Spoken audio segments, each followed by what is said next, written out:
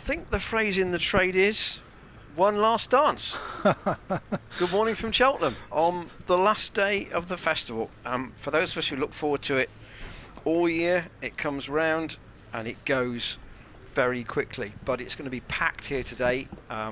4,500 possibly, which will look full, it'll feel full.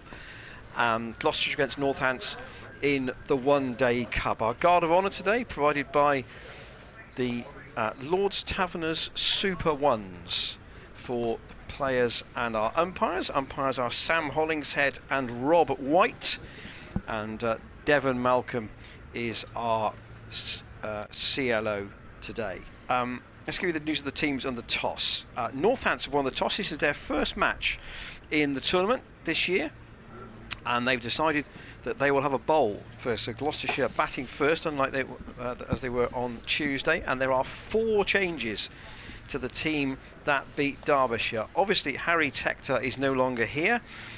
Ben Charlesworth, Zaman Akhtar and Josh Shaw drop out of the side, so there will only be one Shaw in the game, and it won't be a Gloucestershire one. There will be more than one Taylor though. And in Graham van Buren, Joe Phillips, who will open the batting, Anwar Ali and Tom Price. And if you are joining us from Pakistan, you're very welcome to Cheltenham.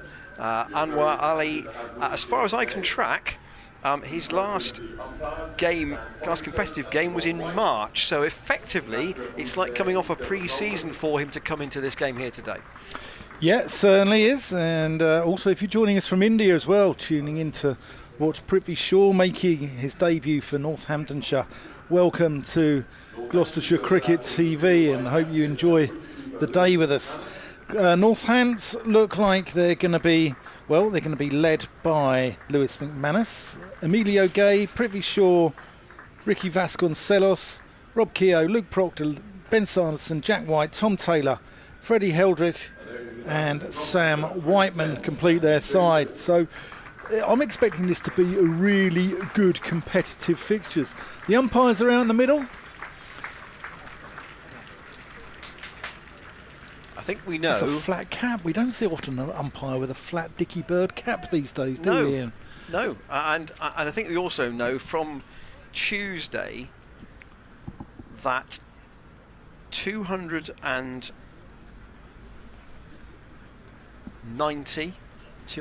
to 300 probably isn't enough batting first.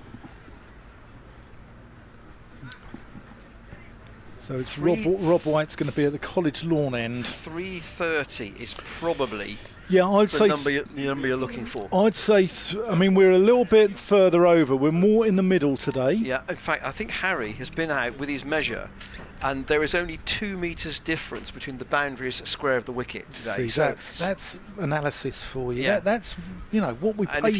If you're joining us and you don't know the ground here at Cheltenham, generally the straight boundaries are longer and the square boundaries are shorter, but today they're almost equidistant square of the wicket. Chris Dent's going to take the first ball, which he hasn't in the county championship. Joe Phillips has. But Chris Dent is going to take the first ball, and it's going to be bowled by Jack White, who had a good game here last year in the county championship. Here he comes. Springy approach into the crease. Dent covers up and defends. Jack White, Cumbria man, actually called Kirtley Jack White. He made his debut back in 2020 against Warwickshire. In the county championship, he's made a very good new ball attack with Ben Sanderson. Came to the game quite late. So he's come down from Cumbria. There's a few good Cumbrian cricketers around, actually. He's taken 31 wickets in the first division this season. Yeah. Red ball cricket. Dent just works that one through mid-wicket, and Gloucestershire open their account. Yeah, he's... as I said, there's a number. Paul Nixon set the trend, didn't he? Obviously, Ben Stokes is a Cumbrian. And then you've got people like Jordan Clark, Graham Clark, the brothers there. One at Surrey, one at Durham. Both sides topping their respective tables in the county championship. Sam Whiteman looks like he's got a shirt that's about 3 sizes too big out here at Backward Point. Perhaps it's like, you know, when kids get one for Christmas and they'll grow into it. It's huge. Oh, what's happened there? Phillips has slipped. It's wide anyway. It's gone down the leg side. Flat shoes, I wonder. Phillips just slipped over. Let's have a look at this again. What happened there? It's gone down the leg side. He's gone to have a whip at it. His back foot is not a million miles away from the stumps, actually. Yeah. We'll be careful there. Sandford Road stand virtually full already. Just a few seats left. This is Northants' first game in this competition. The Metro Bank. That's a nice shot. That's worked away. Hits a foothold there and takes a wicked bounce. It's fielded by Heldreich. It'll be interesting to see him later. He is the Jake Lintott of Northants. He's a left arm wrist spinner. Yes. You don't get many of them in the game these days. Don't get many of those. No. Did quite well in the T20 earlier on. I can't think of. I mean, season. Lintott's one. Brad Hogg of Australia's another, isn't he? Took 17 wickets at 20 in the T20. It's just tickled off the legs by Dent. Fielded by Whiteman. Fielded by Whiteman, yeah. You can see what I mean about the shirt, can't you? He's definitely, yeah. It's like he's sort of borrowed it from his older brother. Yeah, he likes the loose fit. Yes. Maybe, yes. Sam Whiteman, 31-year-old. Well, he's a Western Australian, actually. He was born in Doncaster. His family went out there when he was 3 years old. Been around a long time. Phillips defends that into the offside where Luke Proctor does the fielding. I don't think it's a surprise, Dan, is it, that he's going to get that he would get a chance in this tournament, the way he batted in that championship game where he made 80 in particular. Do you know what? I think this tournament is fantastic for, you know, I mean, the 100 has got its critics, one or two, but what this does, it opens the door for other people to come in. A little stutter in the run up there from White, but that completes the first over, and Gloucestershire with no collateral damage are 4 for none. Yeah, I think what it does, it allows, you know, other people to come in who wouldn't get an opportunity normally, and I think it's I think that's only good for the game. I think it's a wonderful way of sort of promoting the youngsters. So Prithvi Shaw and Emilio Gay are the two slips for Northants. They've been captained today by Lewis McManus, their keeper, and here's a man who I would have in my Red Bull team every day of the week. Ben Sanderson in the championship. Yeah. We had a little chat with him last year, didn't we? He's a nice bloke. Really, really good operator. Yeah. With the new ball. White ball might be a slightly different issue.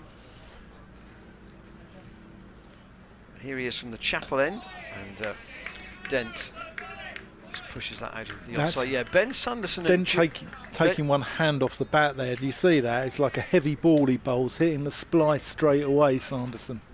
Ben Sanderson and Joe Leach in the same team would be on a, you know, they'd be bowling onto a space about as big as a handkerchief, wouldn't they, those two? Yeah. Yeah. Sanderson's a Yorkshire lad. Right arm over the wicket, and Dent pushes at that. Did he play at that, or let's have a look. I think he sort of just withdrew. I'm not sure if he played it or withdrew the bat or played inside it deliberately, perhaps. No, he played it. Played at it. Just through him with the slope. Just held it slow. Maybe came back just a fraction. Sanderson, this little sort of rock off the first stride of his run up. Accurate as usual. I was just chatting to one or two spectators on That's at final hour before we started today. And general view is this is basically a batters competition. There are going to be a lot of sort of 300 sort of scores. We've seen that already this week. Yeah. And particularly Leicestershire winning at the Oval yesterday.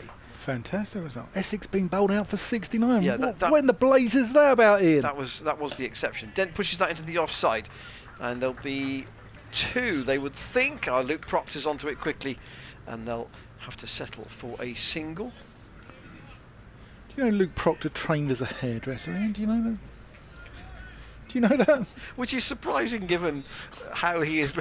How he's now ended up. He hasn't got much hair himself. He models his hairstyle on you. Yeah, I know that. Yeah. But yeah, when he was at Lancashire, he set up a pop-up salon at Old Trafford, and amazing. His teammates used to go to him for a haircut. So there you go. So Phillips to face Sanderson for the first time. Chops it away on the bounce. I'm not sure this outfield's as quick as it was. Backward point, fielded by Vasconcelos. Northants have got 3 wicket keepers in their side today. Yeah. Vasconcelos, Whiteman, and the man with the gloves, Lewis McManus. It is overcast at the moment, but the forecast is that it will brighten through the day. Chopped away by Phillips, that's down to third man. There is Heldrake is the fielder down there. Is he doing third to third? Yeah, it looks like it.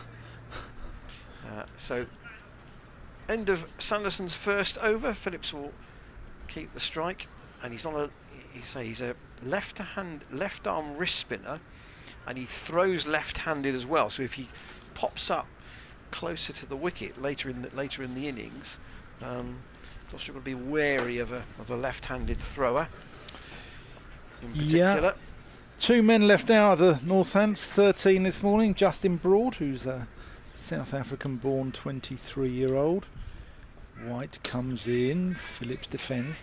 He came over and played his club cricket initially at Bury St Edmunds in the East Anglian Premier League, which is a good competition. There's some strong sides in that. The likes of Cambridge Granta, where our very own Zaman Akhtar came through, Max Holden came through there as well, Michael Pepper at Essex. There's been some good cricketers through there. And then Broad went to Isha Cricket Club in the Surrey Championship, which is also a very strong league. Made his T20 debut v Lancashire in June. It's just worked to mid-on. And his first class debut came against Middlesex in July. But he actually plays for Germany. The other one was Alex Russell, 21-year-old from Newport in South Wales. He's not so exotic, doesn't play for Germany, doesn't play for Wales. But he made his debut against Yorkshire when they played at York last year. That's a new one on their sort of on their venues. Yeah, that was very well attended too, I think. Yeah, I believe so. I know Northants, they also played at Newport on the Isle of Wight last year, didn't they?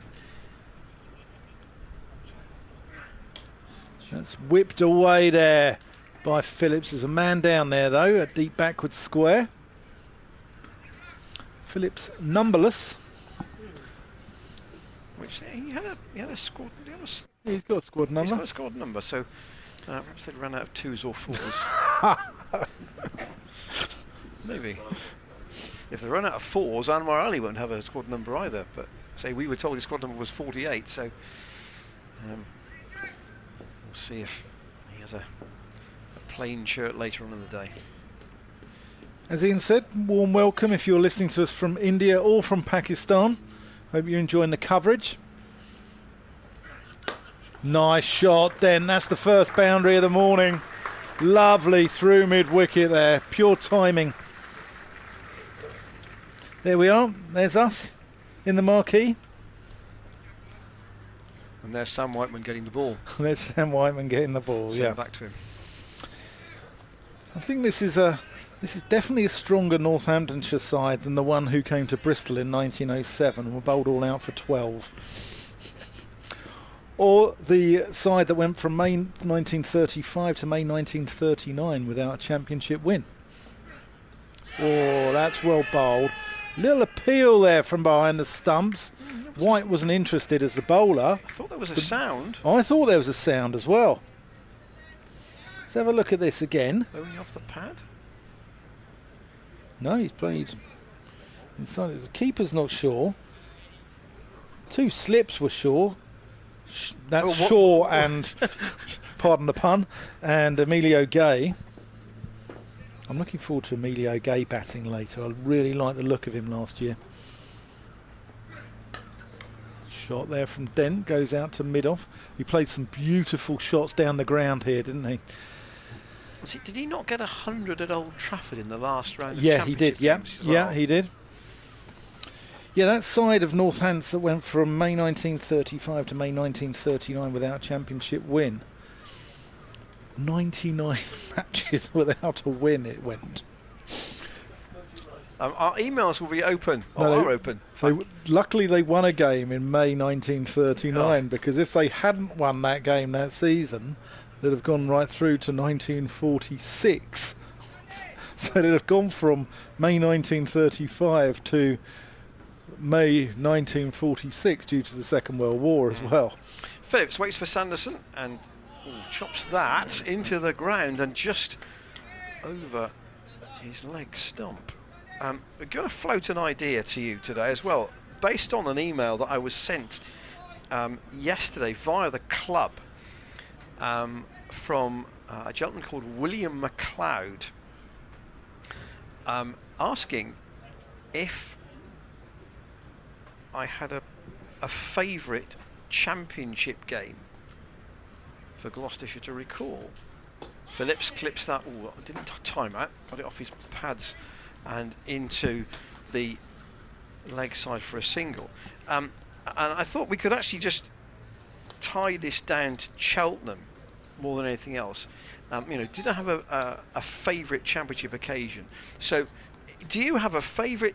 A favourite Cheltenham match that you may have been to watch Gloucestershire? And I'll pick mine if I can during this over, and perhaps Jack can put the email address up on the screen.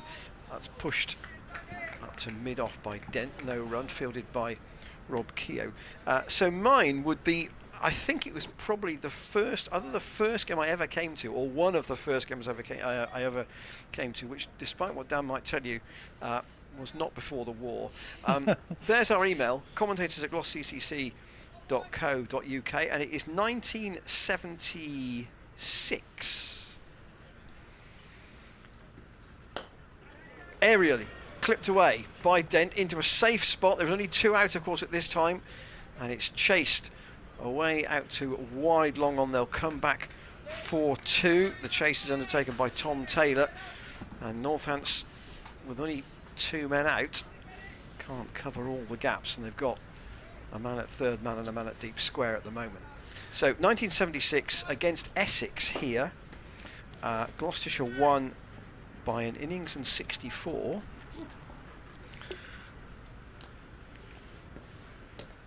Dent only off the pad. The appeal was for the LBW, but umpire signals just a leg by. Essex batted first, made 160. The card says Mike Proctor took 3 for 25, Brian Brain 3 for 55, John Childs 4 for 19. It doesn't also tell you that some of those Proctor wickets have taken bowling off spin. Phillips, lovely shot. Good. I was going to say it's been partially stopped, which it partially was by Luke Proctor, but it's gone all the way to the Sanford Road boundary because he literally struck it so well, and all Proctor could do was take the pace off it, and then it ran away down the slope for 4. Very strong through that region, isn't he, Joe Phillips, 19-year-old from Truro Cricket Club in Cornwall. So, to complete the story, Gloucestershire made 391, of which Zahir made 153, including 100 by the close of the first day. John Lever took 8 wickets for Essex, 8 for 127. And then Essex 167 all out in the second innings. 4 wickets again for Proctor, bowling more off spin. And another 4 for John Childs. This 1976, Yeah. It was turning a bit. Jack White, Ian Dent. So and get hold of that. And I remember that day, that match, because it was hot sunny weather, and I think I'm right in saying that the first day included Essex being bowled out and Zahir making 100. And when you're a keen enthusiast as a teenager, it doesn't get much better than that. So if you've got a favourite Cheltenham day that you can share with us, drop us an email, and we'll try and share those throughout the commentary as long as it takes. Yeah, White's going to go around the wicket. Edge. Dent plays it with soft hands though, runs down to third. Yeah, 1976, Zahir got 2,500 runs that year. I mean, it's just remarkable, isn't it, what he did, and what a cricketer. And I was actually honoured and privileged to interview him back in June, interviewing the great man. Told him that even now, at the age of 74, that I still think he's capable of getting a 274 against England, which he found most amusing, actually. Here's Jack White. Phillips just plays that to point. The thing we noticed about Phillips in the Championship was, you said he's strong through sort of cover, extra cover. He was very strong, almost square driving or cutting, wasn't he, on the offside as well? Yes, yeah, all through the offside, front and back foot. He's very strong player. But I'm looking forward to watching Prithvi Shaw later in. Are you? Yes, I mean, in some ways, defended there. You'd like not to be watching him for too long. Yeah, but you know, sometimes, you know what I mean? it's really good to watch these, you know, world-class players, isn't it? And you know, he's only 23, Maharashtra lad. He made his debut for India at 18. He was the youngest ever debut centurion for what's India. The ideal scenario? He gets to 30 and gets out. You know, that's what you have to say. You see a little bit of him, but not too much. Yeah. When he was 14, he did actually play a couple of games for Gloucestershire twos. Oh, that's gorgeous. Joe Phillips. That's coming our way.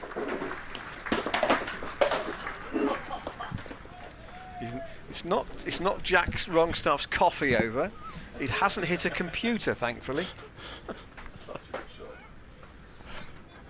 It's in his keyboard. We've got coffee in the keyboard.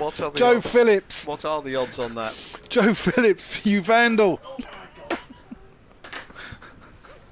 We do hope the transmission is able to continue just at the moment. Thankfully, it's not hit a camera. No, it hasn't hit a camera. We're okay. What Jack should have done, he should have gone towards the ball. Rather than wait for the ball to come to him, he should have gone towards the ball. Oh, maybe I should have gone. You made the move. Maybe I should have gone. Maybe it was me. I have got headphones on. I'm trying to commentate. Anyway, that's 5 overs gone. 24 for none. There's coffee everywhere. There's a mopping up operation of rather different sorts happening to our right. I don't think South American countries like Brazil or Colombia have as much coffee in them as we've got all over our desk this morning. Thanks to that lovely cover drive from Joe Phillips. A change of boots. Interesting. You said about Phillips slipping on that first delivery. He's actually just changed his boots here. I think he's gone out in flat soles, I think, and misjudged maybe how much grip he might need, and small spikes now. A bit like you with your disco sandals at the Ministry of you. Sound event last weekend. So 24 off for no wicket off 5. New boots for Phillips, and Dent pushes that past the outstretched dive of Proctor. They'll pick up a couple. Whiteman's on the chase. Yeah, he saved 4 runs there, Proctor.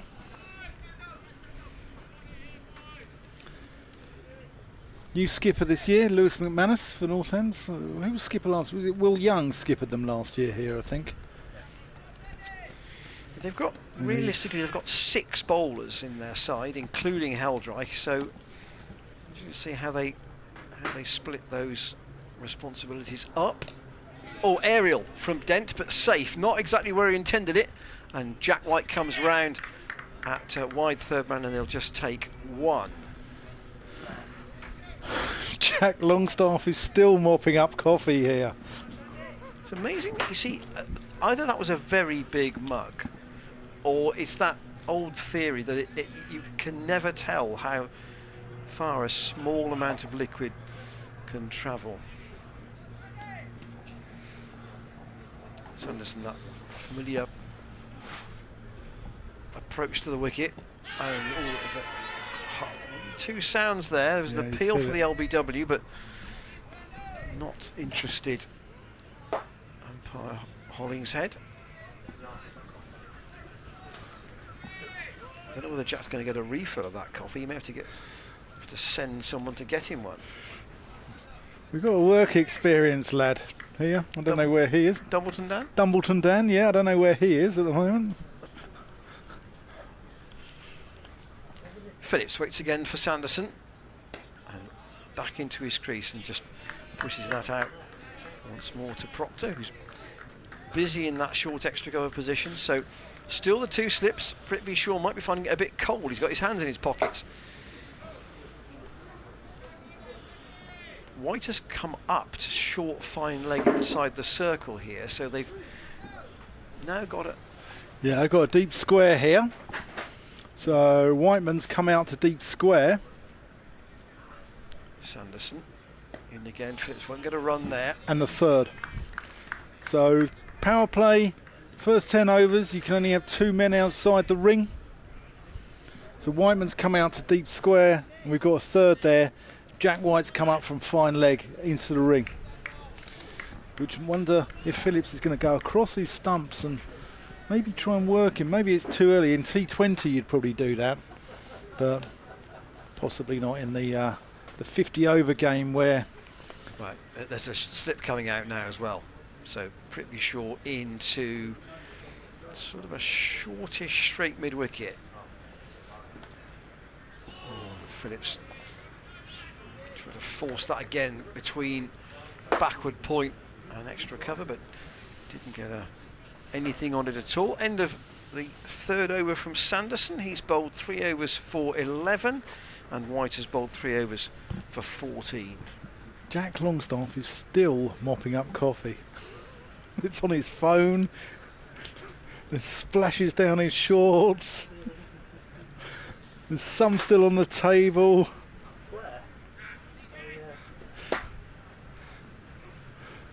The lid of his coffee cup hit the back of the marquee.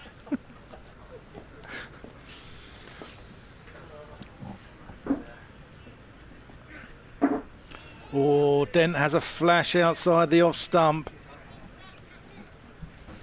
Backs away, trying to make some room for himself. Gloucestershire mustn't get too het up here about the start. No. 24 for no wicket off the first 5, absolutely fine. These two still in. Yeah, they're going at 4.4. If you can go at this rate up until, or 5 and over up until 40, you can get 100 off the last 10. Dent chops that one to point. Cheltenham's such a fast scoring ground. It runs away down the hill. The outfield, as I said, has slowed up a little, but I mean, for the games against Glamorgan and Worcestershire, it was like lightning, wasn't it? And the other thing too is that it didn't really happen to Derbyshire because they lost probably 1 or 2 too many wickets, but their innings was relatively evenly paced. It just proves that wickets in hand, particularly with a batter that is set, can really give you the acceleration late on. Dent pulls that one away. That's going to go for 4. Heldright was up again there inside the circle. Yeah. Warm welcome this morning to Northants fans listening in. We're in a little bit of chaos this morning. We've had coffee knocked everywhere by a Joe Phillips cover drive. One thing which we do commiserate with you though is the sad passing of Tony Kingston there at Northamptonshire. Lovely man, always had a story up his sleeve. Told me that I was lucky enough to sit down with him and have a cup of coffee with him during a rain break there a few years back. One of his last games actually, when he was scorer at Northamptonshire. And he told me that one of his first games was against the 1948 Australians. Bradman didn't play. It was against the 1948 Australians. He also told me that there was a special rate. I'll come on to it after this ball. Dent tries going over the top there, misses it. There was a special rate from about 2 o'clock in the afternoon for the workers of the shoe factories in Northampton. So there was a price, a special price for them. So yeah, wonderful man. Did lots of different jobs at Northamptonshire. Finished up as the first team scorer, and is sadly missed not only by Northamptonshire fans but to the game of cricket in general. Both slips now taken out, by the way. Dent. Oh, that's gone through the fielder. That's poor there from Emilio Gay. And he's just been removed from the slip cordon and put into that spot. And he's normally a fantastic fielder as well. You put him in the slips, he catches pigeons. Got hands like buckets, and that's a really odd aberration from him. Bounce there was not as he expected. It's not as if it, I mean, that's not on a worn wicket or anything on that side of the ground. No. So they're going to move him now. Yeah, Vasconcelos is going out to the deep cover boundary, and Gay's gone to backward point. Yeah.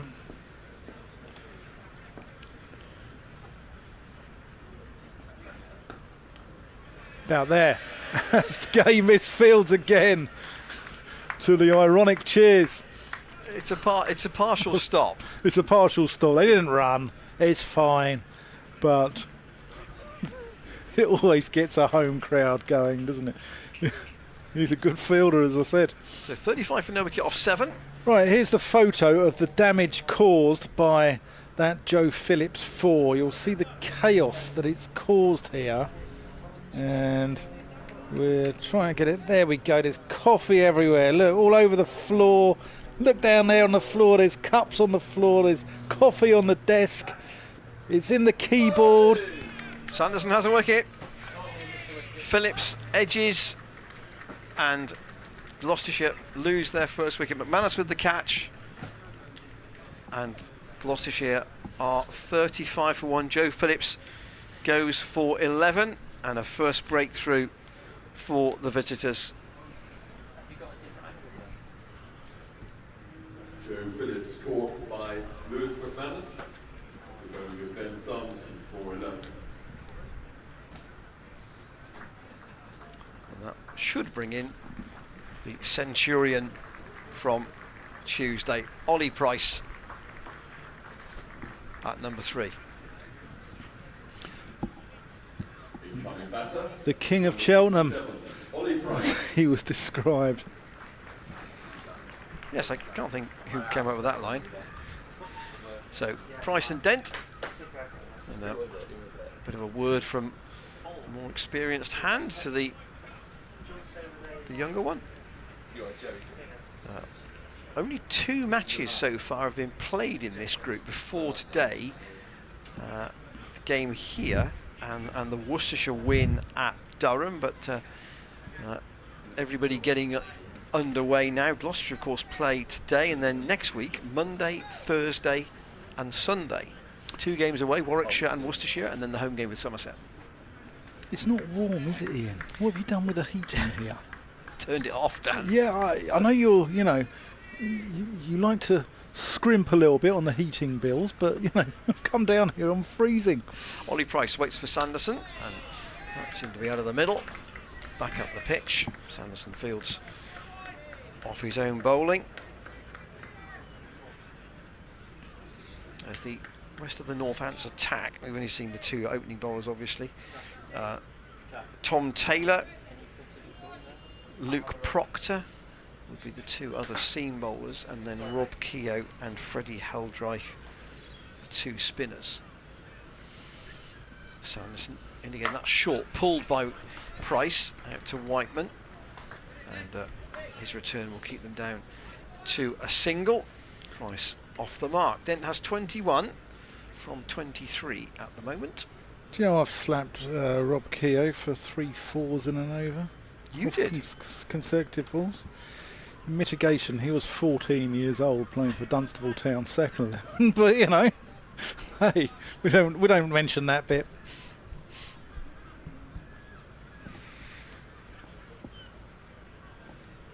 So Dent waits. Slower ball from Sanderson. Well, that's a leg break, didn't he? Almost. Out the back of the hand. And Dent at least read the reduced pace and nudged it way behind square to Vasconcelos for a single. So once again, Whiteman comes back out to deep square, and Jack White comes up inside the circle. Heldreich is again down at third man. Taylor doing some limbering up.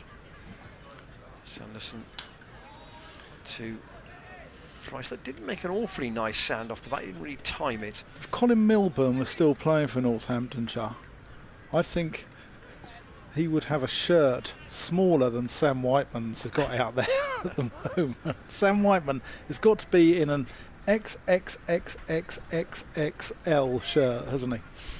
Or jumper. Yeah, it's cavernous, I think the phrase is. Sanderson to Price. It was just short of Prithvi Shaw. Ooh. Just short. Probably 2 feet. Nothing. May not even Not be even that. Not even that. So 37 with 1 runner remains. White's bowled 4 overs for 22, and Sanderson, with a success in the last over,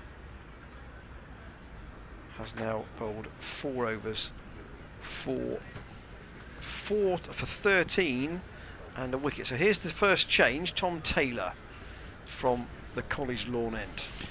Yeah, Ollie Price at Cheltenham, 84 against Glamorgan, 115 against Worcestershire, 116 not out against Derbyshire. What can he do against Northamptonshire today? What a festival he's had. Couldn't happen to a nicer lad either. Taylor played in the championship game here last year. Yeah, he did. Dent cuts him. Now, Gay does the fielding. Northampton fans might know this story as I got a suspicion that in that run chase on the last day, his partner was expecting a baby, and there was some rumour that he may not bat on that last afternoon. They won by 2 wickets. Who's that? I might Tom Taylor. Check the Yes. card for that. To Yes, see. I've got. Yeah, I remember this story. Yeah, And that child will be a year old now. Yeah. Yeah, because he was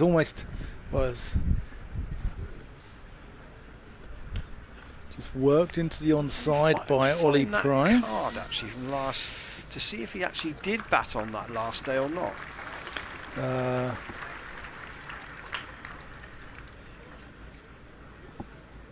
Oh, they come back for 2. Weight of shot there.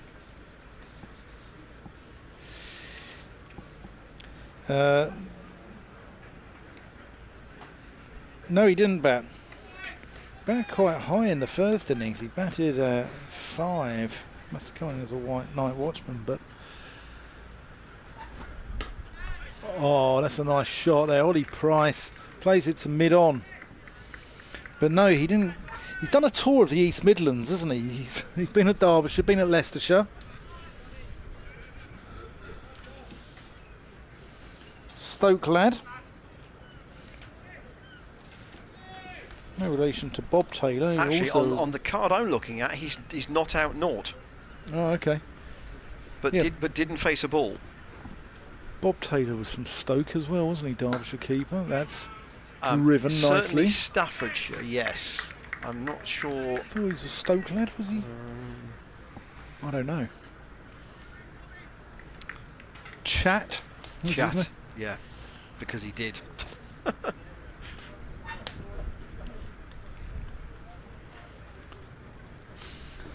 On the opposite side, Chris Tavaret had the nickname of Rowdy because he wasn't. Oh, that's kept a little low. Ollie Price just watches it and runs it down. Bob Taylor, born Stoke, good knowledge.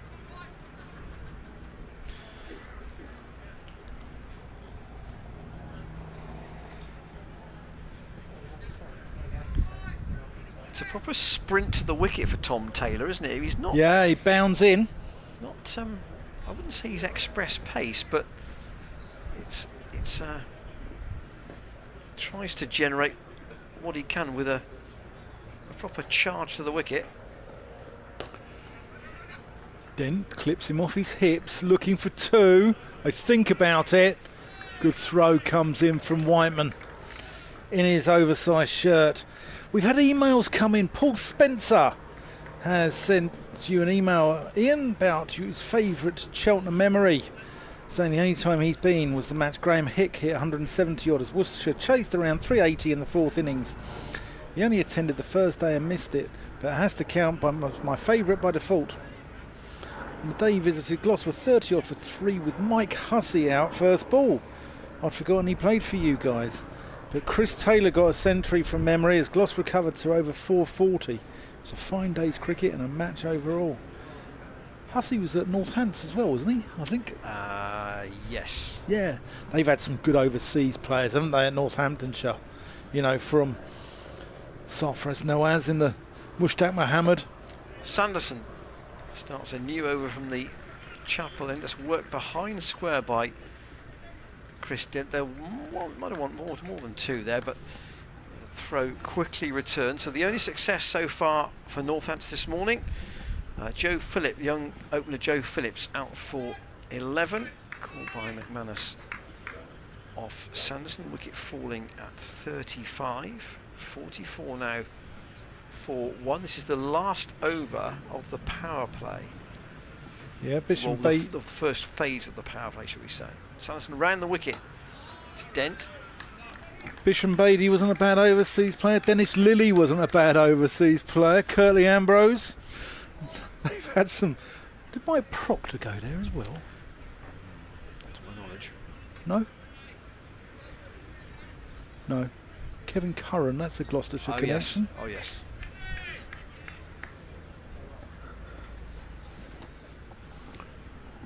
Amelia go back in slip for Sanderson.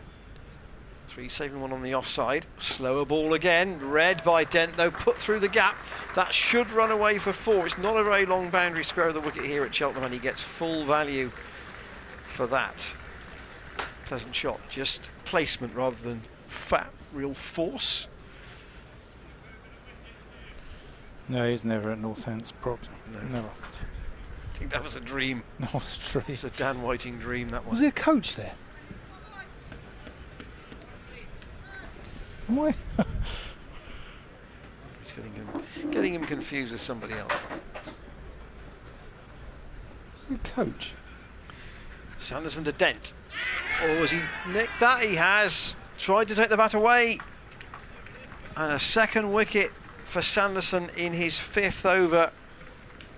Dent gets to 30 and then tried to withdraw the bat here. Knew he'd nicked it. Knew immediately he'd nicked it. And up went Sam Hollingshead's finger. Gloucestershire lose their 2nd wicket. And a second catch for the keeper, 48 for 2.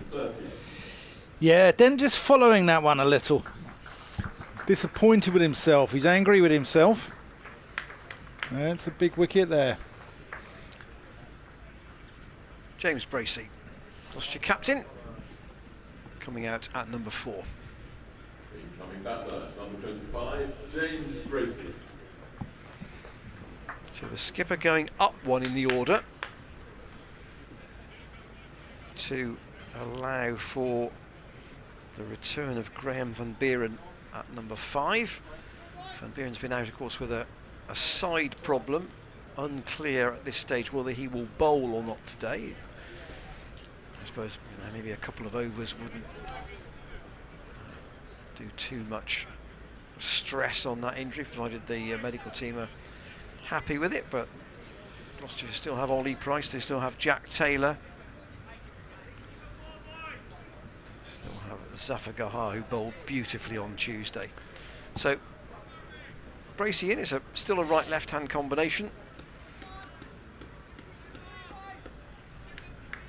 Got a start on Tuesday, but it was really that Ollie Price-Jack Taylor partnership that made the difference. Sanderson to bowl to Bracey, who drives it straight to Luke Proctor. Bracey hit one enormous 6 over the Sanford Road stand, didn't he? Absolutely huge.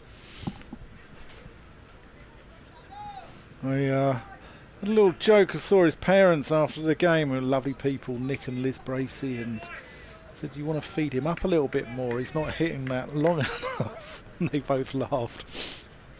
It was massive. The last ball of the opening power play, Sanderson to Bracey off a steered edge, but a good stop on the dive by Whiteman. So Gloucestershire 48 for 2 after 10 overs. I think Northants would say that's pretty even. We're well in this with 2 down. Yeah. After the power play, Gloucestershire 48 for 2. So now 4 men out. Northants get a bit more cover now in the deep if they want it. I saw a load of gentlemen this morning, Ian. They've all off a company works day out. They work for a company in Gloucester. I can't remember the name of the company. And they're in dreadful shirts. They really are. They're, some of them, I mean, you just couldn't go out in shirts like that. You would. It's actually, it's close to being offensive. We'll try and find them on the camera at some point over the day. Is it the colour that's wrong? The colour's wrong. The style's wrong. The cut is wrong. Everything is wrong about them. And there's about 25 of them as well. Taylor in, as that's just worked away by Ollie Price into the onside. Vasconcelos doing the work out there. So we've got 2 Taylors in the game, Tom and Jack. Yeah. But only one Shaw. Yes. And it's not Josh. No. No. What about Shaw Taylor from, do you remember him? I do. Yes. Police 5. Keep them peeled. If you're in trouble, you'll know who you are. Gay going back into the slip for Bracey. Some of us. I mean, where does it come from? I don't know.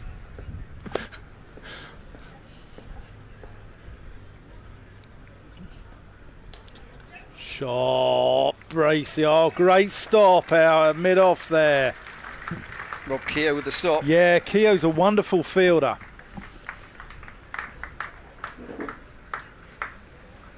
If he Shaw's, and he only makes a good stop, he runs over and gives them a little low tap. 5. Yeah, low 5. A low 5, yeah. But Gloucestershire's 50 is up in the 11th over.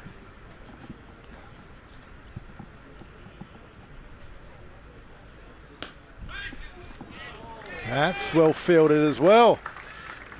Some good stuff here from the Steelbacks. I mean, a little bit like Proctor there. Gloucestershire with a championship season that would not go down as vintage. This competition does give them an opportunity, and like Glamorgan and Gloucestershire, Northants only lose 2 players. Only Safe Sabe and David Woolley have been lost elsewhere. Oh, that's not far away from the Shaw mid-wicket. Price is going to get a couple there, but is that Emilio Gay there? It is. Very athletic fielder. He's not had a great time. No, he's the not. First 45 minutes, he's had a couple, no, he's couple not, of misfields, and that was just the out of close his reach. things that have gone just past him. Our PA announcer Terry Blake is just putting a hoodie on. I think he may be a bit premature. It feels like it's just on the change, this weather. It's a medium one as well, and he's struggling to get it on. Yeah, I think poor decision. That's worked away by Ollie Price. That might even go away for 4. Vasconcelos in pursuit. No, he cuts it off on the deep mid-wicket boundary and 2 more onto the total. What Terry's trying to do here is the antithesis of what Sam Whiteman's doing with his shirt out there. They should swap. They should swap. I think, Whiteman should put the Gloucestershire hoodie on, and Terry should put the Northants 6XL t-shirt on.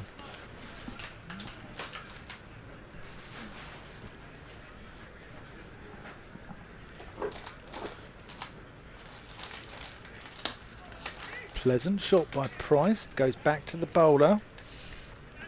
There was one shot within about the first half dozen balls he faced that didn't make a very nice sound on the bat, but since then it's made a pretty good noise. Yeah, he's in magnificent touch. There's a sub-fielder on here for Northamptonshire.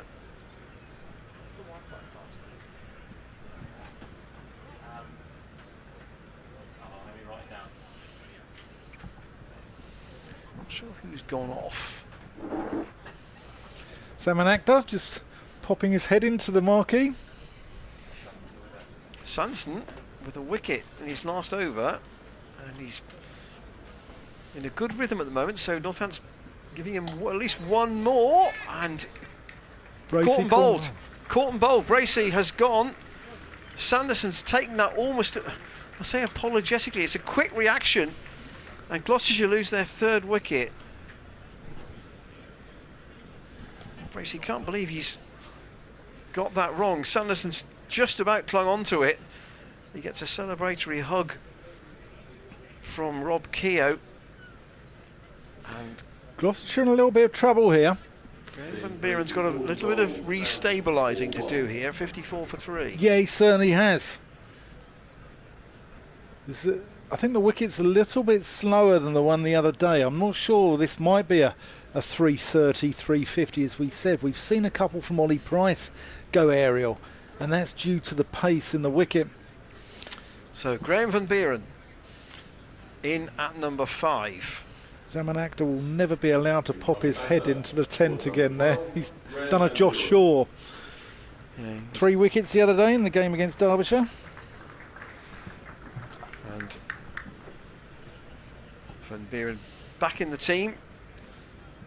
Well, he's been out with that side strain since the T20 game at the Ageas Bowl. And Ian, you spoke about Sanderson. 3 for 19 off 5. yeah, Brilliant. Absolutely. I'm What a warrior. I'm pleased I said that at 2 minutes past 11 and not sounding wise after the event. He's a wonderful cricketer. He's a wonderful bowler. He's a really nice bloke as well. Yeah. He came in, popped in and have a chat with us. So Van Buren waits for him and he goes back and defends out on the offside. So what that might enable them to do, Northants, here is, can I use the word hide a few overs from a bowler who, I mean, Heldreich perhaps? Yeah, winkle their way through a few overs. Yeah, you're right. Lose a few in the middle. Graham Van Buren got 100 against Northamptonshire in this 4-day fixture here last year. Waits for Sanderson. That's steered with the slip still in. Down to third man and he's off the mark. I seem to recall he got a lot of shots like that as well. He's just running the ball off the face when he cuts very well. I think he got 129 in that fixture, which set up an interesting declaration. Justin Broad is the sub fielder. I'm not sure who's gone off though. It's not Jack White or Tom Taylor, who we've seen already, so unclear why that. But if that's, I wonder if Whiteman has gone off the field. A little bit of reshuffle. They've got Prithvi Shaw in again at short mid-wicket, and Gay has gone to a short cover, almost on a catching position. Sanderson in. Ollie Price just steers it out to Proctor in the gully. And there's no run. There's a bit of zip about Northamptonshire in the field here, isn't there? I mean, having got the third wicket, you can understand why that would be. Yeah, Gloucestershire going on at nearly 5 and over, but those 3 wickets They could have.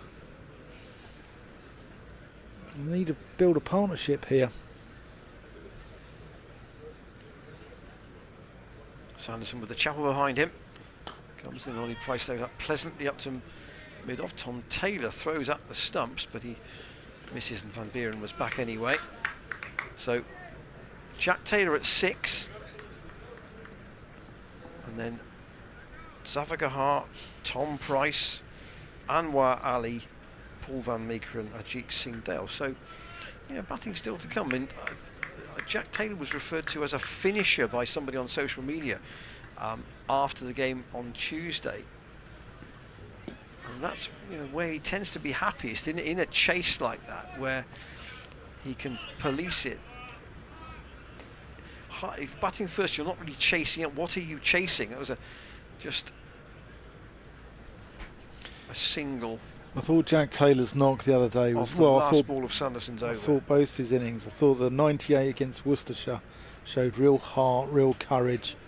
But I thought the knock against Derbyshire in this competition on Tuesday, where he finished on 51 not out, just kept Ollie Price company, showed all his experience there, didn't he, to see his side home. There were no mishaps. You know, there was a 191 for 4 chasing 300. It could have gone pear-shaped, couldn't it? And Jack Taylor just came in, used his experience, used his nous, used his knowledge, and saw his side home with no alarms. Tom Taylor in, Ollie Price drives handsomely, but can't get it past Prithvi Shaw at short extra cover. Prithvi Shaw's not a tall man, but he's not a tall man, no. But he dives around a lot, and therefore he makes himself as big as possible. Vasconcelos is not a tall man. Ian Randall is not a tall man. That's also true. Most of the commentary day stood up. Lovely shot, Ollie Price. That could well run away down that hill there for 4 runs. Keogh's in pursuit, great stop. And Vasconcelos hurls the ball in, saves his side 1 run. Good bit of relay work there between Vasconcelos and Keogh. Keogh's done well there, because that runs away down a hill. And Lewis McManus with a full sprint right up to Tom Taylor. He's done 30 yards and 30 yards back again to make a specific point about what he wants from Taylor. There is a slip going back in for Van Buren.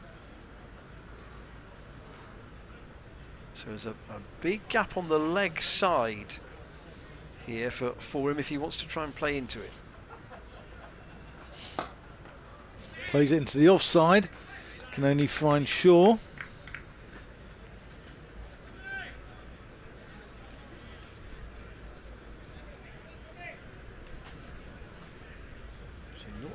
I sense Northants are hunting another wicket here. Yeah. They're not going as defensive as they might. Yes, they've got a long leg out and a deep square, but apart from that, they're just trying to keep the pressure on the new batter. Decent overhead conditions here. Oh, that's a nice shot. Can only find Tom Taylor though. Good stop off his own bowling. Hitting it back from whence it came. So the wickets to fall. Joe Phillips caught by McManus off Sanderson for 11. Chris Dent caught by McManus off Sanderson for 30. And James Bracey caught and bowled by Sanderson, slightly reactionary in a way, just for a single. Wickets falling at 35, 48 and 54. That's whipped in the air by Van Buren out to Vasconcelos. But by moving that short mid wicket out of that gap, there is no risk in playing that shot slightly in the air, at least initially. No.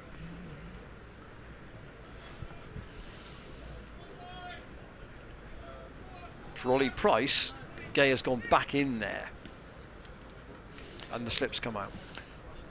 But it goes to show the pace of the wicket, doesn't it?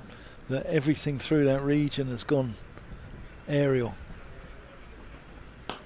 Oh, lovely shot. It's only going to be 1 though.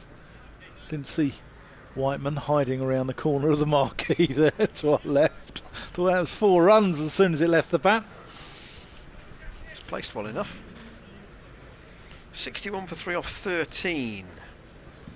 Honours even at the moment. Possibly Northants maybe even marginally in front. 61 for 2, definitely nothing much in it, but the extra wicket just means that they're going to go back to Jack White. That's interesting too. They're really pushing here, aren't they? Bringing back White's only bowled 4.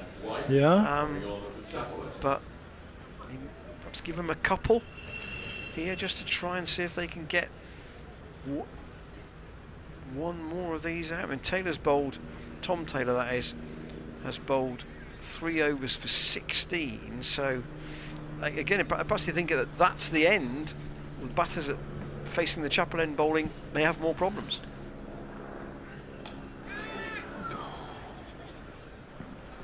In the air from Ollie Price, out into the vacant area at mid-off, just for a single. You might say that was reasonably well placed, but it was in the air for a while. In fact, more than a while. More than a while, yeah. So Van Buren has 2 at the moment. Very good crowd in here at Cheltenham today. It's a Friday. White in, and Van Buren chops that to Proctor at backward point. There's an errant shy at the bowler's end. So we're told sort of maybe up to around 4,500 here today. Last day of the festival as well. Last chance to sample this venue until next year.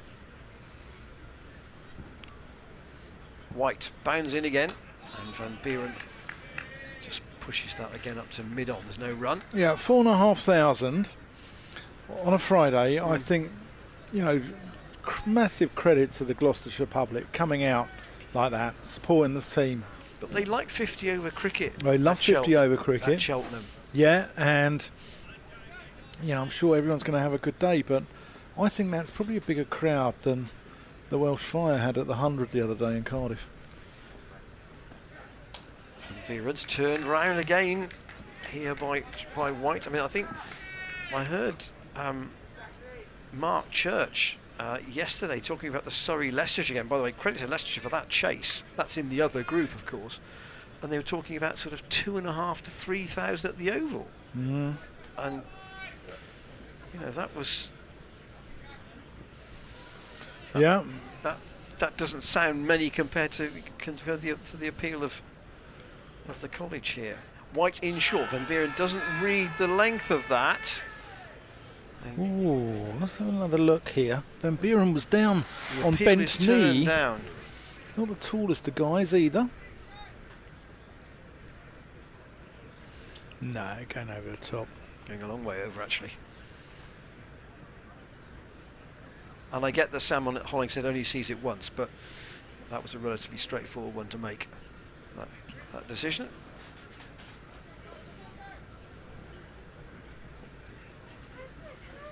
Hello. Two vehicles, they possibly shuffle. Move forward focus, J119, that's a W. And here is White once more, having changed ends, and Van Buren defends. That's a good over from Jack White. And Gloucestershire 62 for 3, perhaps not as straightforward for the side batting first here, and maybe also it indicates a stronger Northants attack than the one that Derbyshire had when Gloucestershire came to chase on Tuesday. Yeah, quite possibly. Quite possibly.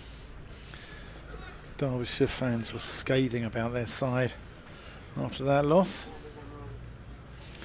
Taylor in, Ollie Price just works into the onside. Vasconcelos comes in off the boundary, chucks it in, one bounce to Lewis McManus.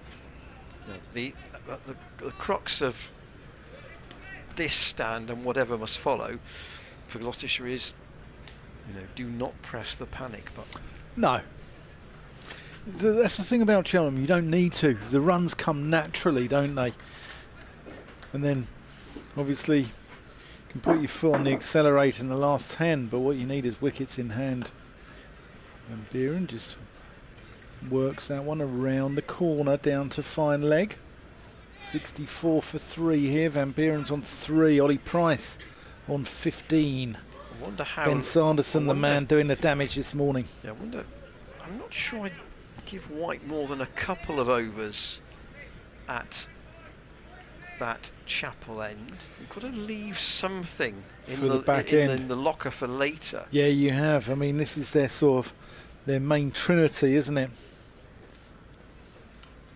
Worked again in the same place, this time by Ollie Price. Yeah, this is... You can see it perhaps being a pitch where McManus would stand up to Luke Proctor. He wouldn't need to stand back to Proctor, No. you wouldn't have thought. No, Proctor... I mean, Proctor's fairly tidy, but you could go around. A young spinner as well. Keogh more experienced, but a wrist spinner on this might be an interesting Yeah. duel. Nice shot there. And Buren, oh, it was close with a direct hit. Jack White shies at the stumps. And Buren, I think he probably would have got home, but would have been a tight one. These sides haven't played each other since 2014 in 50 over cricket, which actually was here. Northants were chasing that day, as they are today, and the target they were chasing was 241. Short and stop. smashed. Good stop there by Emilio Gay. Don't know, was that in the air? No. No. Well, it was initially, but it bounced short of Gay. It was a good stop, though. Great It stop. was travelling. Yeah, he's saved 4 runs. Yeah, the target that day, 241. And of the Gloucestershire side that played that day, only Chris Dent plays today. When was that? 2014. 2014. The following year, Gloucestershire won the trophy. Taylor. Van Buren plays that behind. That's 15 overs gone. 67 for 3. These could be owners of the following 2 cards returned to their cards because they're causing Yes, the T20 quarter-final was the last white ball game between these two teams. That was in the COVID year, 2020. And Gloucestershire won that one by 7 wickets at Bristol. A bit of measuring out being done by Luke Proctor for his run, so I think we can assume that he's going to bowl at the College Lawn end shortly.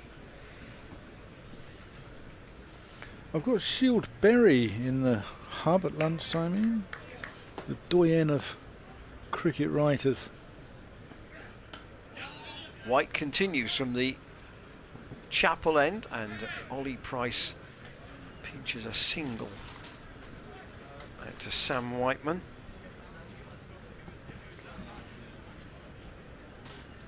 So Tom Taylor 4 overs for 21. Sanderson 6 overs 3 for 20, and White into his 6th over. So only 3 bowlers used by Northants so far. I say Proctor, I think, definitely coming on. He's placed his run out. Here's Jack White, and Van Buren cries no as he punches that up to mid-on.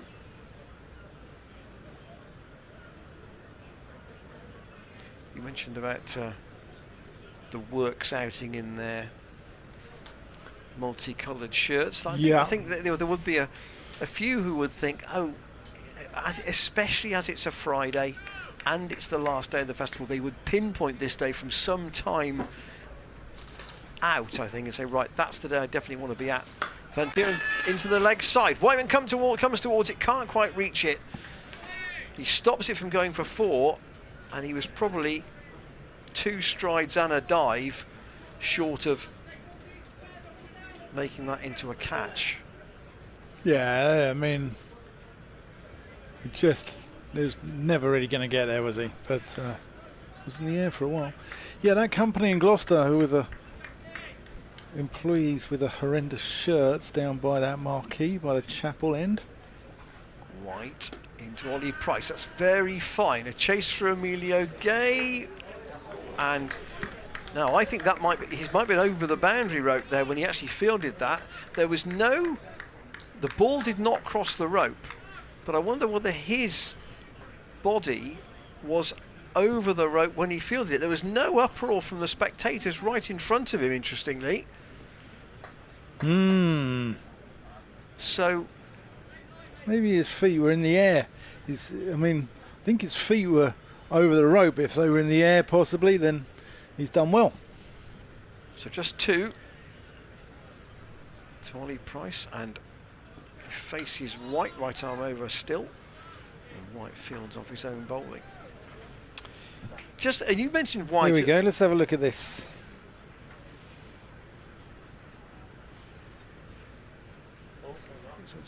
No, sorry, we haven't got it.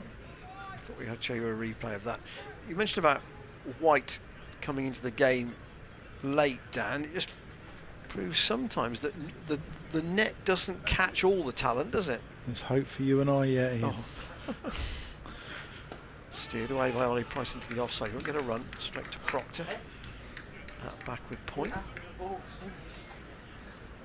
And Tom Taylor's going off here temporarily. So that you mean Justin Broad back on again as 12th man. And we're going to see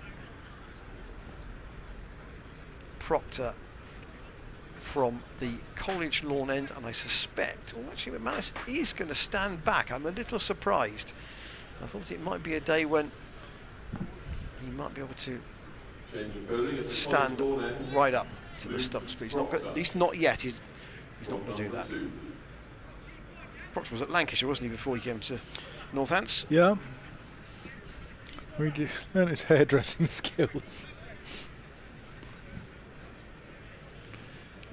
Almost reached 50 list A matches now, and Rob Keogh also limbering up, so it might be a double change coming here. Yeah, I think Proctor came around the same time as Kerrigan, who also came from Lancashire.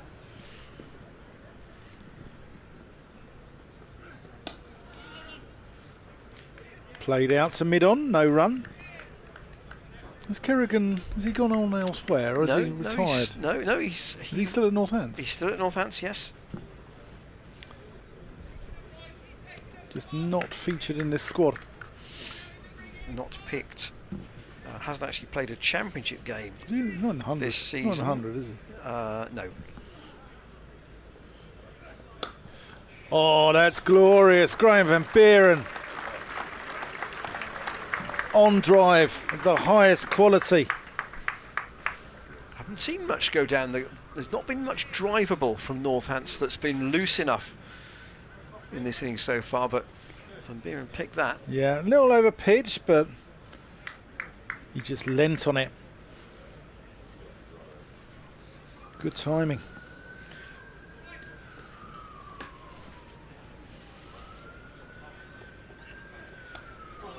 Works one off his legs there. Goes out to square. They're going to come back for a second. They are. Van Buren gets back. Good running. Van Buren into double figures.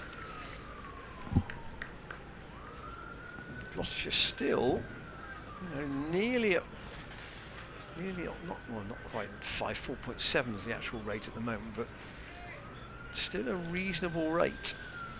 Just got to be a little bit cautious about that wickets column. Oh, that's a quality shot there. Haven't seen many better than that. It's a lovely stroke. Alex Hales has retired from international cricket. Hasn't been around the side for a while, but just made an announcement this morning.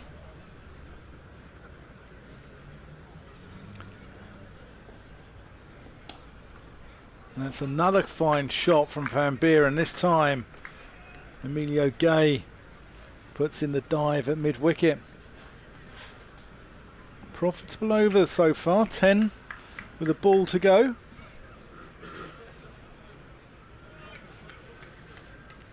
Van Buren likes to put back to ball. That's down the leg side. It's going to be a wide. This is where in 50 over cricket, where you want to milk bowlers 4, 5, 6, don't you? That's you want to. Every side's got a good opening pair, you know, and often a decent first change or a decent spinner. So that's defended there. But bowlers 4, 5, and 6, especially when they've been shorn of players, and not that Northants have to the 100 or whatever, but there will be certain counties. So I think what you've got to target is bowlers 4, 5, 6, and see if you can, you know, that's where to make hay.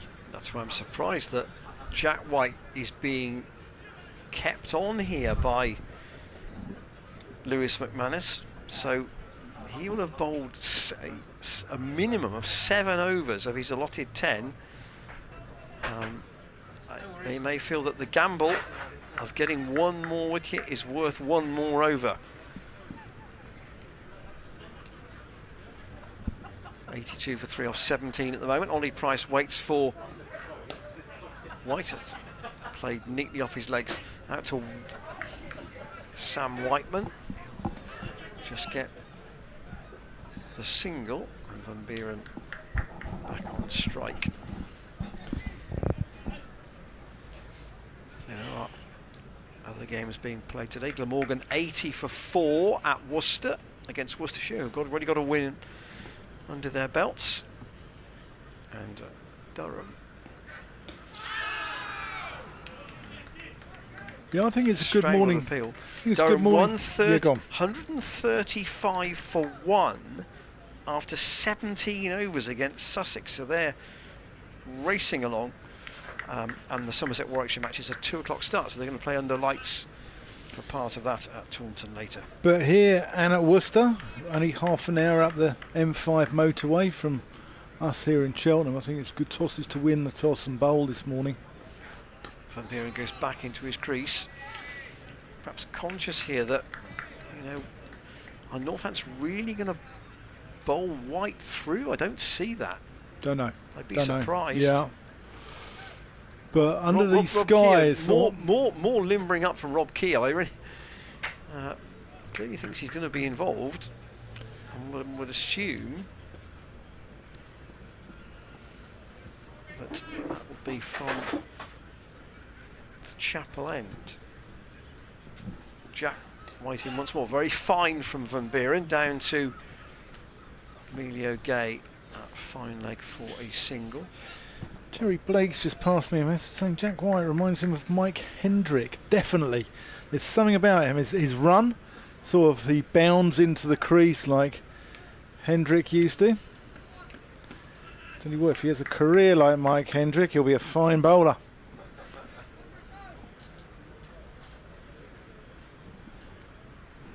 White past umpire Hollingshead. Bowls the bouncer. We've not seen that hardly at all today. Was called as a no ball. Yeah, way over the head. Hardly seen anything short. Mike Hendrick would have done that. He was top of off, on if in doubt, top of off, wasn't he? Always. What a bowler. God rest his soul.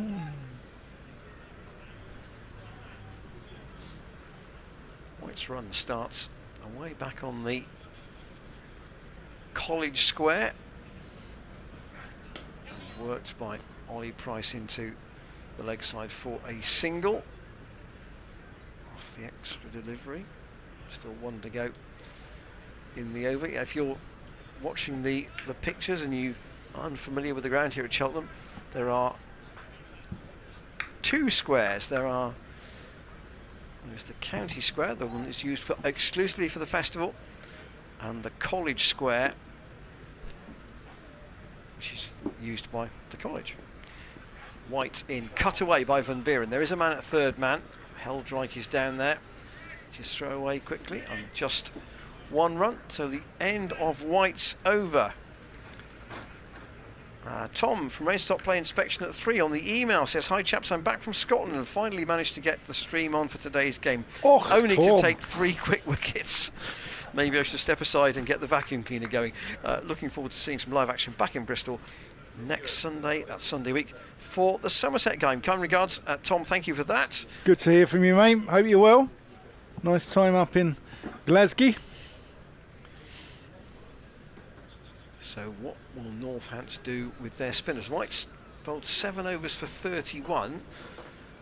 Proctor's first over cost 11. We've had a Jerry Woolston-home one as well, I believe. Proctor in. Van Buren nudges that out to point. On our topic of favourite Cheltenhams, or favourite games at Cheltenham, this from Tom Wade, who says, "It wasn't really a Gloucestershire game, but my favourite festival memory was watching Jack Russell in 2004 as his Gloucestershire 11 took on an international 11 in a benefit game.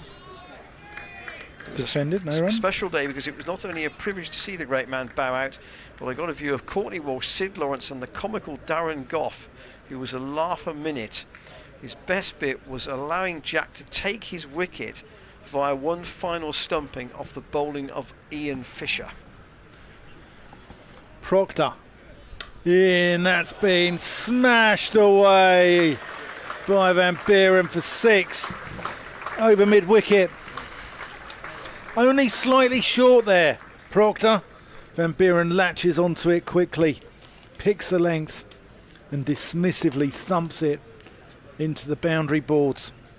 And Jerry Woolston also for his favourite Cheltenham says, "Against Surrey 1988 the game ended dramatically seconds before tea was taken on the, or was due to be taken on the final day."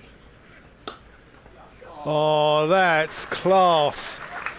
Graham Van Buren again, another on drive. Jerry says Gloucestershire have been set 265 to win, were 132 for 8 with Bilathy unlikely to bat. Kevin Curran was partnered by Terry Alderman. They battled on and put on 111 together for the 9th wicket. Curran on 101. Van Buren covers up, no run. Was caught off Sylvester Clark. Bilathy had gone across to the hospital for a checkup and was not at the ground. It was uncertain whether he would bat or not. With only 22 runs required and Curran still at the wicket, it was possible. The spectators were hopeful, but he was leaving at the hospital at the moment the wicket fell. And obviously the game was won and lost in a sense at the same point. Defended, again no run, this time into the offside. Umpires were David Constant and Barry Mayer, with Athy not on the ground. They had The no hospital's option. only over the road. I know, yeah. They had no option to end the match. Did he send him to A&E with his pads on? I mean, you know, what's wrong with these people? A great disappointment, but a most enjoyable and unexpected end to a great game. Regards, Jerry. Thank you, Jerry, for that. And any other favourite Cheltenham matches you can pinpoint for us? Our email remains open throughout the game. 19 overs gone, 98 for 3. A couple of great shots from Van Buren in the last over. We are going to see Rob Keogh with his off spin from the Chapel end. His wickets in this form of the game have been pretty expensive. I mean, he has taken 138 first class wickets, but not that many in white ball cricket, not in this form of white ball cricket anyway. Yeah, he did get a 9 for 52 against Glamorgan back in 2016 in red ball cricket, which were the 6th best figures in Northants history, but he was no match for me, Ian, when Dunstable Town 2s played Southgate Adelaide. But he has developed into a, if I can call him this, almost like a Jack Taylor type middle order finisher in chases. Yeah, and he's a wonderful fielder. He's been a great servant to Northants. So spin for the first time. Keogh floats that up, and it's full, and Ollie Price Just works it out to Tom Taylor at long on for a single. Nice ground, Dunstable Town, in the sort of right underneath the Chilterns. Lots of gliders going around that neck of the woods. So Ulf and Buren do with Keogh, and that's as he chops him away and gives a chase to Proctor down towards the third man boundary. Proctor will slide and haul it in, good stop, and they'll come back for a couple. Gloucestershire's 100 is up in the 20th over, and we're now back to kind of an even Stevens kind of game at the moment, I would say. Graham van Buren doesn't look like a man who's missed the last 6 weeks with injury, does he? He doesn't. Driven down the ground, a bit of a collision between Ollie Price and Keogh inadvertently, and they'll get one. The last wicket fell at 54, so these two put on 48. You were calling, Dan, for a partnership when Bracey was out. Yeah, needed it.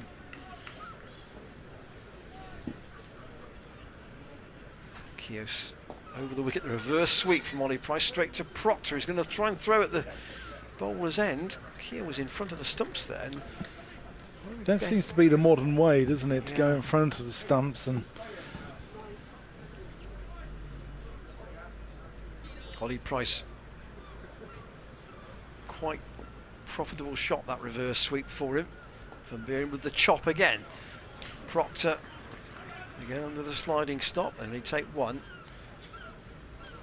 Van Buren quite happy to play the cut shots, and it's a bit like Price on Tuesday. He wasn't the dominant partnership in a dominant element of those partnerships necessarily. Be under the radar, and that may be to Gloucestershire's benefit at the moment. it may be, but I really feel that he deserves an England Lions tour in the winter. I really do. I think he's scored 200s this season. It's been a breakthrough year, and it's exactly what the England Lions were made for. It's young players like him, 22 years old, and to see whether he's good enough. And I think he's definitely worth a tour. Just to let you know that in the Derbyshire game here at 20 overs, Derbyshire were 111 for 3 as Proctor comes in. That's defended by Ollie Price, and they were 111 for 3 on their 20 overs, and Gloucestershire were 119 for 2. So 105 for 3. 300 might still be on. Yeah, it's about par. It's about par.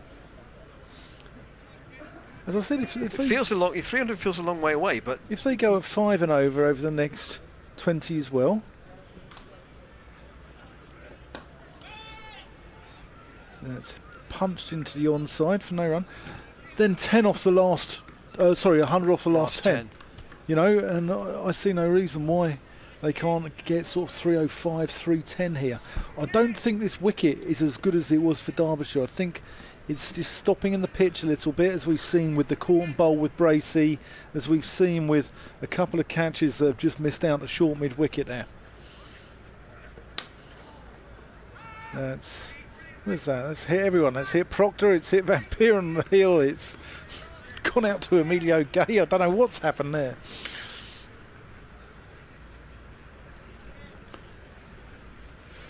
Sun's starting to try and poke its head out here, isn't it? yeah, Northants have only got 3 out. Deep square, long leg, and deep cover. Oh, that's in trouble now. Ollie Price has gone. Run out. Brilliant work by Keogh from mid-on. Stretches out. Picks it up one-handed. Shies at the stumps. And Ollie Price was always in trouble, and that's a massive wicket for Northamptonshire. They fielded well in the main this morning, and it needed to be a direct hit. But Ollie Price might well have been the player to play the anchor role in this innings, and that option has now been taken away. Yeah, Good work from Keogh. Second time I've commentated on him with a direct hit. He did one against David Beddingham at Durham a few years ago, and he's when he shies, he hits the stumps a hell of a lot, Keogh. Jack Taylor Number 10, Jack Taylor. at number 6. Not quite a finisher's role today, more of Here we go, here's the replay. So Price hits that firmly and calls. He was always in trouble. And we've got an excellent vantage point here. Price was always sure of his ground there. so you've got two naturally aggressive batters here. So with a long time, it's not. If there was 15 overs to go, you'd say rather they'd both be looking to get going pretty quickly. But with time, they may play it a bit differently. That's a big blow for the hosts. Proctor in. And Buren works it into the onside. It's a big blow because Ollie Price has been in such sparkling form. And you always feel a run out is it's a waste of a wicket in a way, isn't it? I don't know why, because it's as you know as relevant a wicket as any other form of dismissal. But I don't know, it always feels like that, doesn't it? That's played out to Keogh. They're not going to run on that one. That's a maiden over.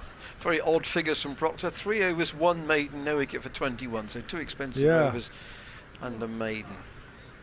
I wonder if Northants tempted to look at Heldreich now. I think it's as good a time as any to get him into the game.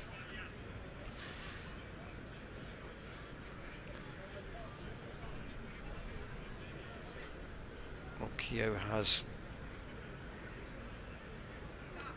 Whiteman at deep square and Vasconcelos at deep point for the new batsman. It's very short. Jack Taylor doesn't get too excited by that. He might have done. He might have treated that differently had he got 40. Well, this time, I'll come on to it after this Proper ball. drag down that was. That's tossed up. I've seen him in the competition here last year where he's Gloucestershire's top run scorer. There's a couple of times here his first ball for 6, wasn't there? At Bristol. Keogh again.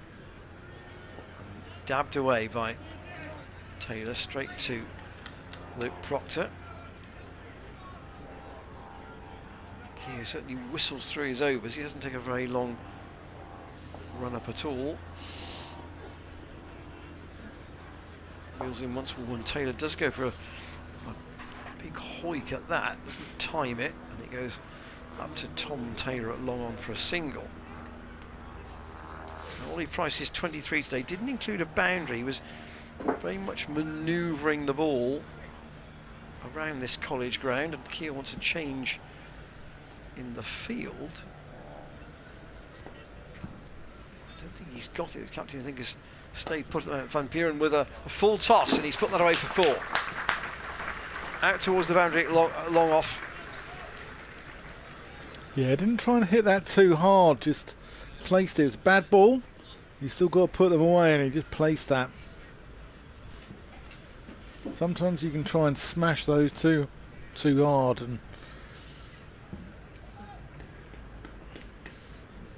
so almost a run a ball for Van Buren at the moment.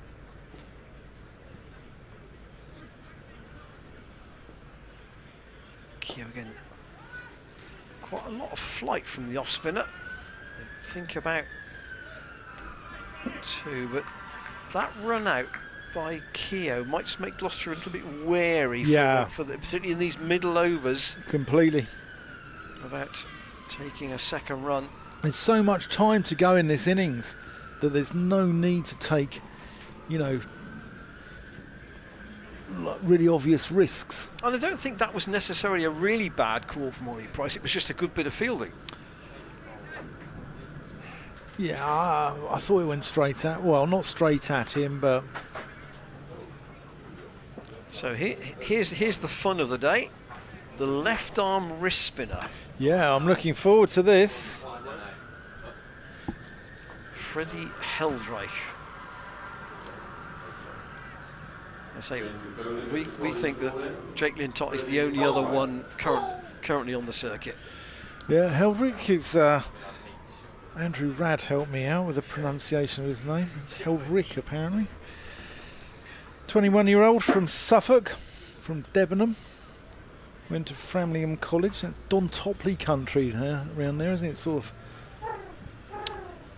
Ipswich, that area.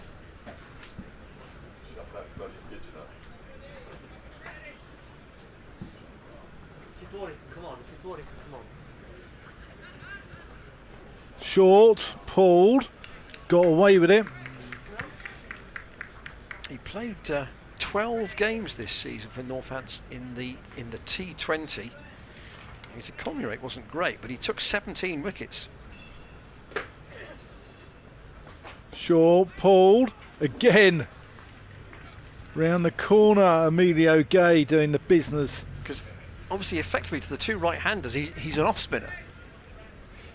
Yeah, but he's more than that, because it's sharper turn, isn't it, out the back of the hand. Defender, he pushes it through quite quickly. He doesn't just sort of float it up.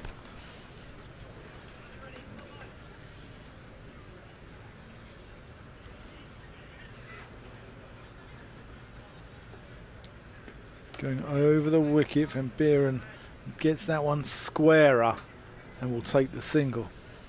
113 for 4. Van Buren. It's interesting that how he tosses the ball from hand to hand during the run-up. I would find it quite difficult to get a really accurate grip in that situation, wouldn't you? It's not here. Look during his run-up at how he moves the ball from hand to hand.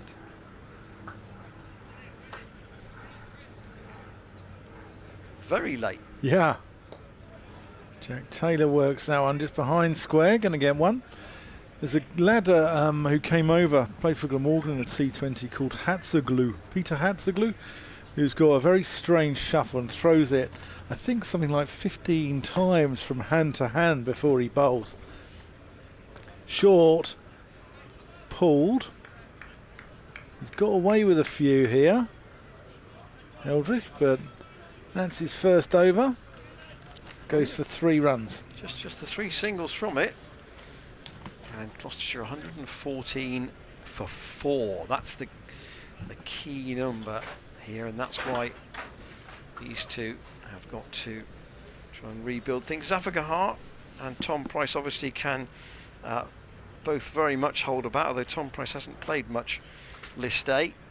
Highest score of 45 for him. And then Anwar Ali, of course, who on numbers alone is a handy batter. Keogh with spin at both ends, with the more orthodox off spin out to Heldrich, and they'll just get one, and then Van Meekeren and Ajit Singh Dale as 10 and 11. If you are with us from either India or Pakistan, you're welcome to this particular corner of Gloucestershire on this Friday. Keogh tosses that up, and Jack Taylor goes aerial, lofted into a big space on the offside. It's a chase for Emilio Gay, and it will run away into that same boundary just by the scoreboard for 4. He's picked his gap in that area. Yeah, a little bit dangerous.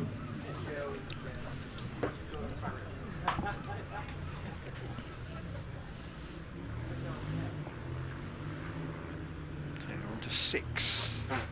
Clipped. Ooh, clipped. It's ended up going all the way up to Tom Taylor at long on, but Vasconcelos, I think, thought it might be heading his way at that straightish mid-wicket for a moment. I thought it was not far. That's again, he's covering that gap on the single. Keogh, Stefan Buren. He's played that cut shot a couple of times out to Heldrich. No. There's all sorts of trouble here. It's going to be a run out, surely. Yes, there is. And it's a poor bit of cricket, I'm afraid, Jack Taylor is very angry, but clear miscommunication. Heldrich's throw was on its way really quickly. Let's have a second look at this, if we can. I could just get Jack to load that clip. Real mix up there. Both batters at the same end, more or less, at one point. Jack Taylor run out for 7. He clearly felt he was running to the danger end. But Van Buren hadn't turned to go. And it's Tom Price. Yeah, they need in to at number 7. they need to sort this out, because at the moment 120 for 5. Gloucestershire. I'm going to show you that clip Oh, at the end of the over. They're the authors of their own downfall here. Here we go. So Oh, sorry. we'll try and show it you at the end of the over. But it's a long time since I've seen a real confusion like that, where you've got both batters at the same end. Gloucestershire in trouble here.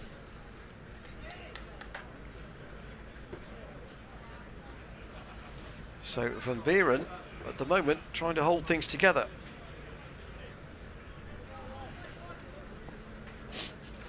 Shrug of the shoulders from Sam Whiteman there in front of us.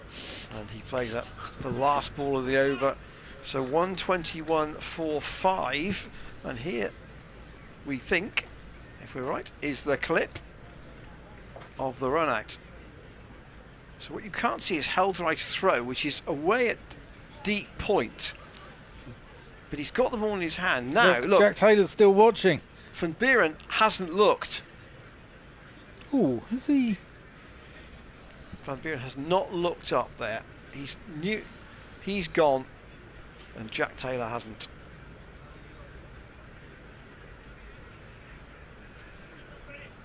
I wonder who called what out in the middle. Or if anyone called at all.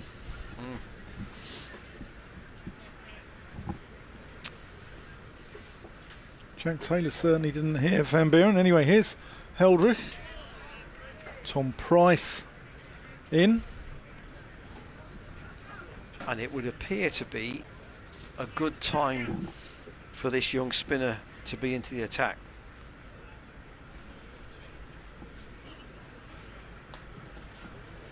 Yeah. Gloucestershire having to be really watchful about the wickets column. Defended by Price. Better length in this over already. Yeah.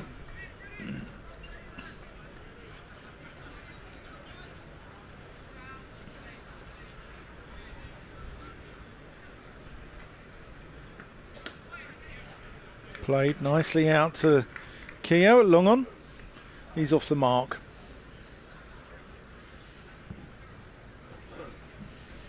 Spoke at length with Owen Dawkins in the marquee before play about his role. I mean, he's been involved with the second team now for 17 years as Van Buren defence, and the Price brothers have been real success.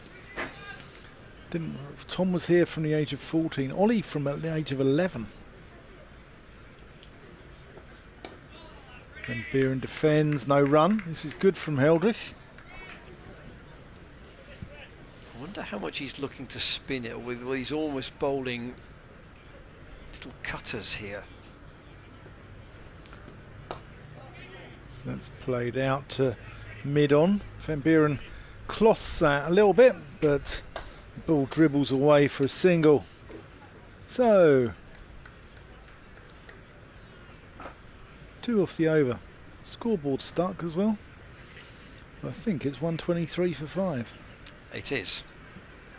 Took 2 wickets in the last 5 overs for Northants. They will know they've got a bit of a grip on this at the moment. Yeah, they certainly will. And they, in a way, they don't want to let it go, but their feeling might be that the best way to ultimately win the game, see if they can whistle through some overs of spin just while Tom Price is getting adjusted to the conditions out there. Keogh from the chapel end, and Van Buren with a little chop out to Proctor. So a couple of starts, Dent and Ollie Price in particular, and Van Buren now the top scorer, and can't get that past the dive of Prithvi Shaw at short cover. Tossed up again, and Van Buren works that for a single down to Sam Whiteman. Now, I'm not sure if there's a barbecue going off in the distance or if Ian Randall's house is on fire over there. Well, it's just, I think it's within the perimeter of the ground, so I think that's probably one of the outlets for lunch.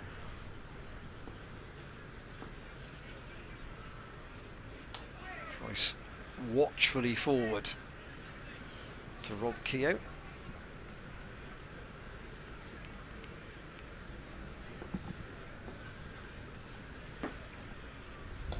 Oh, into the leg side. Didn't judge the bounce of that. I think 270, 280 might be a decent score from here.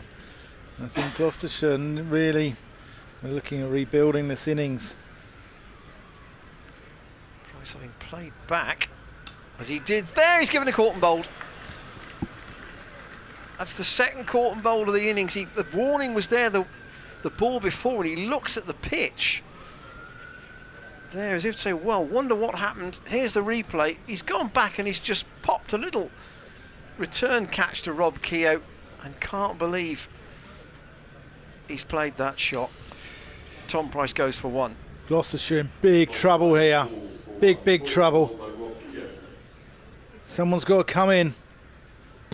Oof. First real sign of emotion I think we've seen from Tom Price on a cricket field. He's really slammed his bat into his pad there. Yeah, disappointed with himself.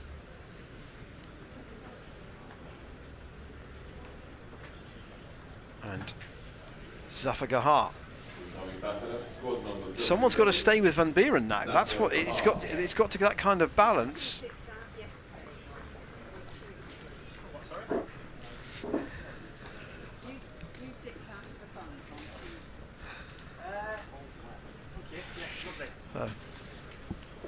Our good friend Callie Barlow has said on Wednesday night. Sorry, let's say on Tuesday. Go back to Tuesday afternoon. The president of the local cricket society delivered us very kindly a box of cakes, but one of the team wasn't able to have one. So at Wednesday night's meeting, she made the point that no, I'm going to make sure that on Friday, that particular gentleman doesn't miss out. Well, I don't know, because I think it was. It may I don't think I had one. It may have been James, I think. I don't think I had one. Well, James isn't here today. Anyway, here's Heldreich. Van Buren. No, nearly another mix up there between Van Buren and Zafar Gahar. I think the crowd are getting a bit anxious about any kind of running at the moment. Certainly are. Crunched off the back foot. That's going to beat Whiteman.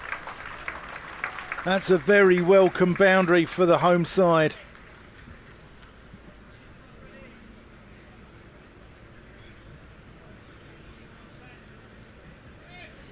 The crowd are just quiet at the moment, sensing the disappointment.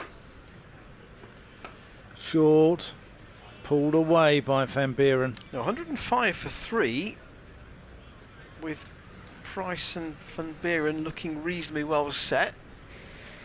Position had been recovered after the quick losses of Dent and Bracey, and then Northants have taken 2 more wickets, as well as Ollie Price's, and at 124 for 6 is a very different picture as it was when Tom Price gave that caught and bowled. I think Alex Russell there just walked past us. Cut away by Zafar, just going to get one.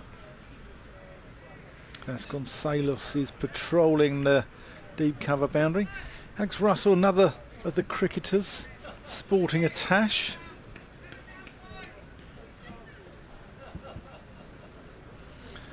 Reasonable effort. 6 out of 10, isn't it, Ian?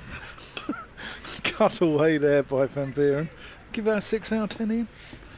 Yes, Yeah. it wasn't quite. It wasn't top Not draw, in was it? Marchand de Lange territory. Oh is no, it? no. My memory is that Zaffa got runs in the one-day cup game against Warwickshire here last year. Cut for 1 by Graham Van Buren, takes him on to To be 48. fair, that was it was a very comfortable win for Warwickshire on the day because they were chasing 265.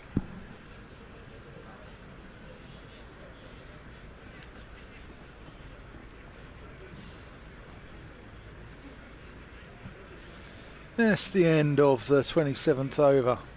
131 for 6.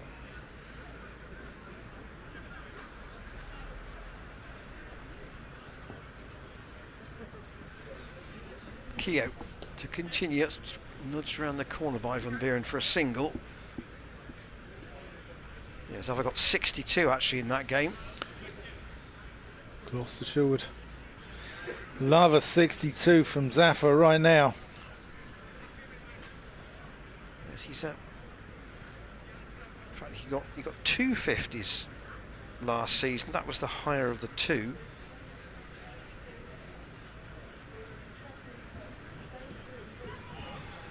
But he's got time to play himself in here.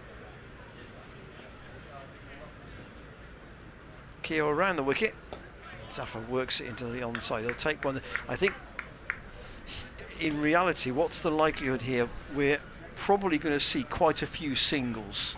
Yeah. If Gloucestershire are to get a meaningful total. Yeah, they need to rebuild with low-risk cricket here. Yeah, you know, even to get to 40 overs with these two still together, and say they got to 190, you could still end up with a decent total. And Van Buren has got through to his 50. 5 fours and a 6. That single takes him to it off 60 balls, and now he's got to keep this innings ticking along.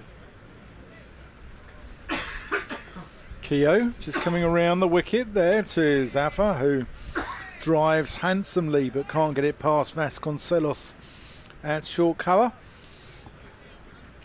Ian Randall swallowed a fly, so I'll be taking over the commentary just whilst he recovers.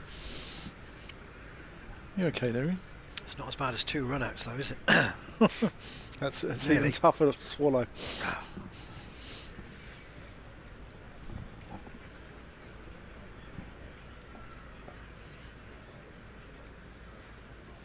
Tossed up there by Keogh.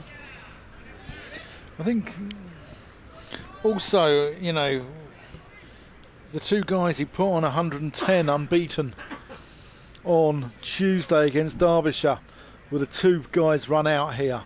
And I think that's even tougher to swallow, possibly. Keogh again to Zaffa. Cut for a single. We've had a couple of occasions though where off Keogh, one batsman's gone to go for the run and they've been sent back, and you can hear the groan amongst the crowd, can't you? You can, but that's Almost not that the run hasn't been taken, but the indecision. yeah. I think big crowd here. They want to see, you know, action that lasts all day as well. They want to see Gloucestershire skittled here for 160, 170. Heldrick 3 overs for 12. He's going to go over the wicket to Zafar Gahar, who punches that one back to him.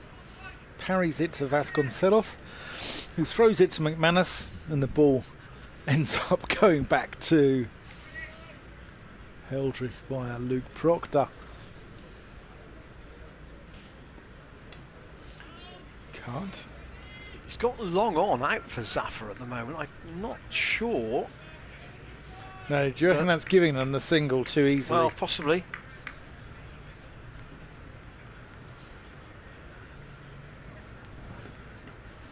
Oh, that's well bowled. Push that one through a little quicker.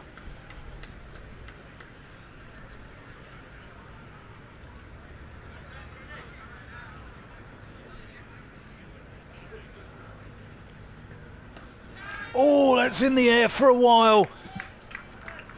That's not a million miles away from Prithvi Shaw.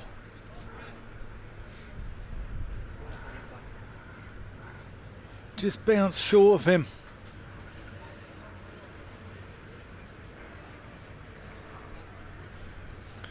Gloucestershire dicing with danger here at Cheltenham College.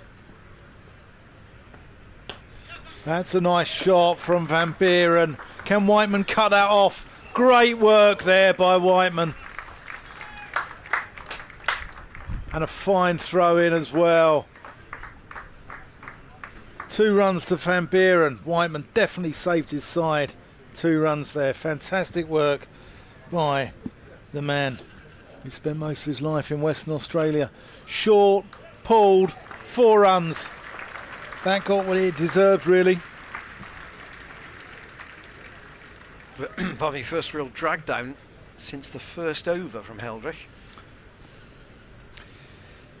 29 overs gone, 142 for 6. It's all go here, isn't it, Ian? There's one thing about the college ground, and Dan's become used to this over the last couple of years. A lot can happen quickly here. Yeah, it makes mugs out of us as commentators and pundits, doesn't it? It really does, this ground. And Gloucestershire fans will be hoping they can make mugs out of us again. Kia, well, that's very short, and at the end Zafar just blocks it out on the leg side. So Northants getting to 30 overs inside 2 hours. 2 spinners on, that will improve their rating. Going to be well inside the time. 3.5 hours allocated to bowl these overs. It rarely gets that far. Zafar sweeps in the air and caught. Heldrich at deep square takes the catch, and another wicket goes to a spinner. Well, both in this case, because the one's caught it off his more experienced teammate. Low full toss. It's well judged actually down that slope, but another wicket, and Gloucestershire in danger of being dismissed here well inside the 50 overs. Now 7 down, and Anwar Ali. Is there a big debut performance in the Pakistani? Well, I bet he didn't expect to be coming in the 30th over of this game at number 9.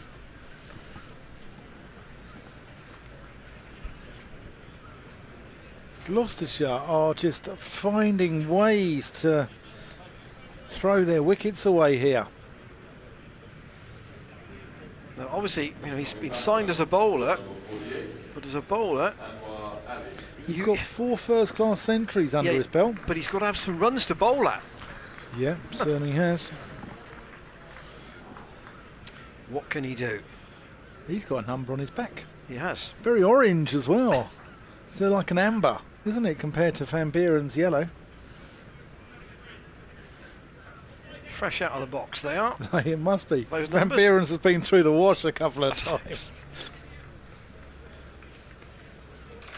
So only actually seen Dale and Van Meekeren to follow. And it's about Van Buren, you would think, policing this a bit now. Anwar Ali clearly has some ability as a bat. Well, I think the next 10 overs are about consolidation. If they can pick up even 30 off the next 10 overs.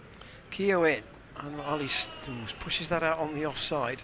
It's something, isn't it? 30 off the next 10. If they can even go at 3 and over, and then they can, if they can get to 230 from here, it's something, isn't it? Keo from the chapel end Played into the leg side. Vasconcelos prevents the single. There might have been a single there with a man who was in, rather than just facing the second delivery. Keogh again to Anwar Ali. It's tossed up, and he does take a single this time, and there is a safe run there. So Keogh now has 2 for 26 from his 6 overs. And Northants in the box seat with the board as it stands. 30 overs gone, 143 for 7. They come back to that Warwickshire game here last year where Gloucestershire got 2-6-4 and Warwickshire chased it easily. They've got to try somehow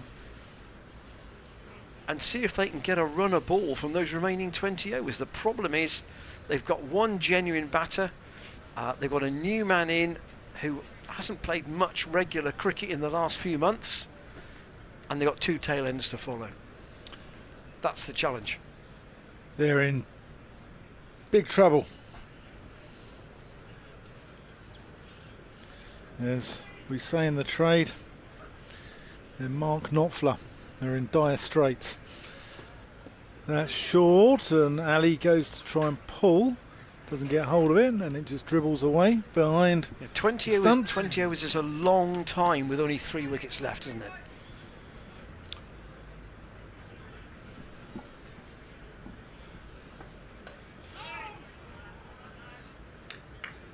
Just worked around the corner, no run.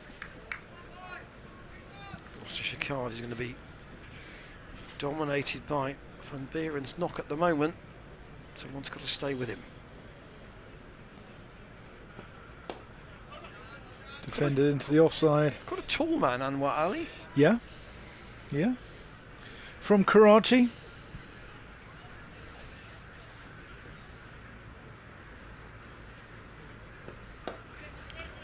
Play to mid-off.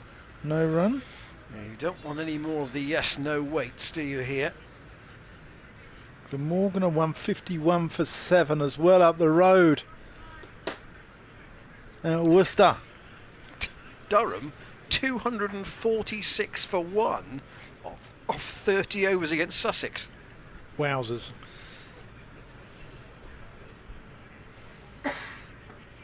Oh, was that a little feather? Let's have a look. I've got a feeling there might have been. I thought there were 3 sounds there. Let's have another look at that. Just work around the corner there for 1.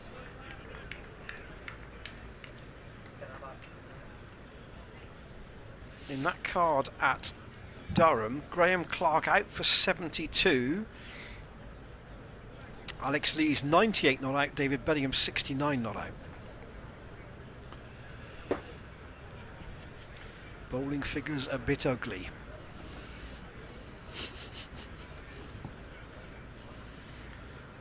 A bit? 7 bowlers used by... Let's have a look at this. Did Anwar Sussex. Ali get a feather on this from Heldrich? Yes. Got a thick outside edge. It's actually, McManus has stuck his pad out. It would be harsh there because it was a thick edge. Keogh to continue.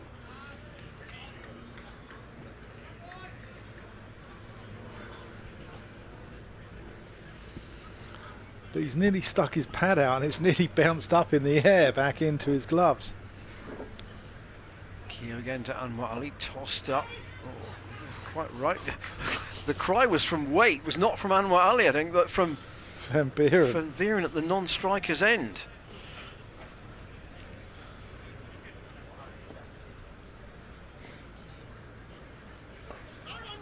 Keogh's got no pressure on him bowling at the moment. No. And he's the more experienced operator of the two. I mean, Heldrich has bowled 5 overs for 20. But I think they're going to use these two extensively now. And Anwar Ali, oh, he's gone straight here. He's picked that one.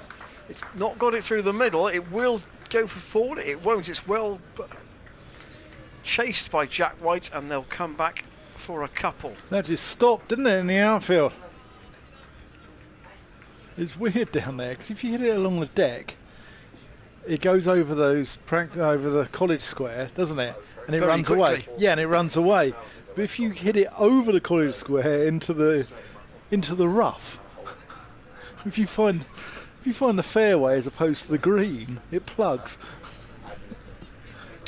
Prithvi Shaw's been brought into that short mid-wicket position again for Anwar Ali, just to prevent him playing that little tickle round It strikes into the me leg as if side for a single. defence might not be Anwar Ali's natural game. No. Well, he's got a decent amount of runs in List A cricket. Keogh in, and Anwar Ali again, no run. No run, says Graham Van Buren. He's doing the calling here, it seems.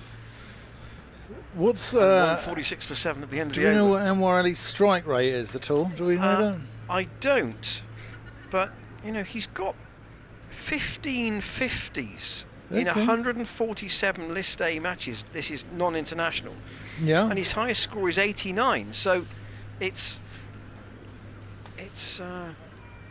I'll look at what his strike rate is actually overall.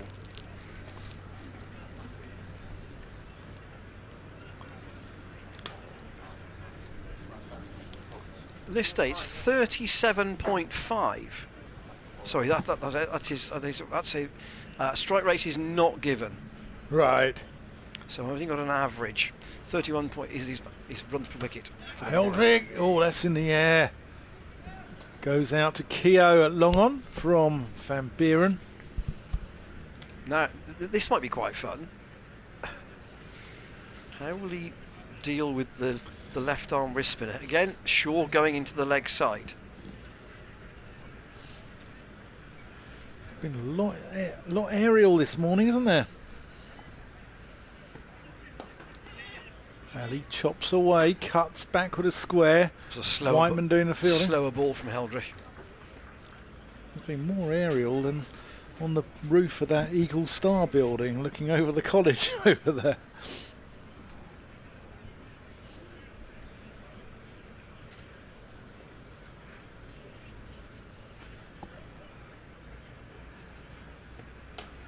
Full toss, smashed through mid-wicket. That could go away for 4 runs. That's a very welcome boundary. That brings up the 150. And that got what it deserved, really. Full toss. So You've still got to put it away. See, the overall run rate is about 4.5 at the moment. It's the real problem is the number of wickets down. Yeah. You know, 105 for 3 to Short, 142 smashed, for 7. 4 runs. Might see the end of Heldrick here. I'm wondering if Northants might bring back Sanderson now and go for the kill. Keogh's doing a good job at one end, and they've got options because of the wickets that have been taken and the fact they've got through 6 overs as it will be of Heldrick already. That's a better length and line as Van Buren pushes that out to Prithvi Shaw at cover.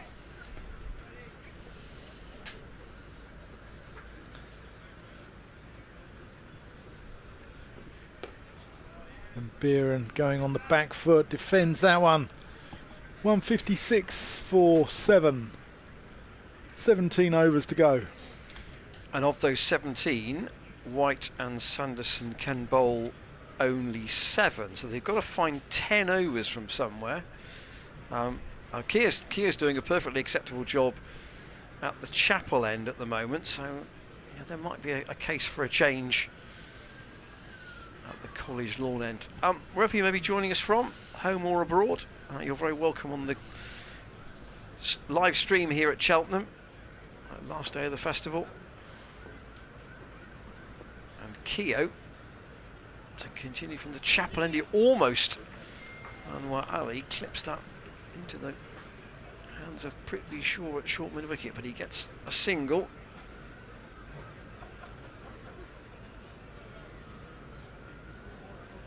And Van Buren almost at a run of ball for his 65.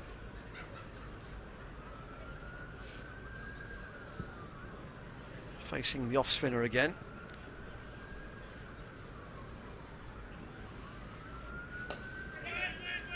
Just out of the reach of Shaw. Tumbles and can't haul it in, so they get one. Sanderson patrolling the boundary at deep mid-wicket. Now then, Anwar Ali. Oh, he's bowled. Oh, I say he's bowled. He's missed a stumping. McManus should have taken that. And that was nearly a self-destruct shot from Anwar Ali. He's got to be a bit more careful than that. And his back foot is in this time, but whether Jack can show us that delivery again at the end of the over. Has he got a chance? Yes. Thumbs up. Oh, he's gone aerial this time. He's gone off the outside half of the bat, and it's going to drop safe, and it will just be hauled in. Good chase out there, and the Heldrick with the long raking throw. He's got three, Anwar Ali. What's the phrase? I'm here for a good time, not a long time. Might be Yeah. him out there in the middle. He's batting like a 9, if I might say that, if I'm not being unkind to say that.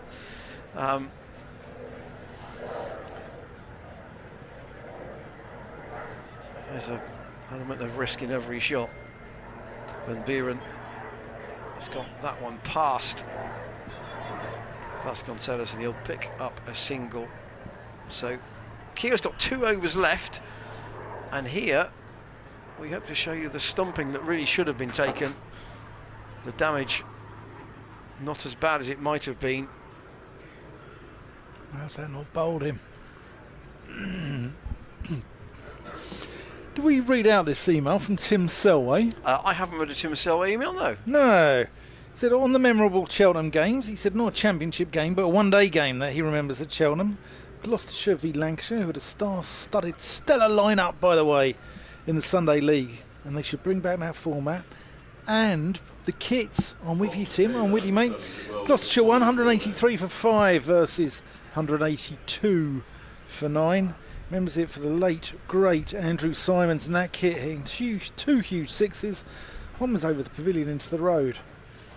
He said, bring back those kits. They were awesome. Got to agree with you, mate. Got to agree. We're going to see a change of bowling here.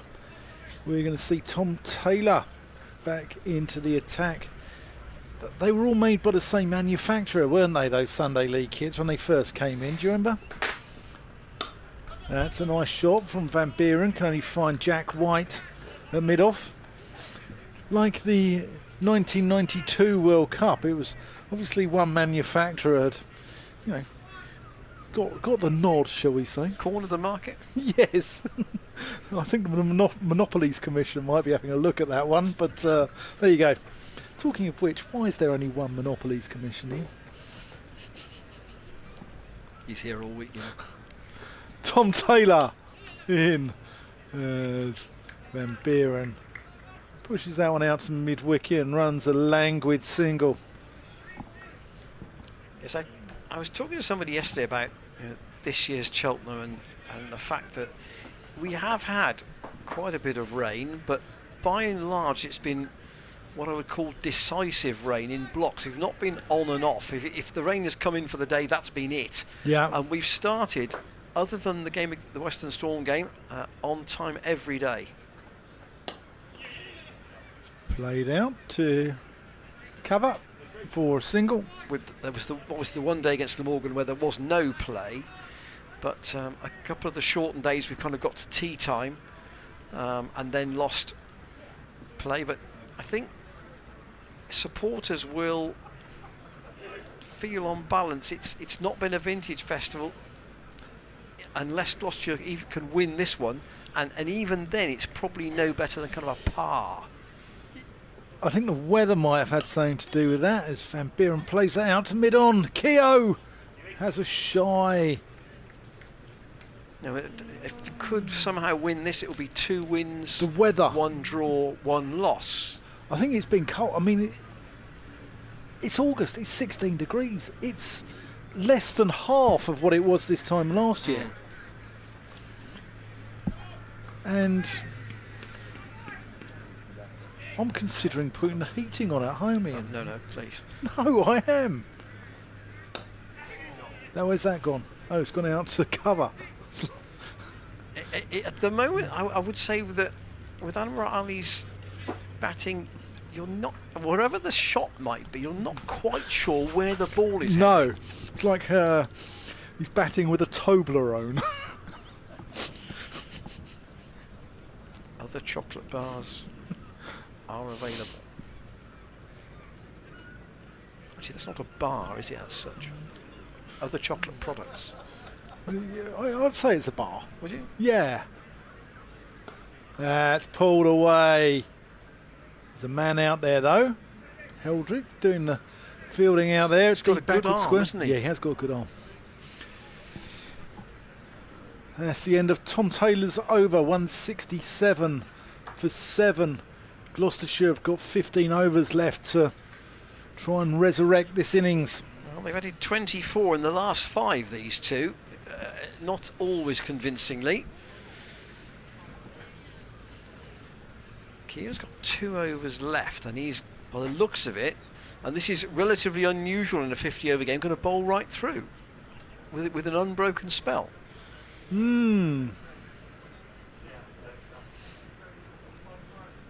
he's done a good job for his captain. Van Buren has got to try and stay to the end here. Whoa. Now, where's that gone?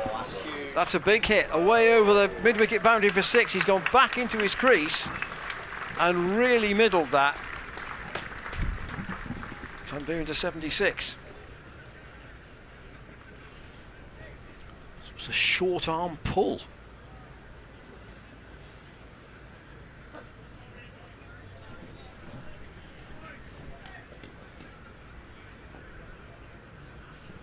Keogh again. So Van Buren says, right, that's the big shot out of the over. We'll get a single quietly down to Whiteman at deep square. So, as Dan said earlier, Van Buren got a century against Northants here on this ground last season in the championship. Second innings 100 it was, and Anwar Ali tries to clip that past Prithvi Shaw, can't do it. Yeah, they must be sick of the sight of him. And Ali on 11. Keogh to bowl to him. Again, he's gone down the ground. That's a good hit. That'll be 6 more. Into the spectators in front of the Pig and Pallet. And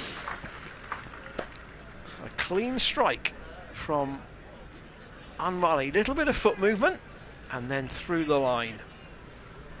I'll tell you what, if he continues like this, he's not going to be boring to watch, is he? Little dab, nicely played, away into the area of third man where there isn't a fielder. Jack White's on the chase and he just hauls it in. Will they come back for the third? They will. Good running from Van Buren. He was running to the danger end. Been a good over this for Gloucestershire. Anwar Ali needs a different bat. Something's gone wrong with the one he's been using. Maybe that loft up too long off. 1 ball left in this Keogh over, and Van Buren will get. We'll see. He'll get 1 more. It's a sharpish single, but he'll get it. So an expensive over from Keogh. 2 for 51 now. 1 over to go from him, and a fresh bat for Anwar Ali, and some drinks for certainly Van Buren. 14 overs to go. Now one expensive over, it's just changed the dynamic a little bit. You know, these two have now added 42. And a big over there. Yeah, I'm just looking through. 17 off it. Just looking through the. There's the partnerships. 42 already. These two put on. Just looking through the Northants averages from last year. Lewis McManus led the way. It's averaged 66 with a strike rate of 108. And a couple of players who are no longer with the club. Vasconcelos then, he averaged 41. Emilio Gay 41. Keogh 40. Safe Sabe, he's away at the 100. He was 38. Tom Taylor 34. James Sales, I'm not sure where he's gone. Do we know where James Sales has gone? Anyone? Not in the squad, I don't think. No, it's good good promising player. Tom Taylor in. Van Buren plays it out to mid-on. No run. They've got some good youngsters, Northants. Led their Charlie Thurston as well. Update at Durham. David Beddingham has got 94 off 49 balls against Sussex. They've scored 294 and they've still got 16 overs to go. Nice shot there. Van Buren beats the sprawling Rob Keogh at mid-on. That goes away for 4 runs. Beautiful timing. Takes him into the 80s. And at New Road, Glamorgan 181 for 8 in the 38th over against Worcestershire. So batting there as much. And Ben Kellaway has got 66 of those and he's still in. So he's trying to hold that innings together at New Road. Yep, young lad from Chepstow, isn't he? Chepstow Cricket Club. Taylor. Van Buren punches that one through the offside. Whiteman does the fielding. I'm looking forward to watching him bat later. He's a good player, Sam Whiteman. Their top 4 are all decent. Vasconcelos will bat how he always bats. He'll go out attacking from ball 1. Emilio Gay is stylish. And you've got Prithvi Shaw, who be interesting to see how he gets on. And Sam Whiteman as well. He's a very, very good player.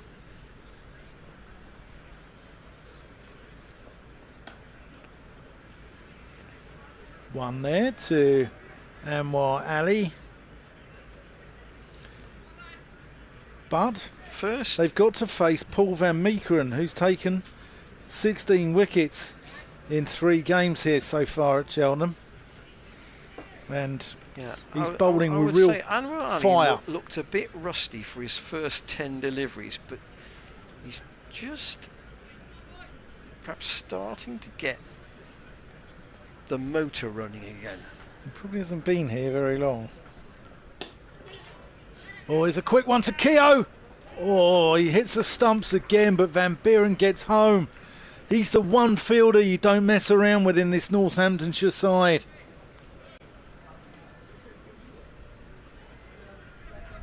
Van Buren, legs pumping like pistons. Gets home though.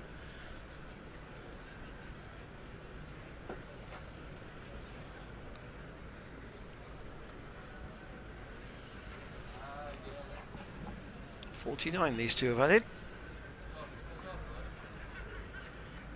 for the 8th wicket.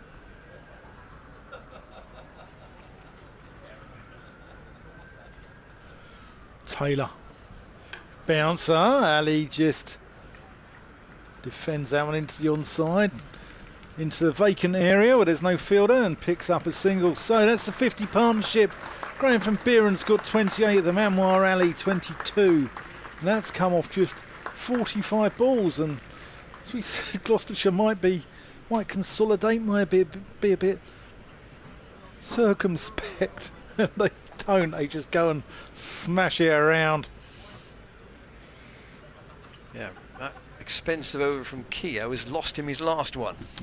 So 8 overs for 34, then 17 off that over. And unsurprisingly, Lewis McManus is going to have a change.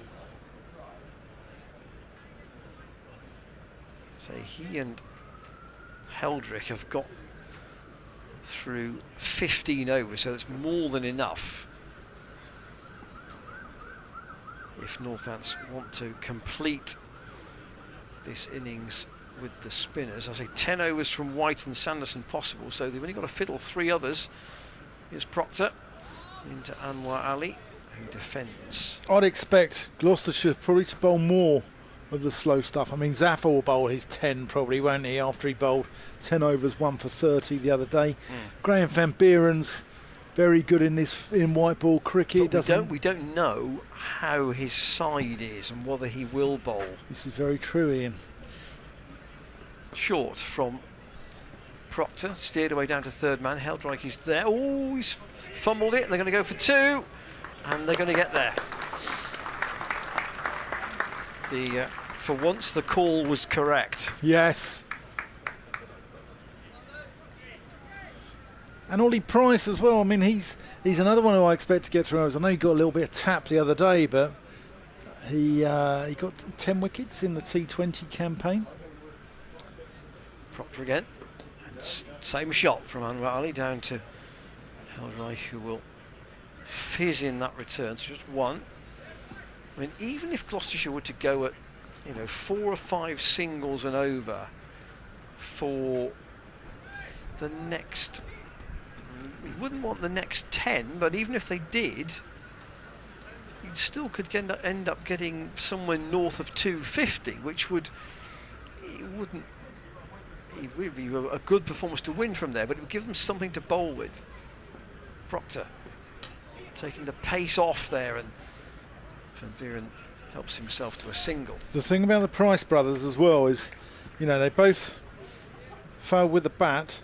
It's very rare that one of them doesn't have an influence on a game in one shape or form. Anwar Ali, 25 off 30. Proctor trots in, and he's worked that handily off his legs. That will be 4. It's well placed to the left of Jack White and to the right of Sam Whiteman. That was a lovely shot. 200 is up, 12 overs to go. Very wristy there. Look at that. I mean, there was Dan talking about 200, and 100 off the last 10 gets you 300. And Gloucestershire got to 200 with 12 overs to go. That was really wristy from Anwar Ali. It's like watching Proctor again.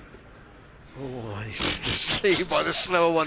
That was going over the pavilion into the road. If he'd have made contact, which he obviously didn't. 200 for 7 off 38. I was going to say the previous shot there was so wristy. It was like watching someone in his prime, like Azharuddin. That one was like watching Asif Din.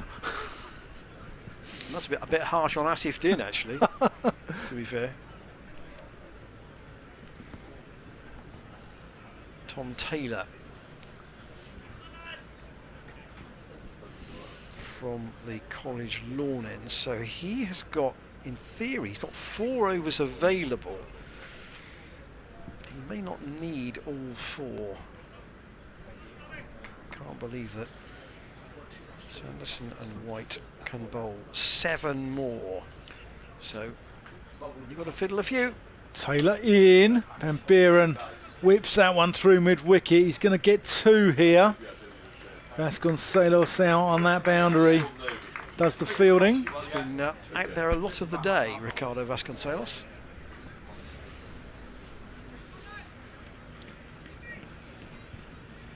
Yeah, he can keep wicket. Whiteman can keep wicket. Whiteman can keep wicket. McManus can keep wicket. Only 9 extras in this Gloucestershire total at the moment, so Northants out cricket's been pretty good. Good discipline from Northants. Van Buren looking to work that one. Northants' top run scorers over the years in first class cricket. Dennis Brooks leads the way with nearly 29,000. Then Jeff Cook, what a wonderful opening batter. He was nearly 21. And John Timms. Three more that, people of our age would remember. Yeah, John Timms over 20,000. 20, and then the 3 there that Ian was talking about. Push to mid-off, going to be 1 run. Jack White doing the fielding. The 3 there, Wayne Larkins, who absolutely smashed it into the boundary boards. Rob Bailey and Alan Lamb. Alan Lamb, if he hadn't played 70 odd tests for England would have got a hell of a lot more for Northamptonshire, no doubt, as well. We had his namesake up here the other week in the XPCA Player of the Day, the Right Honourable Tim Lamb. Also at Northants, that's gone nowhere really, but Anwar Ali's going to get one. Tim Lamb had a career at Northants, didn't he? After Middlesex, or was it before Middlesex? It was after Middlesex, wasn't it? David Gower told a story about Tim Lamb on our Cricket Society on Wednesday, where he said that Tim Lamb was the player that he always used to fail to at Northampton. He said you could back yourself to get 100 against him at Leicester. He said Northampton, LBW Lamb 0, or LBW Lamb 4.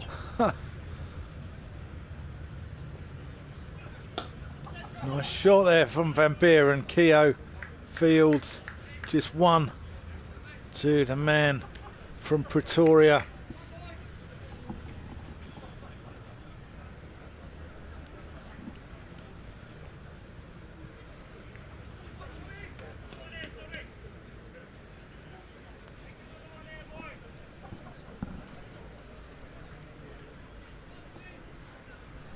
There's a young lad here on the edge of our marquee and wearing the same cap as you got. Yeah. Slightly different. Despite being about 15 years old and you being a man of more mature Thank you. age, perhaps, you're dressed in identical styles.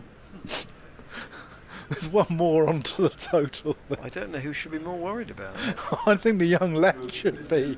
Please go to the main ticket and club office, which is located 206 for 7 at the end of the 39th. Graham Van Buren just 11 runs away from what would be a well-deserved century. Anwar Ali on debut here. He's on 31.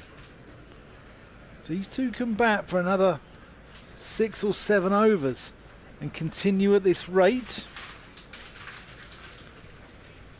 They can go along at sort of 6, 7 and over. Take it up to the 45th and take it up to 240, 250.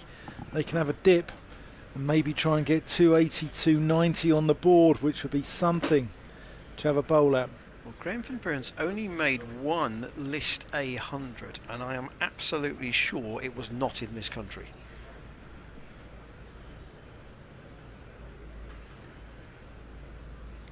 So new gloves for Anwar Ali, clearly taking this batting lark very seriously.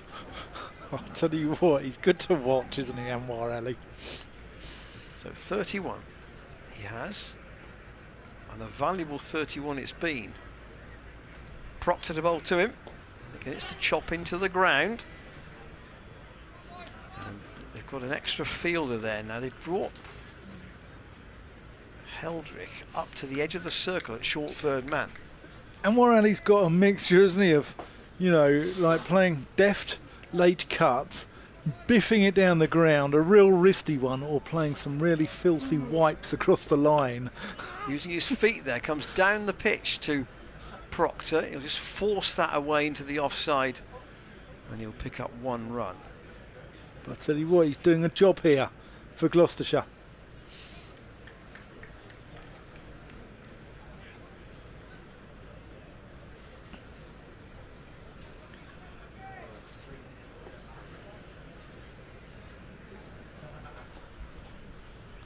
Proctor back at the end of his run. Chappell behind him.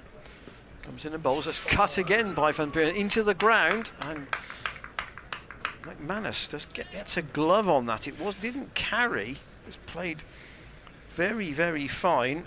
Proctor has a bit of a wry grin. Proctor just going through his variations there. Slower ball.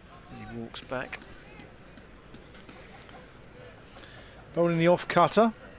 Heldrick and White up inside the circle at short fine leg and short third man. That's clipped to deep square. They'll only take 1, and what Sanderson gets his throw back in pretty quickly.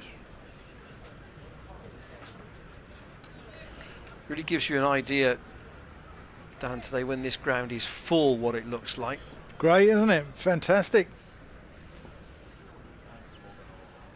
Buren on 90. get one there. Proctor's got a massive gap on the leg side. He's trying to cover on his follow through here to stop the singles. Gloucestershire public coming out. And there are thousands here today. Really good to see. Really good to see that the county game is alive and well. Buren, slower ball from Proctor, and he can field that off his own bowling. That's it then, end of phase 2 of the fielding side. They can now have 5 men out if they want. And after 40 overs, Gloucestershire are 209 for 7. So in the last 10 overs, they've added 66. Do you know, there's a lot of hype, isn't there, about a certain other competition going on at the moment, and there's 2 of the sort of more unfashionable counties here playing today, and you know, for a fixture like this to get sort of nearly between 4,000 and 5,000 in the ground, I think is absolutely just wonderful for our county game. And it shows that the interest is there. Yeah, the domestic cricket supporter, or the follower of domestic cricket in England, still likes the 50 over format. I love the 50 over format. Jack White is coming in to the attack. And Morali just plays that out. McManus has a shy at the stumps at the non-striker's end, but Anwar Ali gets home. I agree with you. I think what's great for the fans as well with 50 over cricket is you get to see one side bat, one side bowls. You get a full day's cricket, don't you? And also, if a side does nose it up, they've got time to recover. Or, you know, it's not like, say, T20 where it's over in 3 hours. It's a full 6-7 hours of play.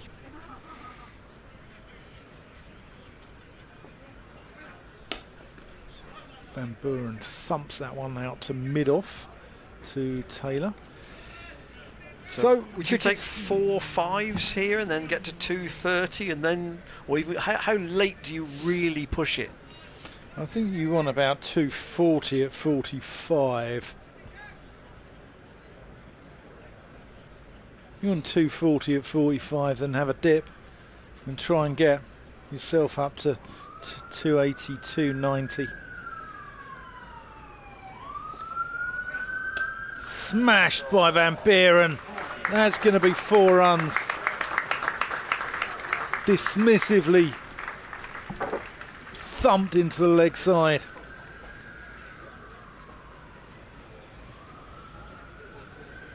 Yeah, I've tried to search for Van Buren's other white ball 100 and I cannot find it anywhere. On any sort of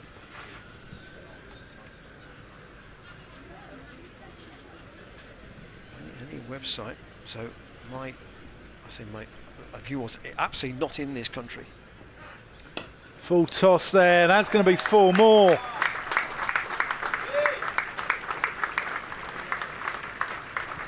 Bit of a pie there from Jack White.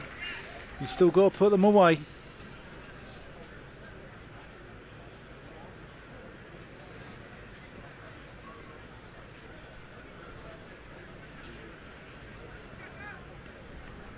.142 for 7. The card looked a bit horrible, but more than a bit horrible for Gloucestershire.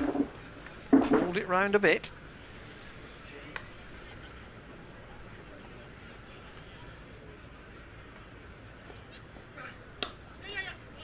Van Buren just going to get one there. Thumps it up to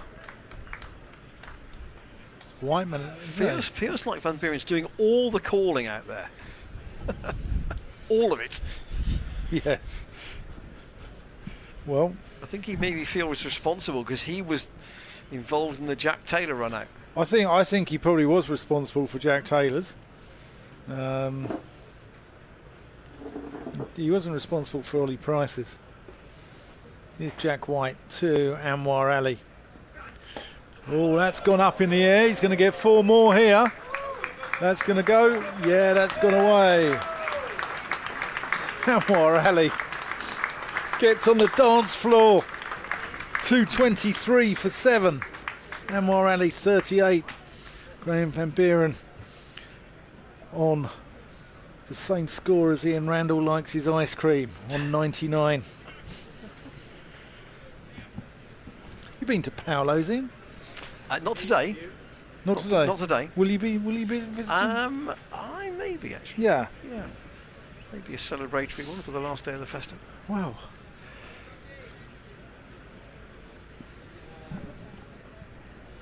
I don't know where they are today actually. So, is this it then? 99 not out for Graham van Buren. Faces Proctor from the chapel end. There it is. A century on his return to the team for Graham van Buren. 93 balls, 11 fours, 2 sixes. And having made 100 against Northants in the championship here last year, he repeats the dose here at Cheltenham in a different format against the same opposition. Very good 100. His team really needed this, and he's got them into a position where at least they could be competitive. Now what can Anwar Ali continue to do to support him? Short, pulled away, whipped away. Good stop, very good stop by Whiteman. He gets some help from Sanderson. They're going to come back for 2. And a bit of relay work between the two Northants fielders in the deep on the leg side. Keeps Gloucestershire down to a couple. Sam Whiteman just having a joke there with the locals.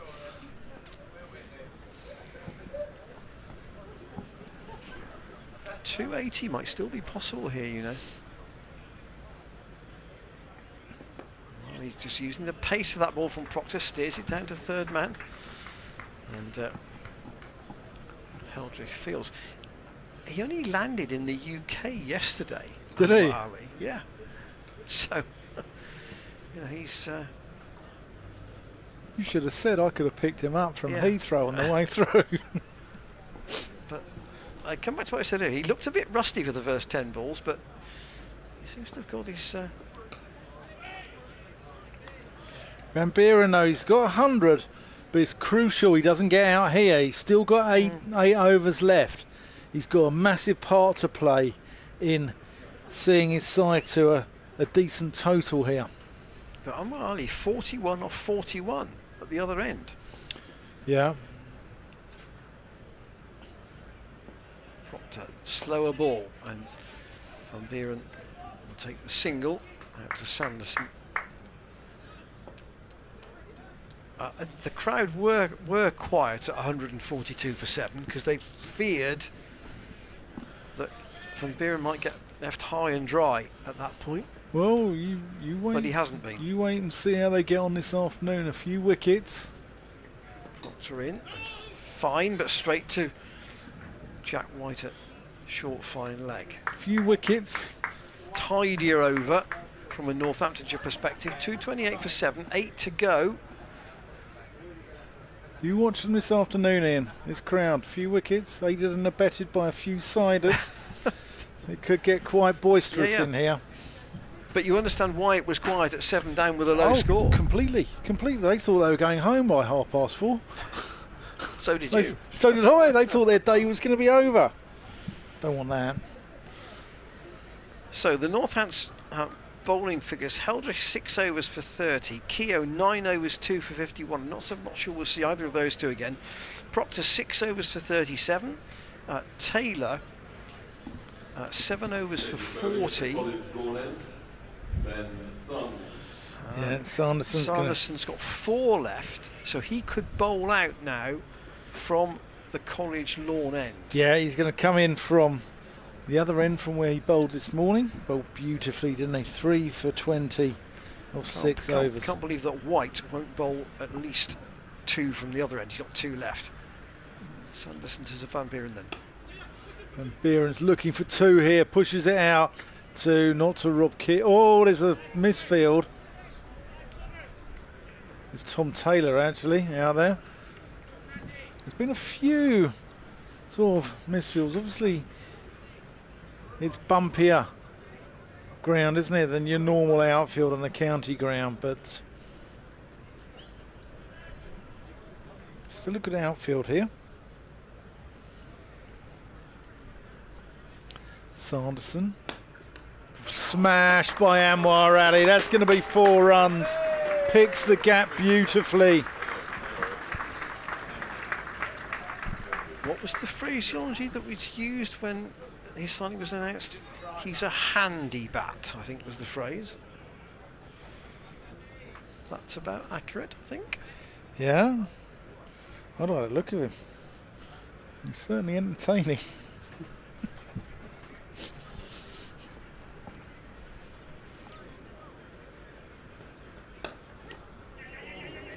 Sanderson parries that one with his feet. A bit like David Hurst at his beloved Sheffield Wednesday, wasn't it, Ben Sanderson there? Is he a Sheffield Wednesday supporter? Yeah. I remember the conversation we had with him here last Yeah, night. I couldn't remember whether you asked him about that. Yeah. Glamorgan, 199 all out in the 41st over at Worcester. Oh.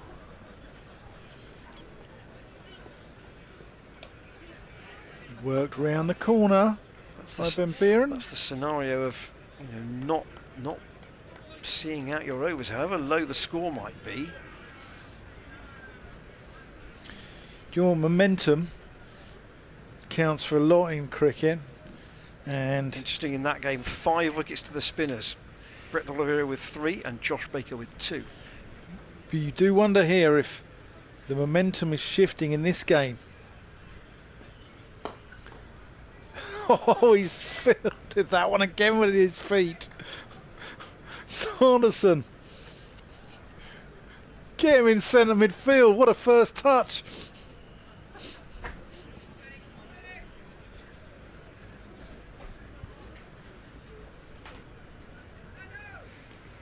Here we go. David Church on YouTube has said Van Buren scored 119 not out for Northants against Eastern Province back in November 2013. There we are. Thank you, David.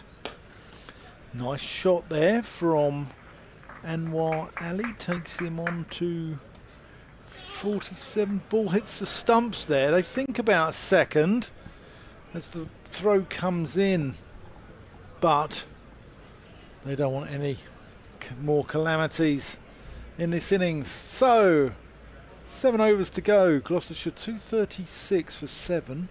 And they go at 10 and over from here. Time will tell. Well, if these two do stay in,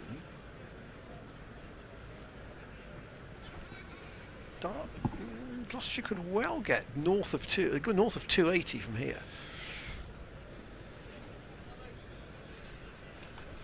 What's the predictor, Ian? 274 at the current rate.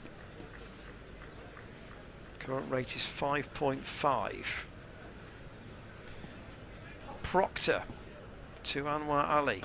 Lots of gaps on the leg side here. The field is back for the Pakistani, and he'll take one more.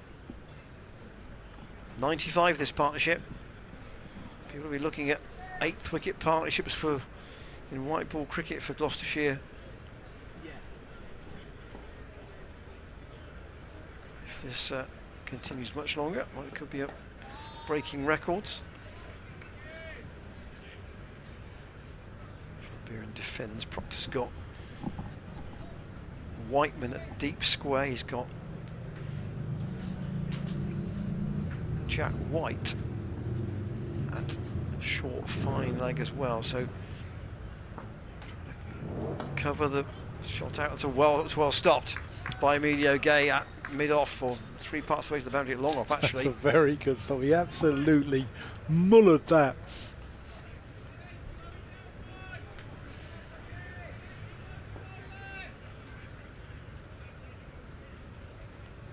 Ali wants a drink. He won't get one just at the moment. Van Buren works that into the leg side again. Only get one.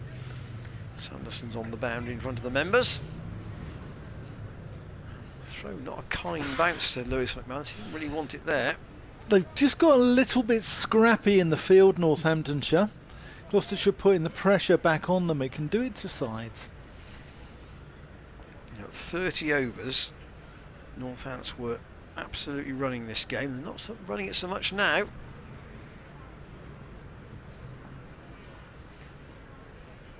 Proctor in short. Ali chops that away. If they get, then you're going to get one. Takes him to 49, past his squad number. 49 off 48 he's got. There was the odd rush of blood at the start and you wondered how long he was going to be out there, but he seems to have calmed down, actually, I would say. He does. Proctor to Van Buren off the back foot, but Emilio gave up to get that. That's very well placed, and it's going to run away. That wide been off for 4, and there's the 100 partnership. Almost equal responsibility between the two in their different ways. And Gloucestershire into the 240s. 243 for 7 with 6 overs to go. Yeah, that's a fine shot there from Van Buren. It wasn't even a half volley. He's actually made that into a boundary. It wasn't a bad ball by any stretch of the imagination, but Van Buren is in fine touch. 108 from 101 balls. Anwar Ali scoring at just over a run of ball 49 as well. And this has been very, very good from these two. It's that whole concept, as you said, about sort of the ebb and flow of a 50-over innings. You can have a fight back from a poor position if two men get in. You can, yeah. And you can. You know, if you just given Gloucestershire this score with 6 overs to go at the outset and not told anybody how they got there, you'd say, okay, that's not too bad. You take it. We'd like a bit more, but it's not too bad. And then you realise where they were at 142 for 7, and you say, right, okay, we'd have definitely taken it. Still with power to go. 6 overs left. There's his 50, worked into the onside. He's going to come back for 2. Anwar Ali on debut. 51 off 49 balls. Well batted. Welcome to Gloucestershire. The second debutant of the festival to mark their first innings for the club with a half century after Harry Tector did it on Tuesday.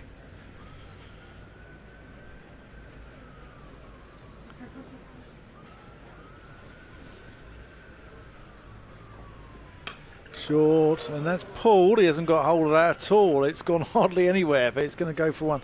I was going to say Joe Phillips, but he got 15 on debut, didn't he? He got 80 in his second game. Yeah. 80 was in the Worcestershire. Was in the Worcestershire match. Yeah. Correct.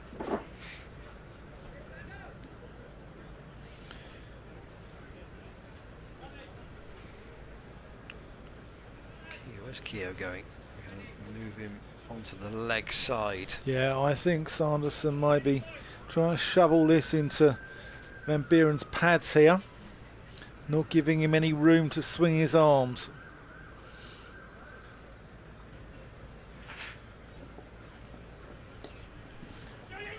He's going to work. Van Buren's in trouble. He's gone. What a great bit of work out there. It's Keogh. Keogh again. That's superb. It's Proctor, sorry. Oh, it's Proctor. Yeah, it's a direct hit.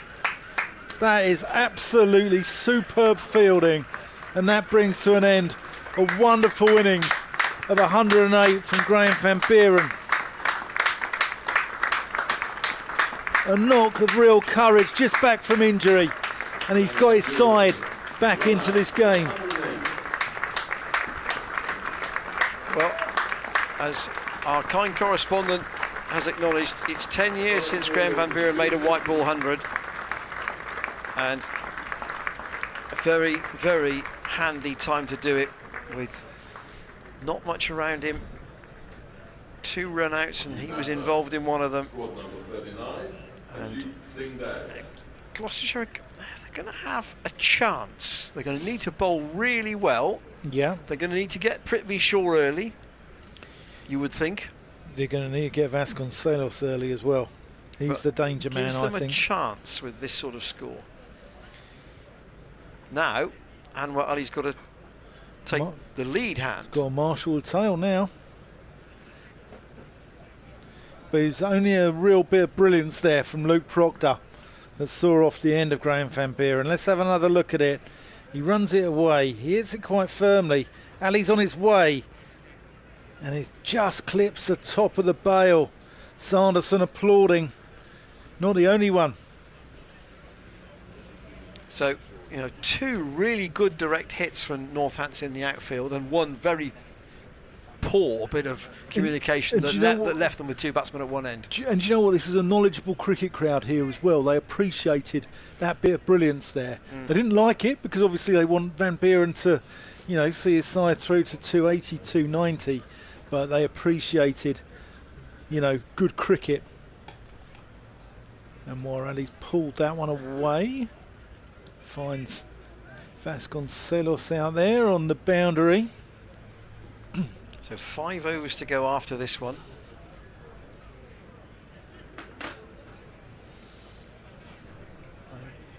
That partnership. Every run's crucial from here in. Worth 104. 104 in 14 overs. 104 in 15 overs. Good effort. As you said, Ian, Gloucestershire have to bowl well.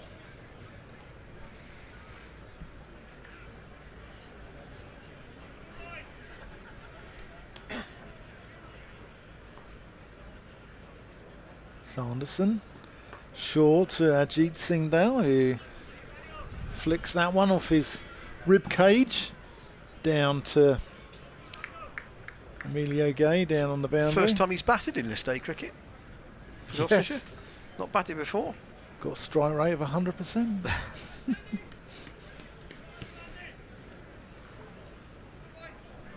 then Anwar Ali's, I think he's got to probably take 3 overs out of the game here, just manufacture what he can, and then Yeah, get to 260, 265. he's got a free hand after that. Yeah. Yeah, I agree. Fiddle it around for 3 overs, get 18 from here, takes up to 268, and then you can have a dip at the end. If you can get to 285, even 290, you've had a result. Bit of a chat between the 2 batsmen. Still 40 off those last 5 overs. It's been commendable that Gloucestershire have kept going like this. Now here's an interesting one. Heldrick coming back with 5 overs left. Interesting. I nearly wrote his bowling figures down in my book there, Ian. I didn't think we'd see him come back. Well, Proctor's bowled 7 overs for 44. Now, White's only got 2 overs left, so it might just be a case of fiddling 1 over. This could either be brilliance from Lewis McManus or... So Heldrick from the chapel end, it's a drag down, and Anwar Ali has pulled it to Whiteman at deep square. So they've probably got the result they wanted there, the single, and the man who's set off strike. 250 up in the 46th over for Gloucestershire. Got 8 wickets down, so they've got to be a little bit careful not to sell themselves short, and Ajit Singh Dale's worked a single into the leg side to Sanderson, and Northants probably won't be too disappointed actually if Heldrick concedes 5 or 6 singles in this. No, they'll take that, and Gloucestershire I think would take that as well. And well, he might have other ideas, mind you. Heldrick to bowl to him again. It's short. Oh, he's just checked himself there. He might have tried to have. He was on the wind up, wasn't he? The glove motion there suggested it. Perhaps that was the wrong one.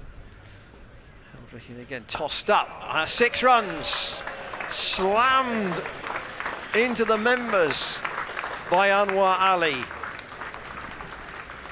and that is the risk of bowling the wrist spinner at this stage of the game with a short leg side boundary, because the ball is spinning towards that side of the ground.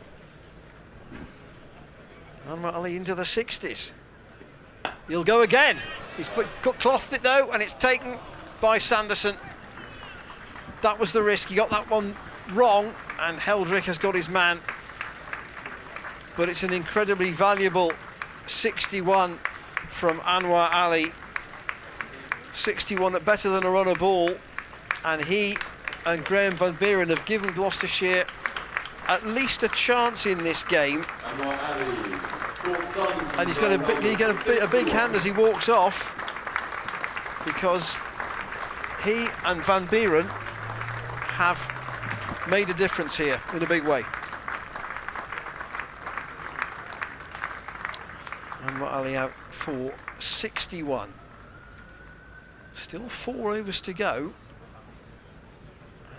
Ajit Singh Dale and Paul Van Meekeren have got to try and manufacture what they can now in these remaining 25 balls. Van Meekeren out at number 11, 1 ball to go in Heldrick's over.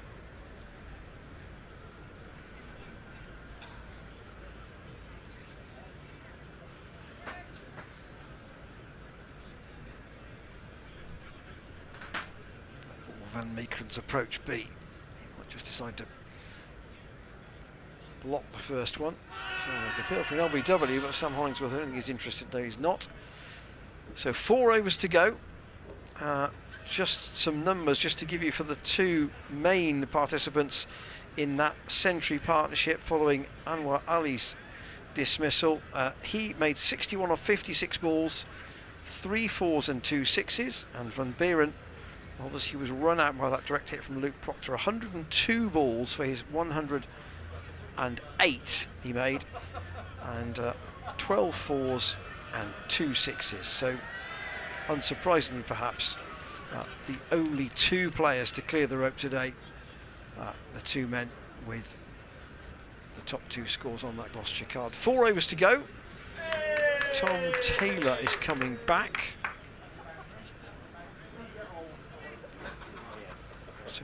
Surprisingly, perhaps, from the College lawn end.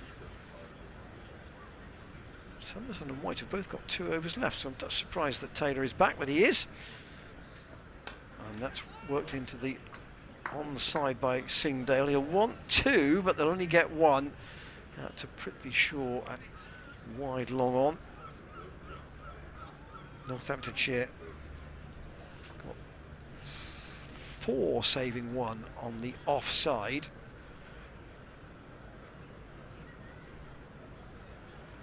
On the leg side, they've got a man out at fine leg, a man out at deep mid wicket, and a man out at long on. So Van Meekeren waits for Taylor and just lays a bat on it. He won't get a single. Taylor fields on his own follow through.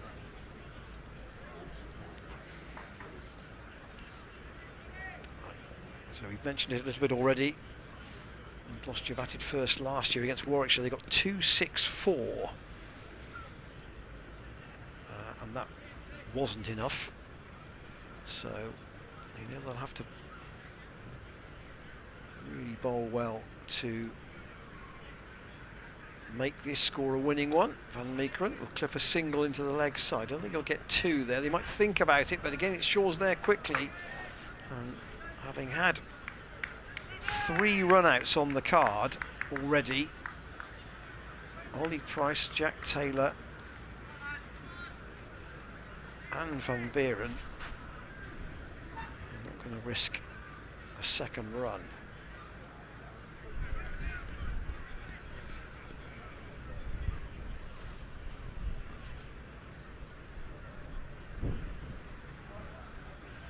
Taylor under overcast skies again, stops that off his own bowling. It's a firm shot from Singdale. Bowler again doing the fielding.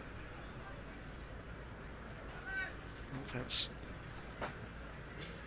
even if they bowl all 50 overs now, are going to be at least 15 minutes inside the allotted time.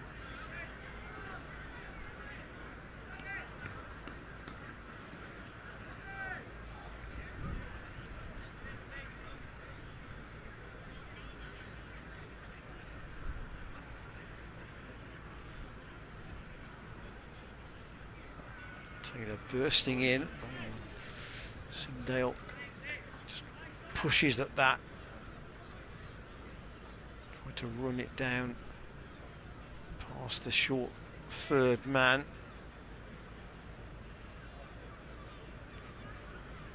Not a clean take from McManus either. Gloucestershire put in when the toss was staged at 10:30 this morning.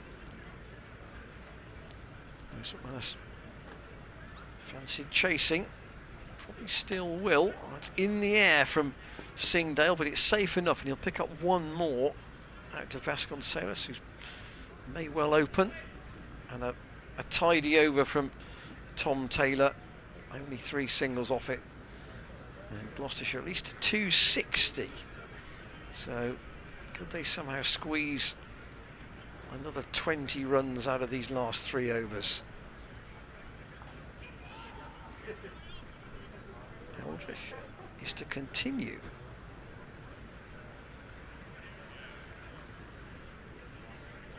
Will it be the view that the left arm wrist spinner might confuse numbers 10 and 11 rather more than a quicker bowler with the ball coming onto the bat? We'll see. From the chapel end to Singdale, and tries to chop that away, but always gone straight through for Prithvi Shaw, and that may run away for 4. He's going to get a couple, and a bit of a bonus there, because that should have been a dot ball in the analysis.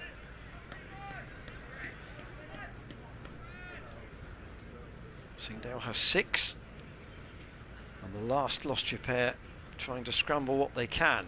Singdale up towards the long on boundary. There is a fielder out there. The return is from Tom Taylor, and another potential problem with a run out, but they've solved it by Van Meekeren returning to the striker's end.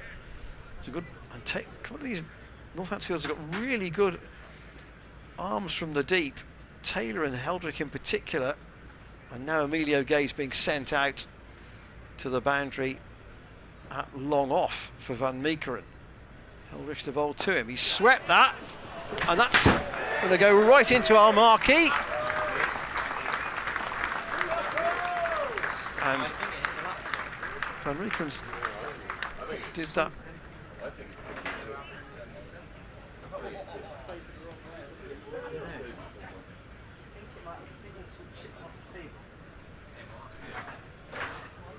Van Meekeren again goes back into his crease. Just checking Harry's kit's all right there. Just about.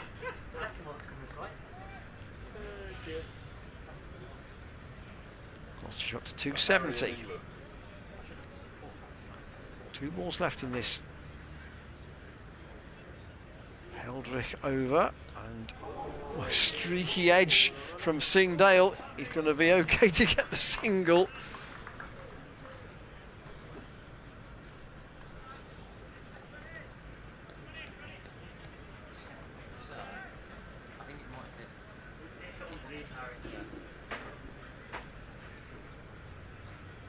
Heldrick to complete the 48th.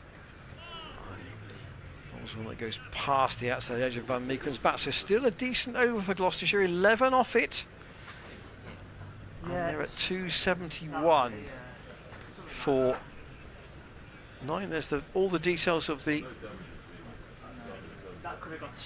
card with 2 overs left, the last pair together, and the overall run rate still pretty healthy. Still not as Gloucestershire might still feel they're short of what they would ideally want, but it's still a score that needs chasing.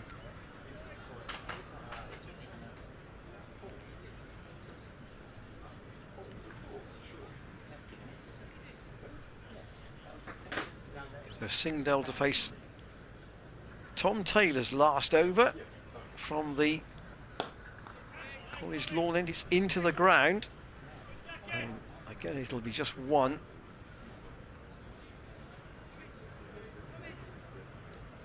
It's amazing to think that from 142 for 6, but they came 142 for 7. Gloucestershire could end up nearly doubling their score. Taylor to Van Meekeren. Well, plays the absolutely outrageous scoop, and it's going to go away for 4 to the boundary at third man. The sort of shot maybe he's learnt playing for Holland. Tom Taylor looks ruefully round in disbelief. But it's one you can try in the last but one over. If it comes off, it's a bonus.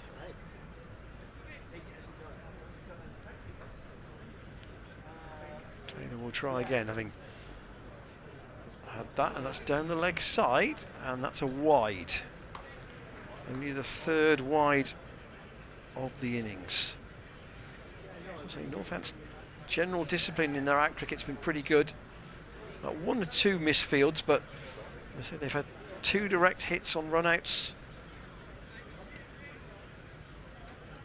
Catching's been sound.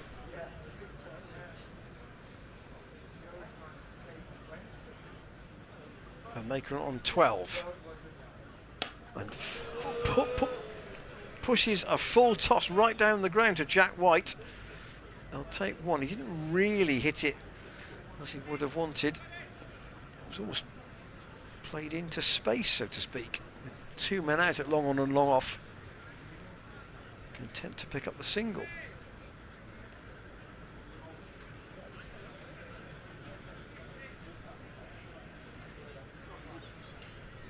Nine balls to go.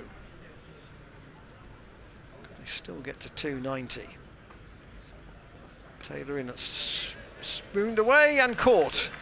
They won't get to 290. Ajit Singh Dale is caught by Emilio Gay around the corner at short fine leg, and it is 278 all out in the 49th over.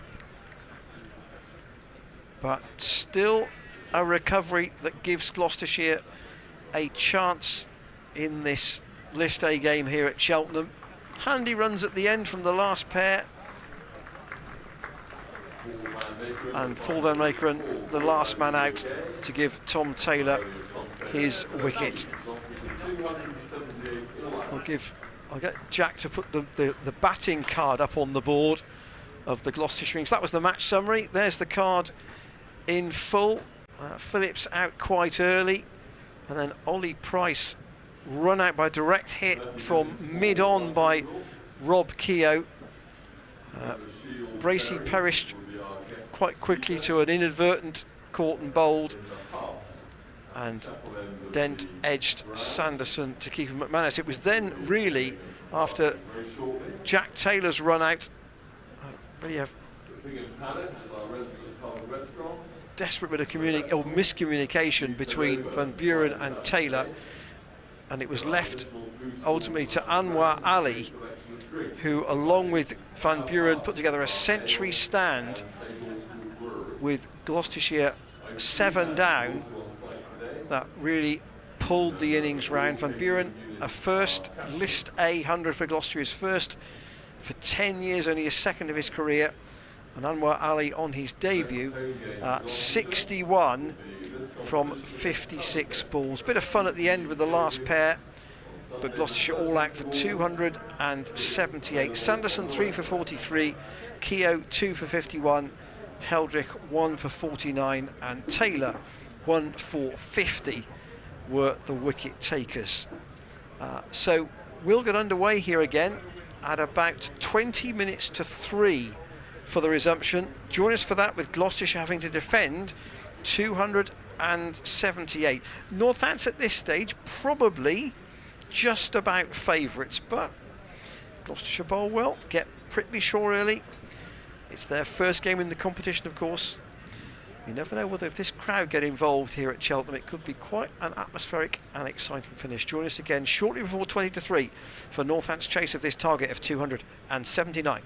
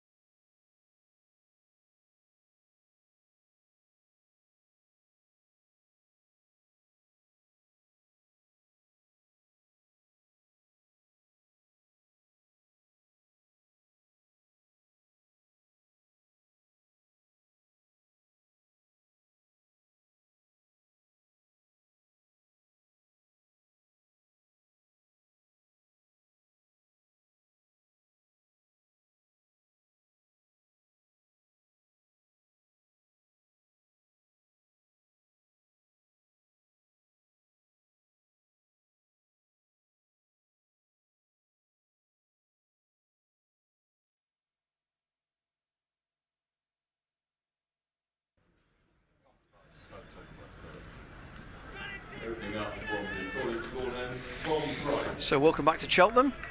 Gloucestershire with 278 on the board, and trying to make that enough here against Northants, who open with Emilio Gay and Prithvi Shaw, who is going to take the first ball and just punches that out on the offset. So the run rate 5.6 is what Northamptonshire start their chase needing to win. And the chairman of the club, David Jones, is going to join us shortly on the stream.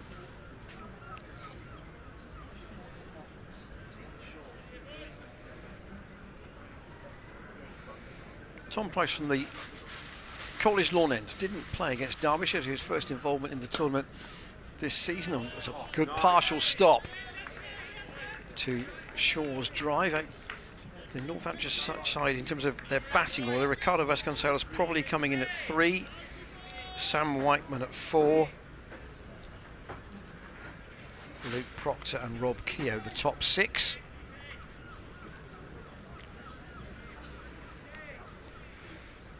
That's where they will hope to get the bulk of these runs from. Didn't work out quite that way for Gloucestershire, mind you. Shaw, also of course signed for this tournament, just works that up to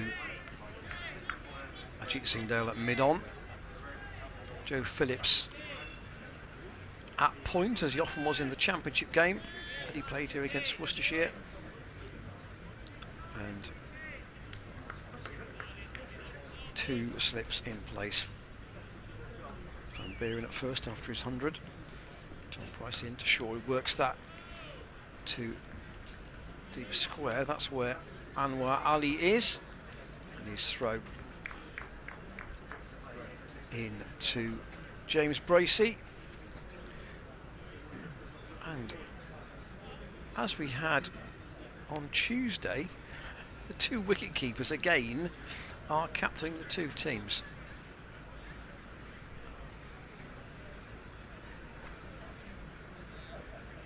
So Ollie Price at second slip, Graham Van Buren at first, at least for now.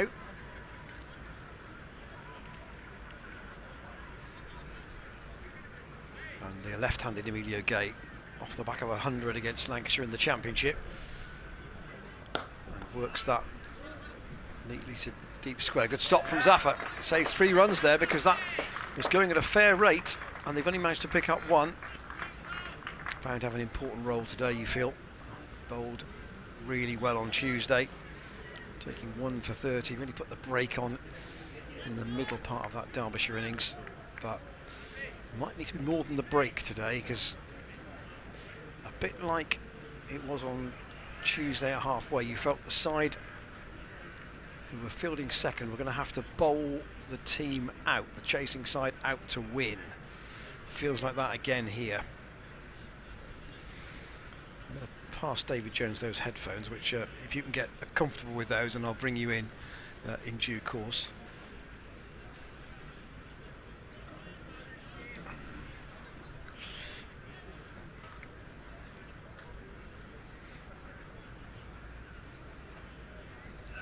Price in, and Shaw forces that past Zafar. There's a chase for Chris Dent out towards the boundary, extra cover, and the ball just wins the race. And Dent goes at some force, but staying on his feet, into the fence around the ground here at Cheltenham. And first boundary to Shaw off the last ball of the first over. So David Jones is with us just for a brief time at the start of this Northants reply. Last day of Cheltenham, it flies towards us and it flies past us before you can turn around. How's it been for you? It's been really good. Could have had better weather, couldn't we? At the end of the day, and obviously we could have had better results for the county championship games. Shame as well, Wiltshire's game was rained off, because that's a really important thing in terms of for local community and stuff. Great result against Derbyshire, and here we are now, fingers crossed, with what we're going to do with Northamptonshire. I'll try and bring you in during the next few overs. Ajit Singh Dale's going to open from the College Chapel end. Slips is just blocking our view of Emilio Gay, who's taking strike to this first ball, and that's through to James Bracey. Crowd was, I think we were talking about over 4,000 today. What have crowds been like overall, do you think? For the one day is better than the county championship. I think one of the challenges is the weather obviously was pretty mixed, wasn't it? And you're up against some pretty exciting cricket at the test match, which is bound to have an impact on what you actually do. But it's an important part of being Gloucestershire County Cricket Club, playing here. Really important obviously for Cheltenham, Gloucester, Forest of Dean, Cotswolds. Those people can't normally come and see us at Bristol. Singdale in, and again Gay lets that go. So I mean, would you be around about on budget, would you say, or would you think you're ahead, particularly among the sort of 4,000 plus here today? I think we're definitely ahead of budget. I think for our 50 over campaign. It's obviously always disappointing when you get rain, because we didn't get the walk-ups we thought we might do for the county championship games. But in some cases it's also about showcasing it to people in the county, isn't it, more than anything else. 2 slips remain in for Singdale. He's not the fastest in getting through his overs on occasions. Gay tries to steer that away. Pass backward point, gets underneath it. 278, remember, is the Gloucestershire total they're trying to defend here. And what would you say the tone of the supporters has been to you through the festival about this season as a whole? I think supporters love to follow a winning team, and being perfectly frank, we haven't done much winning, have we? Has that worried you? I'll answer that after this ball. Singdale in, and again a push from Gay at that. I spent time with Dale this week. I actually went out to dinner with him, had a long chat to him, and it's really interesting talking to him about the balance between if you just follow results as opposed to concentrate on the kind of cricket that you want to play. What I've learnt in sport is there are very, very fine margins, and sometimes you can be the wrong side of the line. Of course we want to win, but more importantly, we want to build a team that can consistently win, and that is really important and the main effort. Singdale in, that's chopped away by Gay. He'll get 1 run. And there was a phrase I think used last year about having the right people on the bus. That wasn't your phrase, but that was a phrase that was used. Yeah. Do you think you're getting closer to that, or you now have that? Because interesting that other counties have moved to sign players, and you have chiefly retained players, which is actually in one sense important, isn't it? Because you haven't lost people to anybody else. I think it's very easy to forget the sort of timeline. I mean, Dale only came here this time last year, and he's actually built a really good team around him. He himself would say the backroom team, in terms of medical staff and so forth, are really important. Singdale into Shaw. He'll get 1 out to Zafagahar at deep square. With a small squad, you want a team that can make sure that small squad is at its peak fitness and available to come back. And so I think one of the things he talked about was the backroom team, which is really important. I think also we've got an awful lot of young talent, which we are nurturing, which you will have seen a bit with the Price brothers and so forth. That is very important. And the one thing we've got is we've got a mix of experienced players as well to help them through. And in some ways, I do feel, and it'll never be quick enough for supporters and members, I get that, but I think we've got the building bricks in place to be sustainable in terms of what we do.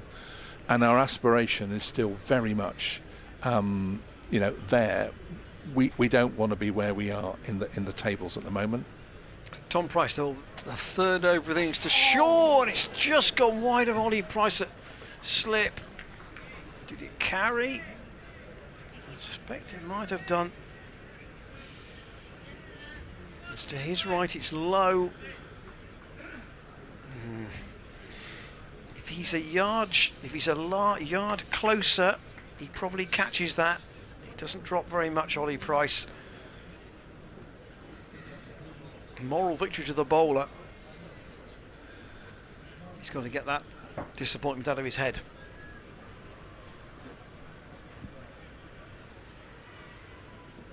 Okay, clips and taken. Very well taken. round the corner by Paul van Meekeren.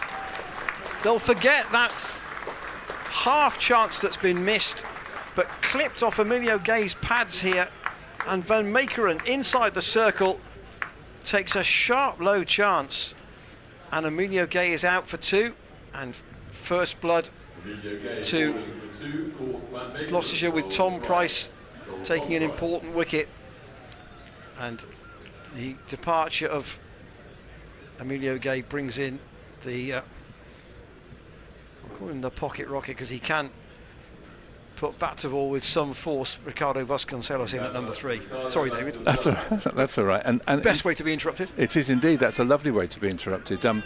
I think one of the challenges as well is if you look at this year, we've had an awful lot of injuries, and you know it's just one of those things. You sign Marchant and Langer, really excited him, really big fast bowler, and you see he suffers injuries. So what we've managed to do is we've managed to blood some of our younger players, which I think is really important. We've also tried to keep it interesting for fans. You would have seen Harry Tector on Tuesday that came and played for us against Derbyshire. Anwar Ali as well is another exciting overseas signing that we've got, and certainly from what he's seen, a member of the crowd said to me, "I thought you'd signed a bowler, not a batter." So that's exciting news. But I sort of think our aspirations are still there. I still think we've got a very good squad. I'm very, very confident, as everybody is, that Dale has got what it, having performed at top level, has got the players with him to enable us to do far better than we have so far. Price in, Vasconcelos defends. So would you say for you that the main reason the side hasn't done better has been the injuries?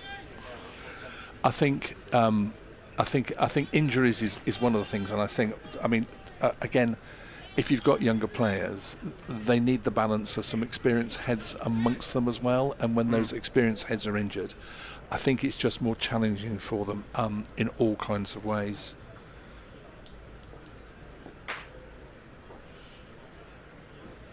Price in, steered away by Vasconcelos, and didn't get a run there. So, sorry, go on. And it is a hugely functional team, and you will find some members and supporters saying, "Well, they must be dysfunctional; it can't be working," and so forth. I don't see that at all from my discussions with Dale and Will Brown, the CEO, as well.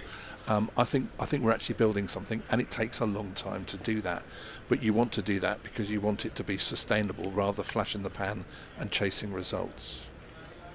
Price from the College Lawn end, and Vasconcelos. The other frustrating thing has been the weather this season, and we've lost over 15 days of cricket, which is massive as well. And I think for all cricket fans, the schedule is still a challenge in terms of the number of competitions you have to fit in throughout a whole summer. I think that is really challenging and is quite a stretch, obviously, for for players and supporters as well. And I'll come back to that after this ball from Price, which Vasconcelos just chops away. Ooh, so he chops away. That was a deceptive bounce, which we couldn't necessarily see from our angle, but a wicket for Tom Price. Northants are 9-4-1. Do you get the impression that the season will not settle until 2025? That will be the time at which the diary will look as it might for some time, and that the work effectively will be done during this winter, so that at the start of next summer, teams know what they're playing for to get to the start of 2025. Does that make sense? Yeah, it does. It does. And I think you're right. And we know as well, don't we, that media rights have been signed to 2025 and so forth, so it's difficult to change things in flight. I still think it's a challenge. We had the Andrew Strauss report last year, if you remember, that actually is there too much cricket being played? We had a very big pushback from our membership, particularly, to say absolutely not in county cricket.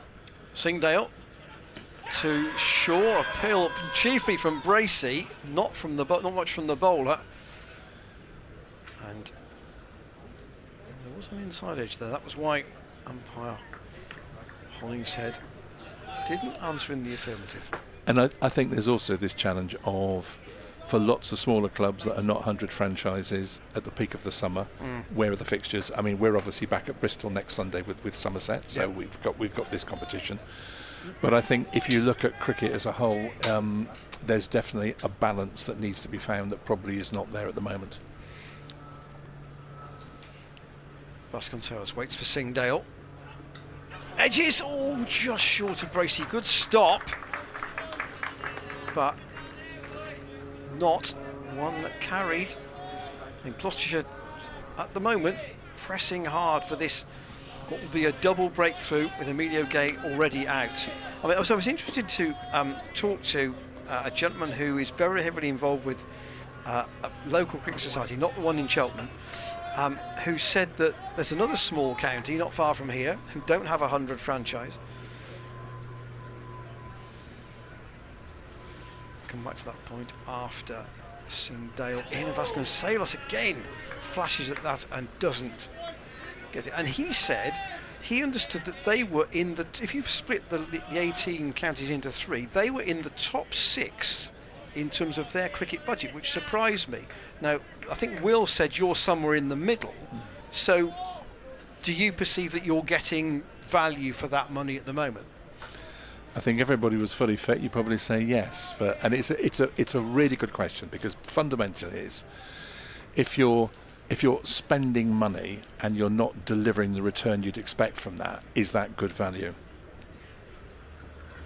Pulled by Vasconcelos. There's a gap on the leg side, but there's a fielder out there, but Anwali won't be able to reach it, and that will go into the boundary for 4. First runs to Vasconcelos, and Northants go to 14 for 1. And being a realist, the finances of cricket are really, really challenging, because like any other enterprise and anybody that's running a business at the moment, in terms of the inflation that's in the market, more energy costs and so forth, it is a really challenging thing. And I think cricket is a bit of a crossroads, really, and we'll probably cover this after this ball.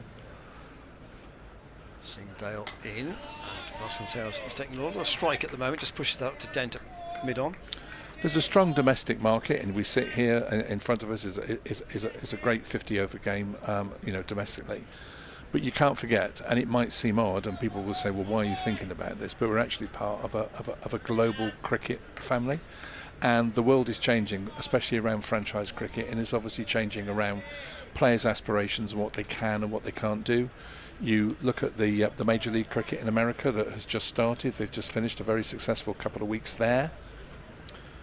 Vasconcelos waits for Singdale. Again, he works that into the onset. He'll get 1 here. Up to Van Meekeren.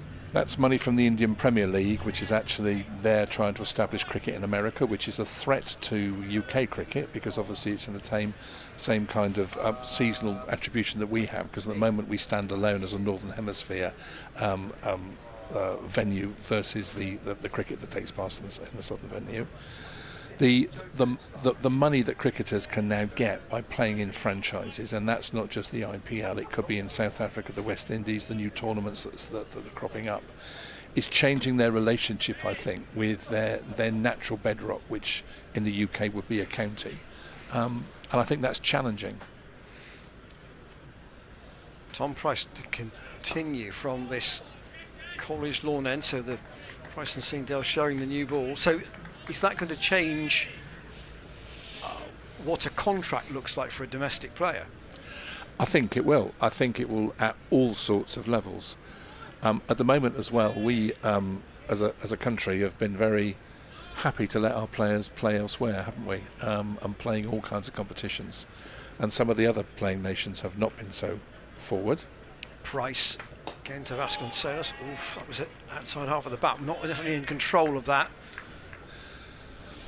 And one of the advantages we have, I suppose, as Gloucestershire, especially in this particular competition, is we don't actually lose many people to the 100. If you're looking at Surrey, they've lost a huge swathe to the 100 in all kinds of ways. So, and that's one of the reasons why I think Dale thinks we can perform well in this environment, because we've almost got our core team here. Yes, Gloucestershire only lose Payne and Hammond. Indeed, Northants only lose Safe, Zabe and David Woolley. So there's 2 teams here who only lose 2 each. And I think that's good, because I think it gives the smaller counties more an opportunity to be a strength in this kind of competition. The competition as a whole gives a strength for cricketers that wouldn't normally get on the field or make the first team there as well. So they've got experience in that kind of competition. I know we are. I'm not going to say too much, because I'll mess our chances up. Tom Price in. Vasconcelos is bowled off the bottom edge. Second wicket for Price. 15 for 2.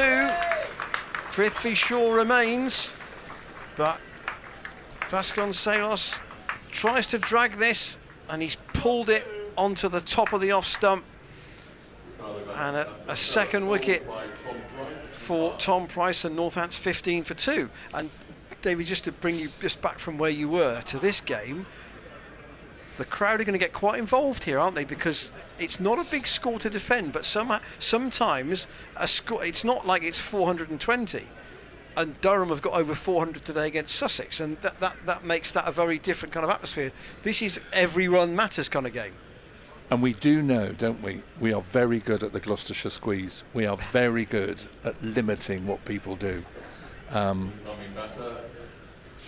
think it's important. I mean, this competition is important as well, to give our members and supporters a bit of confidence as well, and for the players to find their mojo again. There is no, you can't.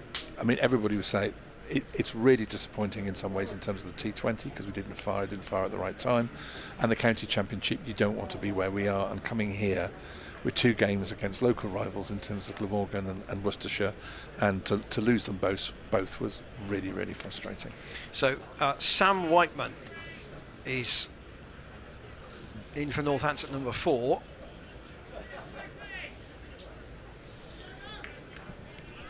It's another left-hander. So Tom Price with Van Meekeren still lurking at that short fine leg position where he got the catch to dismiss Emilio Gay. He's not in action here as Whiteman gets a single off the first ball he faces. So 1 ball to go in this over. Obviously you have Zafar for next year.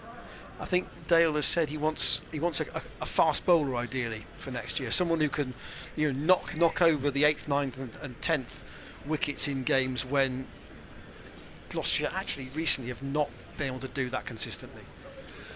We're talking to some people as well, because there is opportunity for overseas players and good overseas players, and in markets such as India, where it's difficult to get into teams, there are lots of people that want to come and play here and so forth. So we're already talking to a number of people about what that would look like for next year, and I think it's important as well, because I think it gives all our local grown heroes are our heroes, which the crowd absolutely love. Price in, that's whipped away by Prithvi Shaw. He'll only get 1 out to deep square. To come back to your point though about franchise cricket, is it therefore difficult to think about signing an overseas for a whole season, or do you have to break it up and say, well, we might have to have 2 or 3 for shorter spells? I think the players, quite rightly in some ways, and they have to be the masters of their own career. I think they have more power now than they ever have been, quite rightly, because they've got more opportunity. So I think you will find that, and I think you'll see people coming in for sections and then leaving for sections and whatever.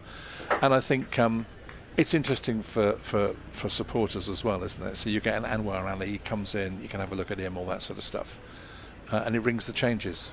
Singhdale to Prithvi Shaw. That's clipped away. It's a chase for Zafar. I'm not sure we're able to haul that in. That's going to go all the way to the rope in front of the players' pavilion for 4. Shaw is going to be the key linchpin, you feel, of this Northants chase if they're to get these 279. So it's not impossible, so I'm not putting words in your mouth here, that you might sign somebody for the first part of the championship season, but they may not be here for all of it. Absolutely, and of course we had that a bit this year with Marcus Harris as well, because people have personal situations, yeah. Steered down by Shaw to third man, just for a single. And Will at the forum last week intimated that he thought T20 finals day would be moved next year, and that would open the window to bring T20 cricket back to Cheltenham. Do you think it's going to be very, very small changes next year in the schedule?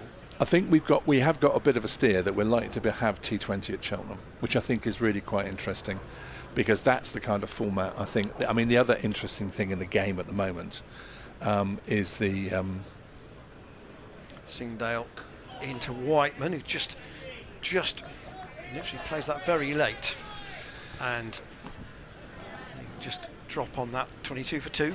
The other interesting thing is the Independent Commission on Equity in Cricket is a massive thing, which has passed a lot of people by, but certainly for the management of cricket clubs, it is absolutely massive. And one of the things it talks about is diversifying your audiences, diversifying your member group and so forth. And I know some traditionalists in cricket don't like T20. Singdale to Whiteman, who again defends, up to Dent. But what it does do is bring a very different group in to experience cricket at that kind of level. And I think that is really, really important. And I know here, historically, T20s they've sold really well as well. Women's cricket, again, is an interesting growth. Western Storm played here, obviously, as well. Shame that was a wet day. I was going to say. Yeah, they played, all right, they had a game. They had a game, but I mean, it was it was reduced overs and so forth. But you have to say that is a massive growth opportunity for everybody. We've always performed well in the West Country with women and girls cricket. Singdale once more to Whiteman. Bolt! 3 down. And 2-7-8 doesn't look as bad a score now, perhaps. Not saying this is a winning start for Gloucestershire, but it's 3 wickets in the power play, and he squeezed it between bat and pad there.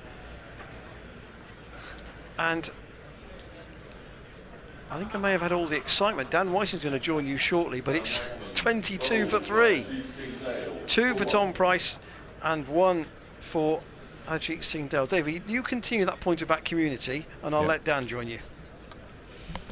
So I think T20 attracts a different type of crowd, and one of the things, the challenging thing with Cheltenham, I think, is you would hope in some ways to see more children here. We had a schools day, the first day when the Cheltenham festival opened up, which is really good. But obviously, I do think there is still a post-COVID hangover with people now with their ability to go abroad and stuff, and you're in the school holidays. And I think, you have to curate the choice for people, and I think a T20 is absolutely spot on for a younger type audience, because a lot of it is about attention span. And we're very lucky to have our treasurer, Becky Watkin. She actually runs a brownie pack, and she says it's the only cricket she can take her brownies to, because they lose a pot in a 50 over game. Well, David, talking about people with short attention spans, I've come to join you. So how are you? Very well, thank you, very well. Good start here. It's a very good start. And it's only a start, isn't yeah, it? it is only a start. And when I was last here talking on your stream, I put the mockers on everything, so I'm being very, very quiet. You're not as bad as Josh Shaw. He's been banned from doing ball-by-ball commentary by the boys.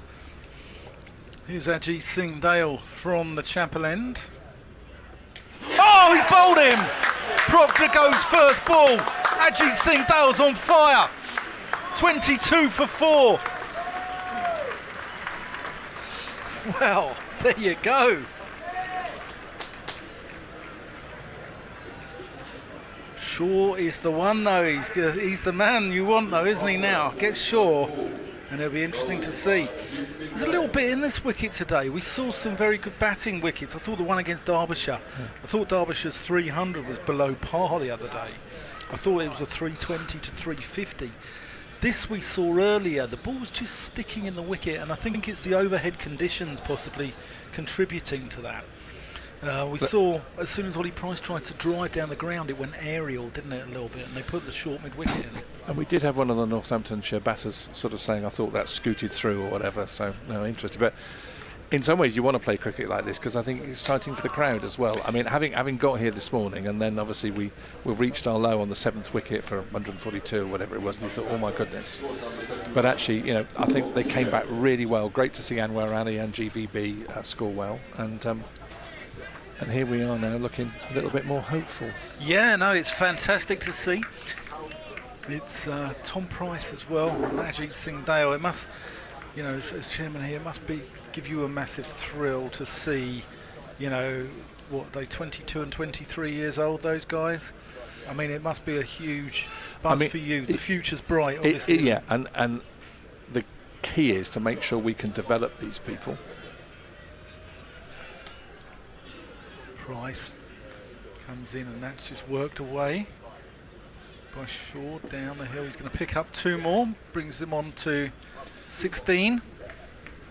And it's quite sobering to think, you know, they've played very little first-class professional cricket. They're doing absolutely brilliantly, and it's a great opportunity for them if they're making the team all the time. But they are absolutely the future, and we want to make sure we can develop them, we can hone them, and turn them into something that is consistently fantastic.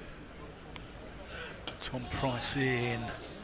Shaw plays a full shot there. He's going to get 1, but it dribbles out to Ajit Singhdale. And I was talking to a friend of mine who was here watching the Derbyshire game, and he said it was fascinating to watch Harry Tector and Ollie Price at the crease together, and that Harry Tector was playing a very big role in just helping Ollie Price, talking him through it, which is what you have with experienced players.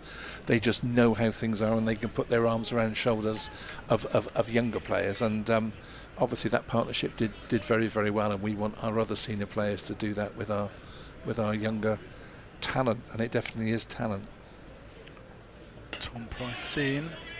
Keogh defence.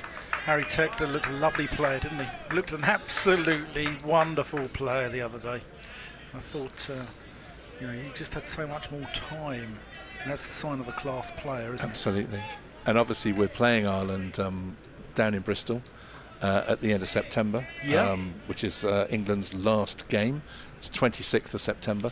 Yeah. It's England's last game before they go off on their tour.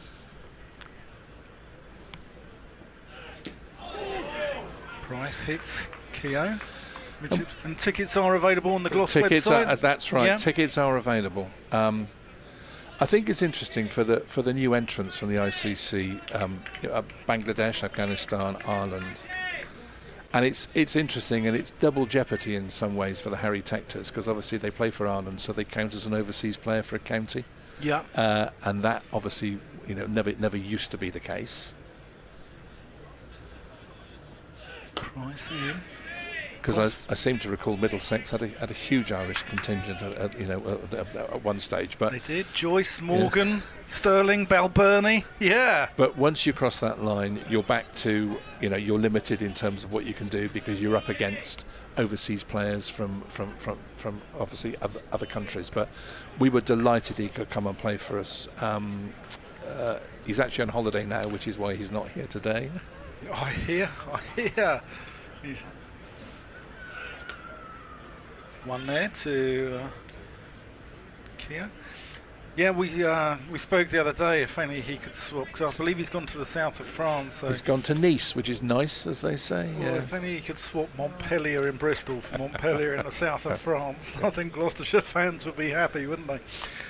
And I think it raises the point as well that you might have people coming in and coming out rather than just signing people for a season or people coming for a particular competition or whatever. And I just think it adds interest to the fan. I was briefly in and out the marquee earlier when you were talking about franchises around the world sort of taking the time of players, etc. And the American franchise taking off as well. There's a hat-trick ball coming here, so we're going to be quiet and fingers crossed, everything crossed. Back to that. Crowd pumping him up. Look, listen to this atmosphere here at Cheltenham. Here we go. The atmosphere's electric here. Oh, nearly squeezes it through, Keogh. Big round of applause, though, from the Gloucestershire faithful.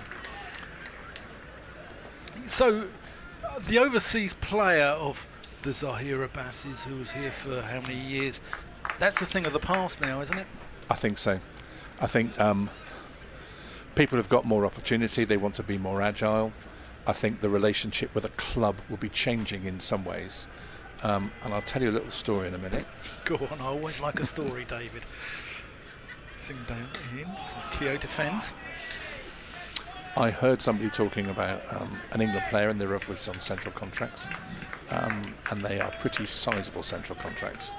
But this player was getting 3 times as much money in the IPL, which is interesting. Yeah. And that changes the whole balance it does. of when you think that these players, you're one twisted knee away from never playing again, and if you've got the IPL growing as it is, moving from a competition over 6 weeks, they're extending that massively, and that commercially. Ajit in, Kyo defends again. Can provide 3 times more money than you're getting on the central contract. I think that's interesting. I know the ECB are very keen on pushing money up to the top of the pyramid because they want to keep the best England players playing for England rather than going off and being a franchise player around the world. But the influence now with franchise owners also owning franchises in South Africa and the West Indies, and also with America coming, you can imagine as a player you might take the choice to be, I'm going to be a franchise player all around the world, and I will do that for 5 or 6 years and earn a fortune. Yeah, it's interesting what you say, because we had both Bumble and Daniel Norcross on our podcast that we do. Oh, that's gone past the outside edge into the gloves of James Bracey. Northamptonshire struggling here at 26 for 4. Ball zipping about. So we had Daniel Norcross and Bumble, David Lloyd, who both think that the trick in county cricket is to get good county pros who aren't quite good enough for England. So for, like, say, Middlesex, with their owning batters in Sam Robson and Mark Stoneman, they're both good, solid county pros who both score runs, but are probably unlikely to get recalled by by England. Keogh just works that one into the leg side for 1. So they know far more about cricket than I do, but as a gentle pushback from a county chair who doesn't really play the sport but knows a little bit of that commerciality of it and so forth. You've got to have aspiration. You've really got to have aspiration. Yeah. To say to somebody, why don't you join us? Because actually you're pretty good, but you're not that good. You're mediocre enough that I think you'd fit really well here. It's not a great pitch, is it really? And I would say, part of the job of county cricket clubs is to develop players to play for England. It's the natural kind of place, and you should be delighted if people go off and do well internationally. Ajit just turns Shaw a little. He's going to work that one down through the offside. He's going to get 2. There is a reward from that from the ECB. You get payments if your players go off and play for England. So I know, talking to the chair at Kent, when Zach Crawley plays, Kent get a payment because they have trained him and fed and watered him and got him to the stage that he is. But I just think we're facing quite an existential sort of moment in cricket in all sorts of ways.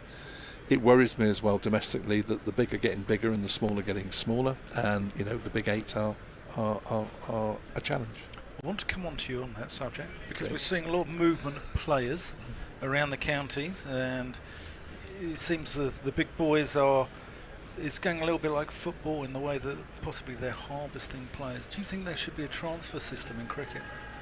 Or do you think there should be some form of compensation for the county that produces that player? I think it's really challenging if you're I'll use a neutral target. If you're a Worcestershire and you're continually producing players that go off to Nottinghamshire, I think that's challenging. Tom Price here. Keogh defends. And I think there needs to be some kind of recognition. If there's not a recognition, people will think, well, what is the point? And cricket will suffer because of that, because actually you want everybody developing people. Well, I believe that, say for instance, Josh Tongue, because Tongue and Pennington went at the same time. If Tongue plays for England, Worcestershire will get some form of compensation. Because Stuart Broad, Leicestershire are still getting compensation on Stuart Broad, aren't they? Absolutely. Here's Tom Price. And you can't blame the players, because I always think... No, you can't. I remember talking to Chris Dent, who said he actually once upon a time wanted to be a football player, and I think he had trials for City or whatever it was. Yeah. And you think that the financial reward in football it far outweighs cricket. Now cricket is going to start catching up and move in that kind of direction. So you can't blame the players, and they have families, they have careers, and they need to make choices that make sense to them financially. As you say, they're one twisted knee away from retirement possibly, aren't they? So that's a dot ball there. Keogh just plays that into the onside. I was lucky enough to spend some time with the players in Newquay last year when they went away pre-season. I remember talking to them and saying, In my full-time career, I had 38 years to sort out what I had to do. They might have 38 months or even 38 weeks or only 38 days. Very true. It's a very different time scale. Yeah, very true. Very true.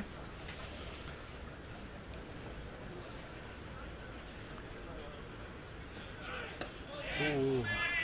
Keogh just rides the bounce there. Tom Price has got his back up here. He's bowling a little bit quicker than I've seen him in recent weeks, and he's hit the splice of Keogh's bat there. One of the things you mentioned was the hub, and we've been trying to do some stuff here just to engage people at lunchtimes. And I know you had Sil Berry, didn't you, in the tent at lunchtime? Yeah. Any big ideas from him? Yeah. That big appeal from Tom Price. Looks like it's probably going over the top there. So he's the Daily Telegraph cricket correspondent? Yeah, he's the chief cricket writer in the Telegraph. Just want to have another look at this 1 second. We'll go back and have a look at that. Yeah, he agrees with you that sort of franchise cricket is having a huge impact on the players, but also the county championship is the university of cricket, isn't it? It feeds into the England side, which puts just defended there by Keogh, which. Here we go, let's have another look at this LBW appeal there from Tom Price.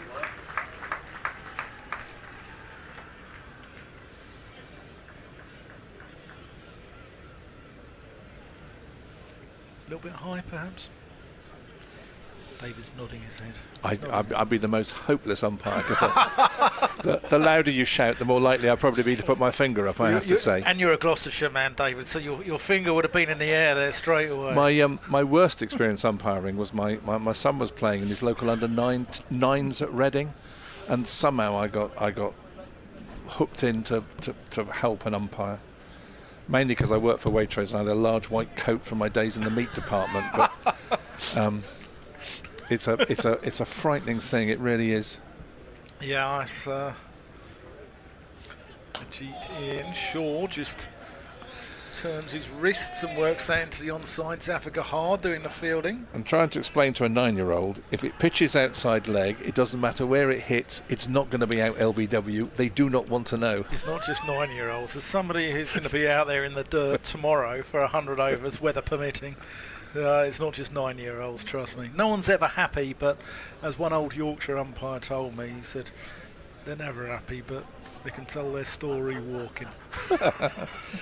And then it's always the beer afterwards when they say, well, I thought it was quite far forward. I think that was, Gee, nice on drive there from Keogh. So, he had some big ideas then? Yeah, he's an interesting guy. He's always worth... he's one of my favourite cricket writers. There's three who I always think are well worth the read. There's him, there's George DeBell, and there's Michael Atherton. And I think those three are always well worth the read. The point about County Championship being a nursery for Test cricket, though, is interesting. Because obviously in this Test series we've just had some people, haven't we, called in that have done amazingly well that haven't played red ball cricket for ages. It is an interesting point. It's the Woods and the Moen Alleys and all that sort of stuff. Yeah. Oh, that's a gone. Ajit strikes again. Keogh goes, caught Bracey. Ajit 3 for 17 now. These two youngsters bowling Gloucestershire into a position of real strength. Northants struggling at 30 for 5. James Bracey bowled Ajit Singh Dale for 2. That is super by Dale, isn't it? Yeah. That is absolutely super. 3 wickets.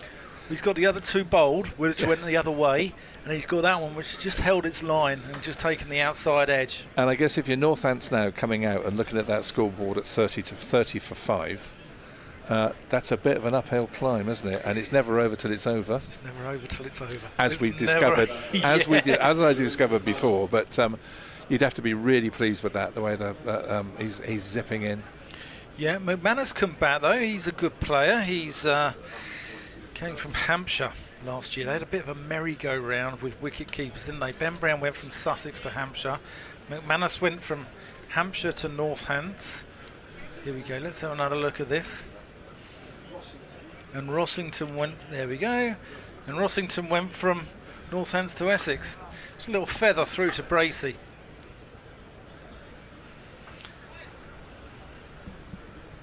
So yes, McManus, who's Bournemouth lad. When they're on loan, there's a lot of loans going around the system as well, aren't there? It's interesting to see your view. I'll come on to it after this ball from Ajit.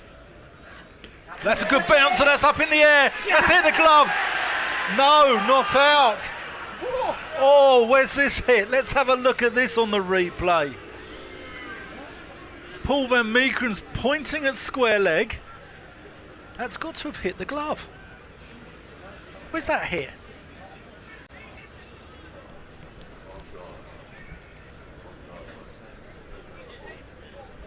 Let's have another look. We'll have a look in later in the over. Ajit is absolutely.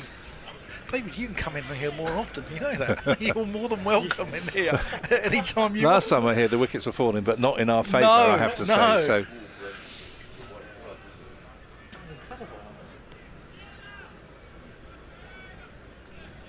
Wonder if it's off the forearm. Yeah. Whatever it was, McManus didn't play it very well. Here we go. Crowd getting behind Ajit here. Played that one much better. Look, Ajit's right up at him, having words. Good to see that. It's not a tea party out there, is it? It's professional cricket at its best. I think you want to see the passion, don't you? And it's, yeah, you do. It's what the members and supporters, they want to see the passion. And I think the other thing I often think, and even when we are not doing as well as perhaps we are today, these players really care. They absolutely care. They all want to win. Even after, when you look at a Worcestershire or Glamorgan and think, oh, goodness, did they really try? They are trying all the time, and they are massively competitive and, assertive with it, as we've just seen there in terms of... Yeah. I'll give them a few words at the end of my run-up. Yeah, no, it's good to see the passion. It's worked into the onside. Zafar defend. I'm going to keep you for one more over, David. Let's have another look at this. I think this is off the forearm, but we'll have one more look at this.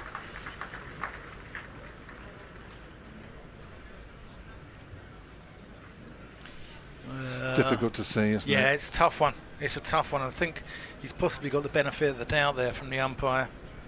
But look, Van Meekeren's pointing away at square leg. But hey, some you get, some you don't. Over 4,000 here today as well. Cheltenham public, Gloucestershire public responding to what's been a wonderful festival. I mean, the festival is always wonderful. I just wish the weather had been better, because and it's bizarre, isn't it? Because this time last year, if you remember, on the first day, we didn't play past 4 p.m. because it was too hot, and we had messages from the ECB that we shouldn't put players or spectators at risk, and then we come and it's just a deluge. And I was saying earlier, it's such a shame for Wiltshire, because those matches are really big for that sort of community, and I heard them in the hub. Tom Price in Shaw plays them into the offside. You were interviewing, I think, their CEO about where do they play in Wiltshire and all that sort of stuff. And it's a big day out, isn't it? If you're one of the national counties coming to a place like this, and then of course you just get dogged by the rain. So it's lovely to be. It's a really important thing for us, Cheltenham. If anybody's listening and thinks we're not committed to it, we are absolutely committed to it.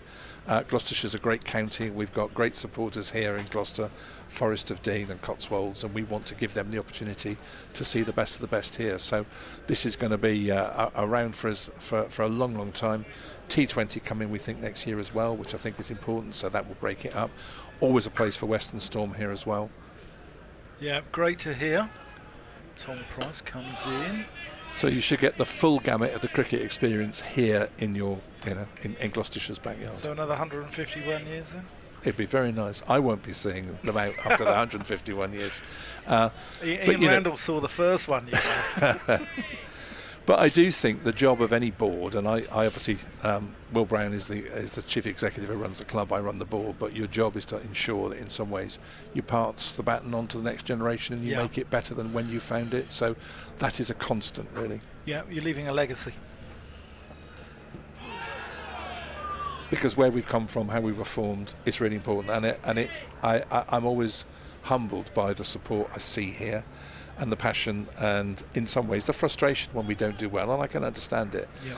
But I can also see the sort of the great social enterprise it is as well. I went to a lovely service in the chapel organised by John and Penny Light on Sunday, and somebody there said, we miss the people that we used to sit next to, which is a lovely thing, and you realise cricket is a constant. Looking for a quick single into the offside. Zaffer's too quick in there. I think what you've got here, Gloucestershire, I mean, having worked for the club for 2 years, everyone's been wonderful to me, and everyone's the same, whether it's players, staff, fans. All three are, there's no prima donnas here. No. Everyone chips in, don't they? And for the players, you want to create an environment where they love coming and playing their game here. You can play money the riches of the world if you want, but actually if they're not in a good group of people and they don't enjoy coming to work, what is the point? So I think that's a really, really important thing. Well, I think so Mr. T. Price bowling here, he loves playing for Gloucestershire, doesn't he, as does his brother. And what a wonderful Cheltenham Ollie Price has had as well.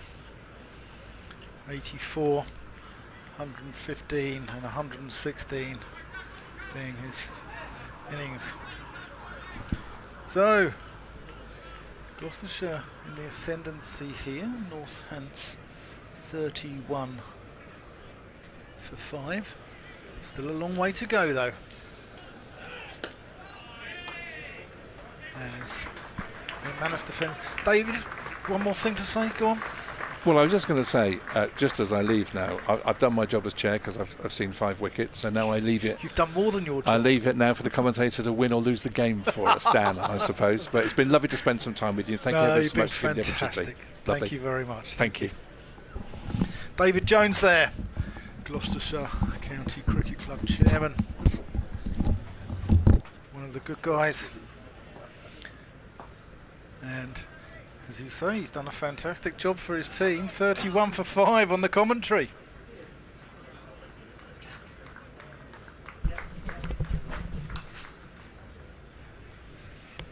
Best spell of the festival.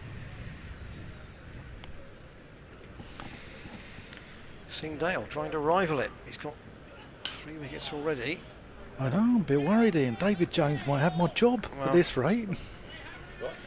Might have my job at this rate. 6th over for Ajit. Tom Price already bowled 6, 2 for 14. Anwar Ali shortly, you would think.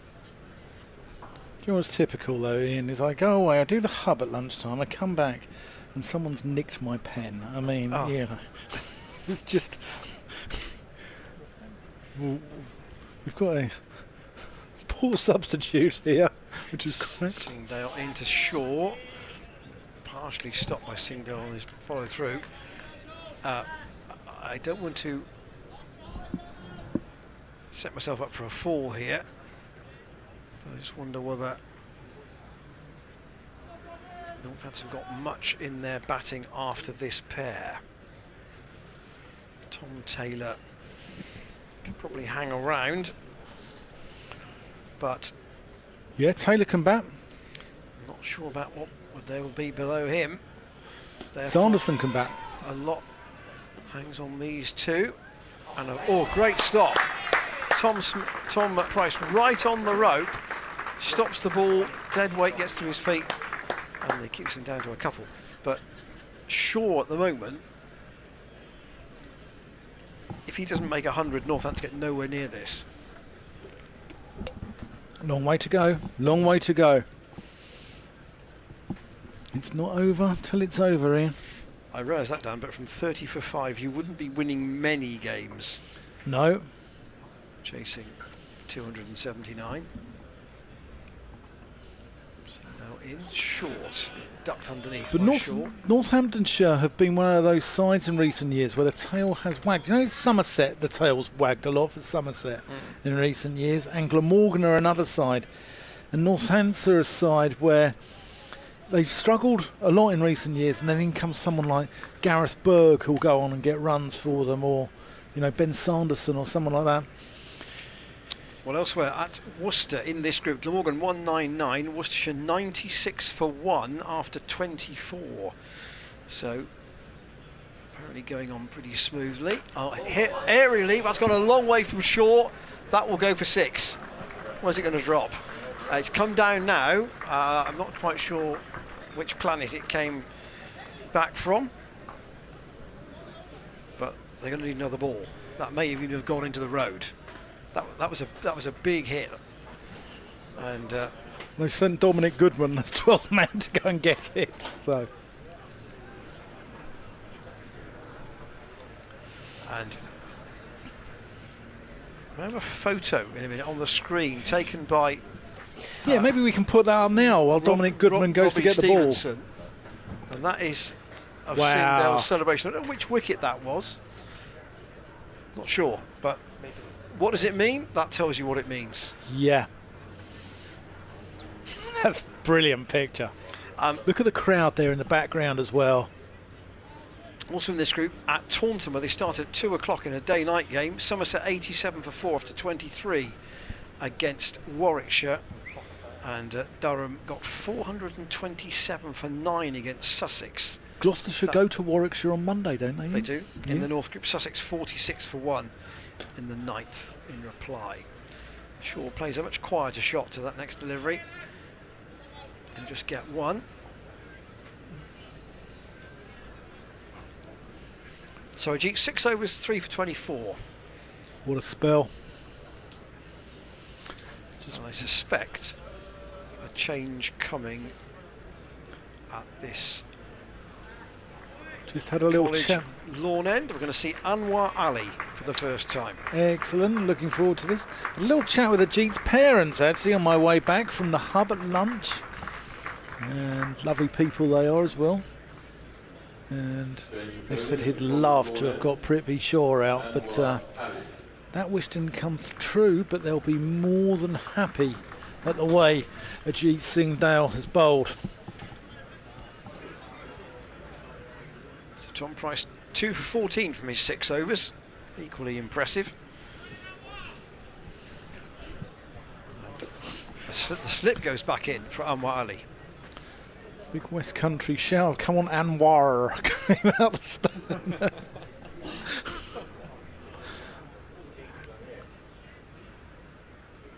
Oh, that's a good start. Shaw's perplexed. Look at this. What does this do?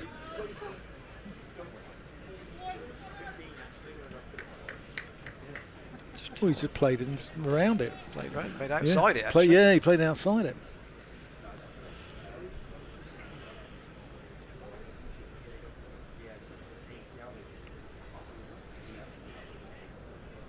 Shaw's got 28 out of 40. That tells you everything, doesn't it? Yeah.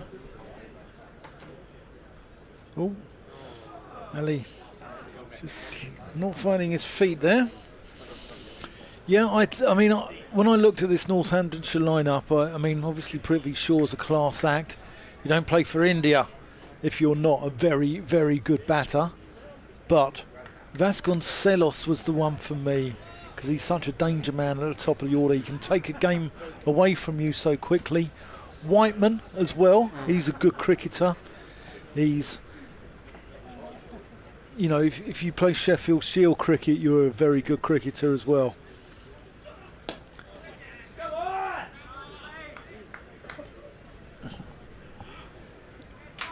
And he's got a very languid approach into the crease, hasn't he? And then it's all shoulder.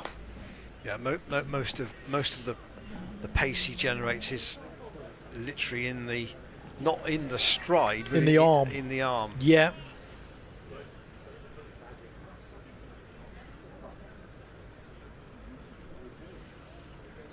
We said the crowd would get involved, didn't we? 278. sort of score where they needed Certainly did. That's a nice shot. Ali fields off his own bowling. So can Gloucestershire make it 2 out of 2 here at Cheltenham in the Metro Bank One Day Cup? Well, you would now say they will be hot favourites to do so. Yeah. I mean, they're really almost, you might almost say they're almost 1 wicket from being in a position where if they're not already there, it's theirs to lose. Yeah, I'm not sure. I think These two can obviously still bat, yeah. and Taylor is handy, but not beyond that, not for me.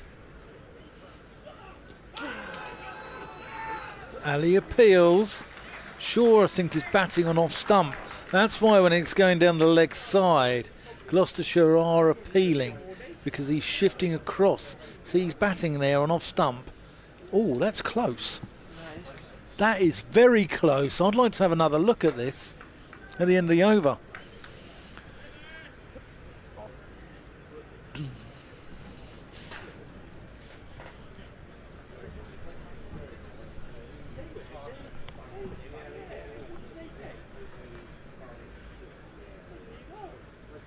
Ali into the crease. Shaw just defends.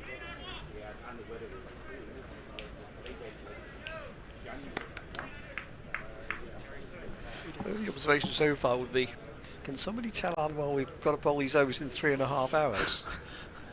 Yeah, he's Because he's not exactly hurrying No, back he's to his not. mark, is he? Chris Dent's had a beard trim. He's looking very long in the beard during this festival, but he's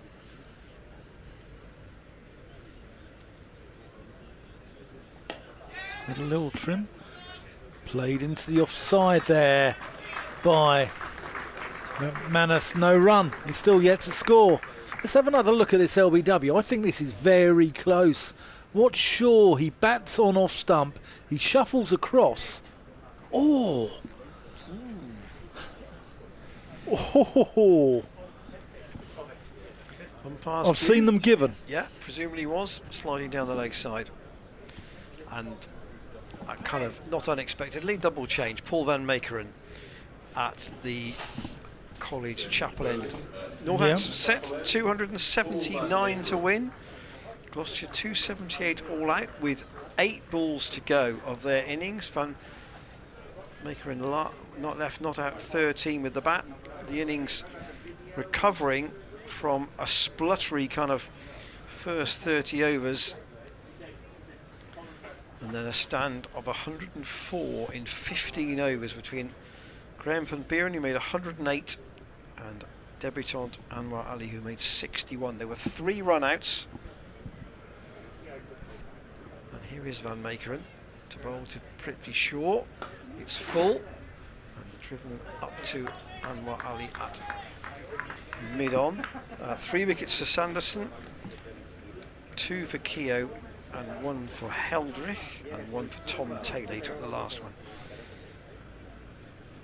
in that Gloucestershire innings. And then in reply,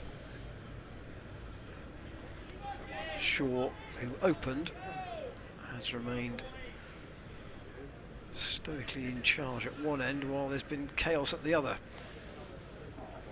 Here he again plays that into the offside. He'll pick up 1. So he's the only batsman in double figures so far, with 30 out of 42 should tell you. The others have contributed 10 between them. McGay out for 2, Vasconcelos for 5, Whiteman for 1, Proctor first ball, and Keogh again for 2. And the opening pair delivering 5 wickets in the power play. Now Van Meeken's going to back that up short and ducked underneath by McManus. Interesting bit of analysis, if we can share this, from Harry Clements, the Gloucestershire analyst, is that in the I love it when you say this, right? Because Harry just gives you that look, right? As if, I'm not really sure what are you going to come out with here, and what's confidential and what's not confidential. It's to do with the length of the bowling in the Northants innings, which was pretty full. Yeah. In, and the ball is worked to deep square by Zafar. That's an interesting point because therefore that was the message in the team meeting. Understandably, keep the ball pitched up. Yeah, and this is a red ball attack really from Northamptonshire, and what we're seeing is the two opening bowlers as well who've taken the wickets. Is a Gloucestershire's red ball attack. Correct. So you keep the ball further up probably in red ball cricket than you do in one-day cricket. Van Meekeren steered away by Prithvi Shaw for a single, and you'd have to say that Van Meekeren's length normally is back of a length. Yeah, it is, yeah. So he's a bit quicker. He's probably the quickest on display here today. So he's got to adapt a little bit if that is actually to be carried through. Well, he's had a fantastic Cheltenham. Really has done. So McManus, just the single to his name. But as the skipper, he's got to try and help Prithvi Shaw to give Northampton just some kind of a chance here. And he's played it into his pad there. And he's dribbled out onto the offside. So Van Meekeren's bowled on over. He cost 3 singles to start. And tidy. Anwar Ali making his way back to the college lawn end. Where else would you rather be at 20 to 4 on a Friday afternoon than here? Yeah, absolutely nowhere. Absolutely nowhere. Beach in Barbados? No, thank you. It may not be tremendously sunny. It may even not be tremendously warm. But there's a bit of tension about this game at the moment because the Gloucestershire supporters know. So on Tuesday, I think I used the line in the commentary that the crowd didn't seem concerned about chasing 299. They felt that Gloucestershire had that within them. Yeah. They were certainly tense at the start of this Northamptonshire reply, but in the first half an hour, that tension's dissipated completely because of the way they've started. Yeah, Ian. You don't often get 5 wickets in a power play. Question to you, and a cricketing question for once. I'll come on to it after this ball from Anwar Ali, which is just worked away there by Shaw. Only a single. Good fielding down there. Is that Van Meekeren? No, Van Meekeren's at fine leg. It's Zaman Akhtar on as 12th man. I suspect that Ajit is not on the field. Yeah, so Ian, do you think the overheads have, because we saw in the wicket when Gloucestershire batted, there was a lot of sort of going in the air when people tried to drive.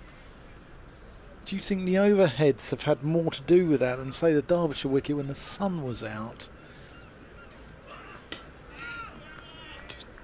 I find it hard to think that because the white ball doesn't swing as much as the red ball. No, it doesn't. It's Cheltenham a look up, not down ground.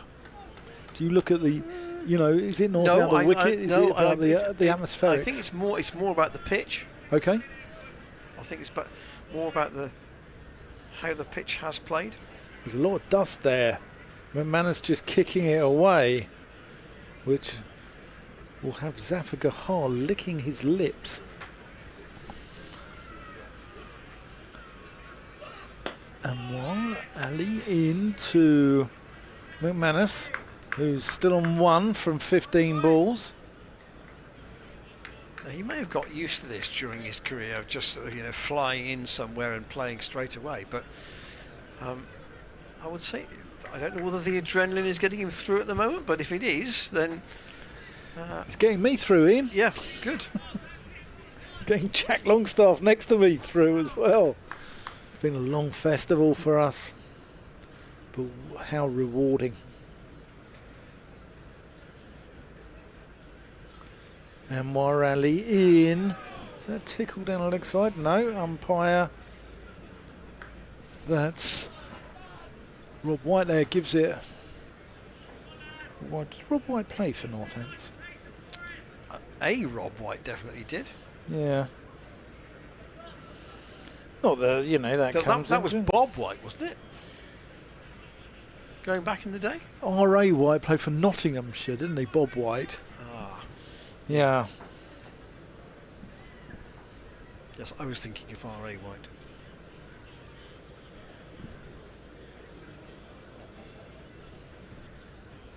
It's the 15th over. Northants crawling along at the moment.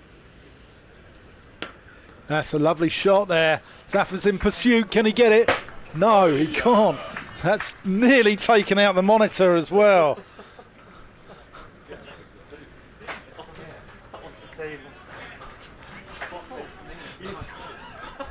We've nearly lost 3 laptops today.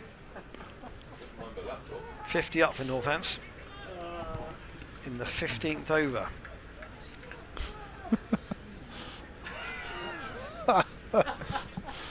We're in the firing line here. It's a nice shot though. Just to give you a steer on Lewis McManus, he does have a list A 100. It was last year against Derbyshire. Well, he finished top of their averages last season. McManus, he's a more than competent batter. Averaged 66 in this competition last year.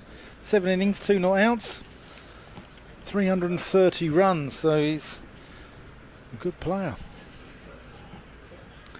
Here's Anwar Ali. Big appeal. Only really from the keeper, Yeah, Bracey. White not having anything to do with it. Ball tossed back to the umpire. They use the ball at each end in this competition now. The white ball loses its colour and it's harmless, doesn't it? More than the red ball. He said he wants a drink, so somebody will have to bring him one. He's head out towards the boundary at fine leg, and Van Meeken will continue. So it's all seam at the moment. Gloucestershire haven't introduced Safa yet.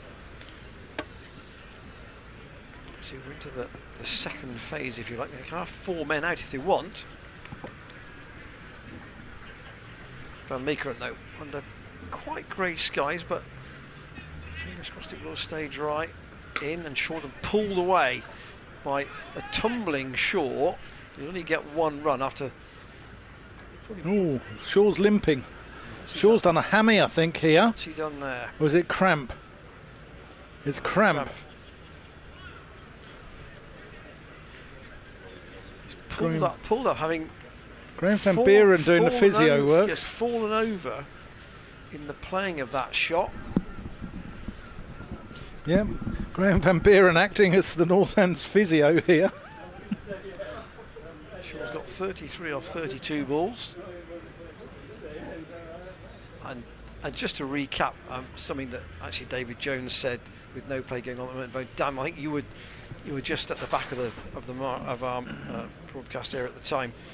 That the club are already talking to options in the fast bowler bracket for 2024. Oh, interesting. Okay, I missed that. But he agreed in the principle that to sign a player for the whole summer was going to be a challenge, and therefore it may be more of a jigsaw in terms of overseas players next year. Maybe you might sign somebody for the championship block at the start, and you might sign a different person for red ball cricket and indeed T20 cricket later on. So not missing anything though. Pretty sure just getting himself back together end. 31 he has. And Warani just getting the cramp treatment as well down at fine leg. I say, flying's no good for you for the. I thought he wouldn't necessarily have been too bad. I mean, having been out in the middle and made 61 with the bat, clearly it's just Just a bit of essential work from the physio.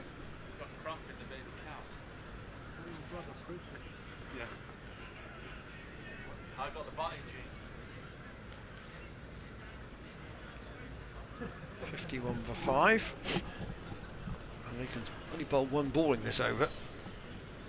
So Anwar Ali is okay, and Prithvi Shaw is okay. He's going to have to run a single here. Well, he'll trot a single. McManus picks it up. So what do you think? They're targeting Shaw's end here, making sure that he can't just trot through comfortably. So 15 overs gone. They're needing 6 and over.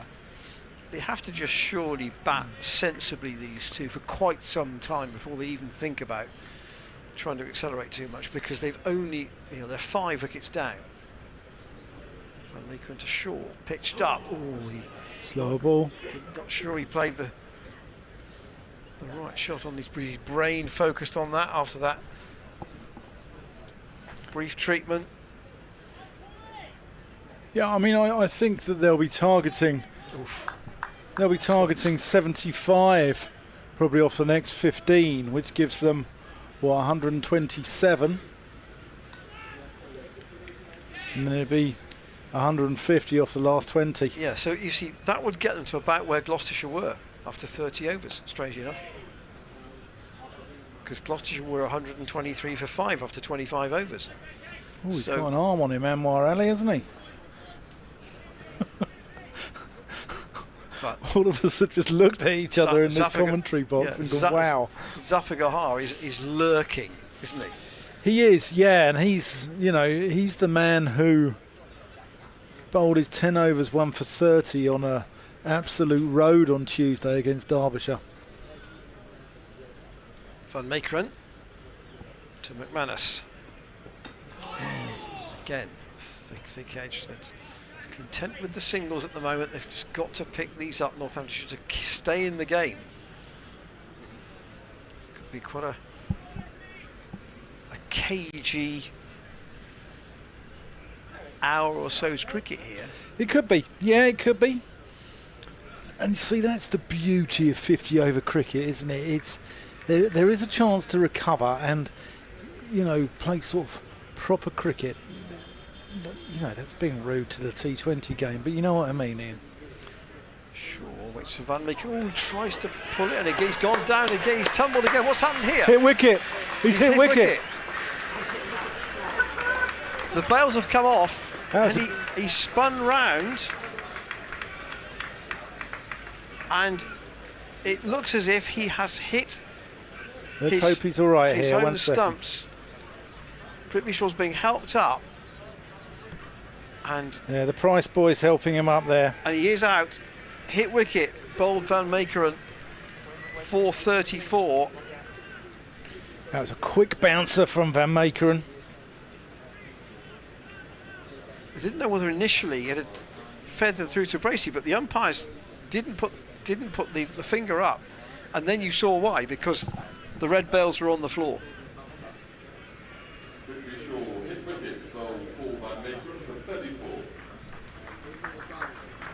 And with that, I think Northants' chances, well, they're technically alive, are almost gone.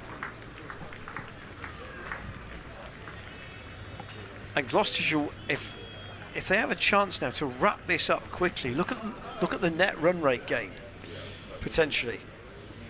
Yeah.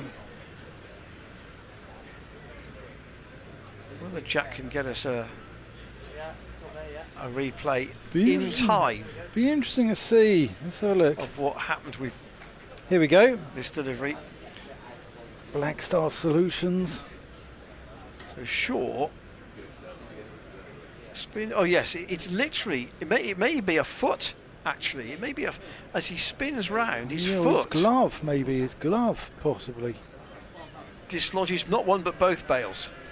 He just sat there. He sat there for ages. It's bizarre. In disbelief, probably. Yeah. But Van Meekeren, what a wonderful Cheltenham he's had.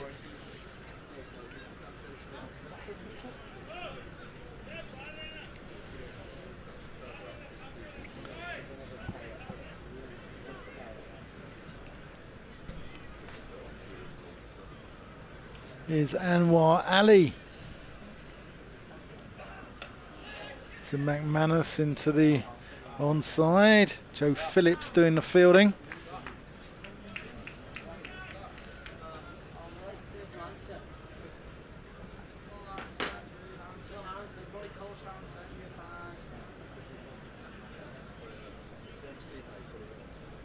Gloucestershire putting their stamp on this competition if they win this one today. I've just seen another slow motion replay of that. It definitely his foot. This is foot, is it? Yeah, as he spins round, his foot catches the stumps. Strange dismissal.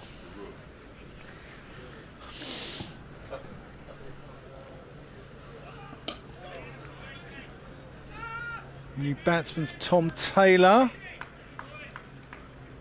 Ajit making a tumbling stop there at mid-off. I mean, where do Northants go from here? Well, I think they've just got to try and stick in the game here, try and accumulate runs and see where they are in 20 overs time, maybe at 36. They can get themselves. It might be damage limitation, might be more than anything else. Big appeal from Anwar, no, strangled it.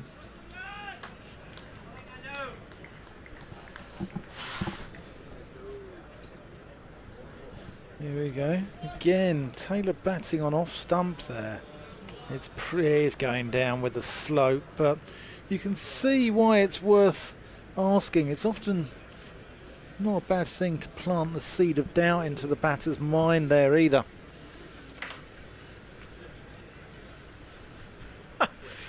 Has an email. Go on. Go on. After this ball from Anwar. If it's made you chuckle, Ian, it must be a good one.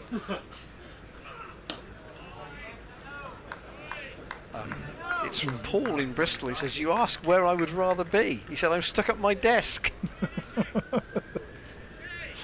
So, Paul, where would you rather be? I think he'd rather be here. I bet he would. Tell you what, there's already quite a few people who've had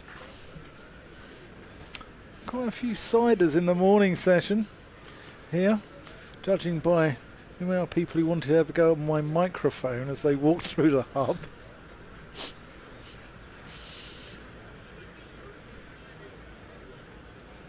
At this stage, 17th over, slip still in for Anwar Ali.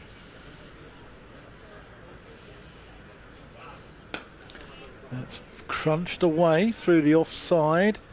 Zafar Gahar doing the fielding out in the deep.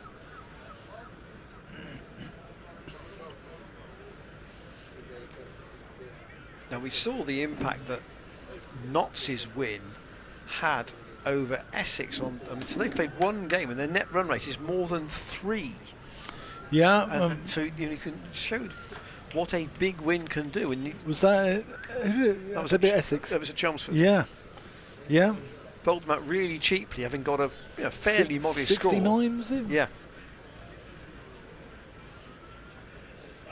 Anwar Ali, that's a nice shot there actually.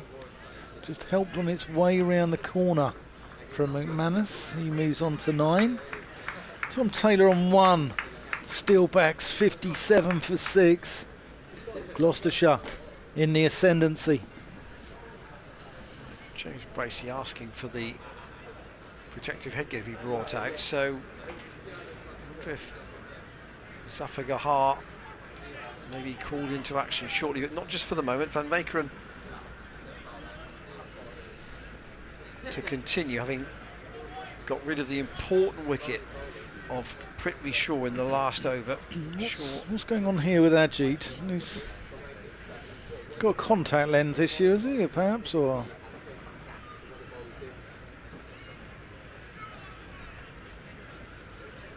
Shaw made 34. He's been 34 out of 56. No other batter yet in double figures.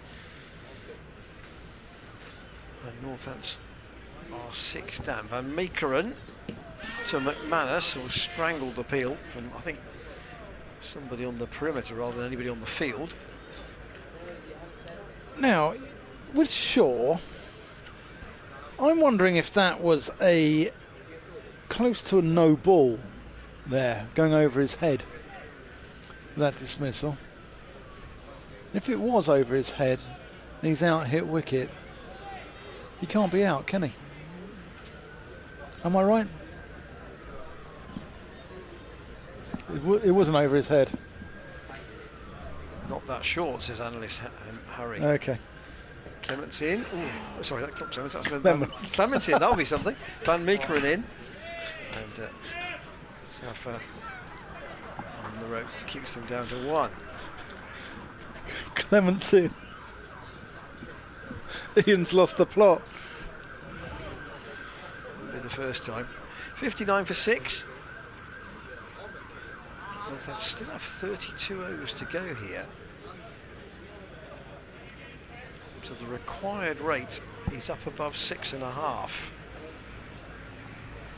And the big problem is the wickets column. Van Meekeren to McManus. Up to Ajit Singh Dell's back on the field.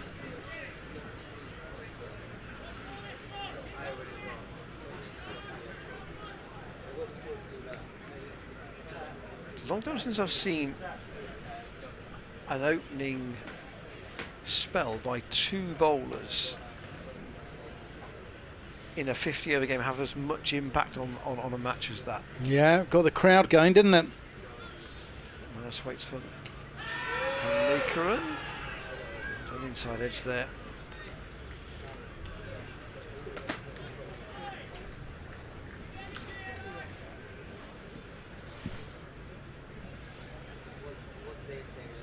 Meekeren's not hurrying back to his mark either. So Gloucestershire go to Warwickshire on Monday, and then Worcestershire on Thursday, yeah, and then Somerset at home back in Bristol on the 13th. well, Gloucestershire have a good week next week. You never know, that could be a big game against Somerset and Bristol.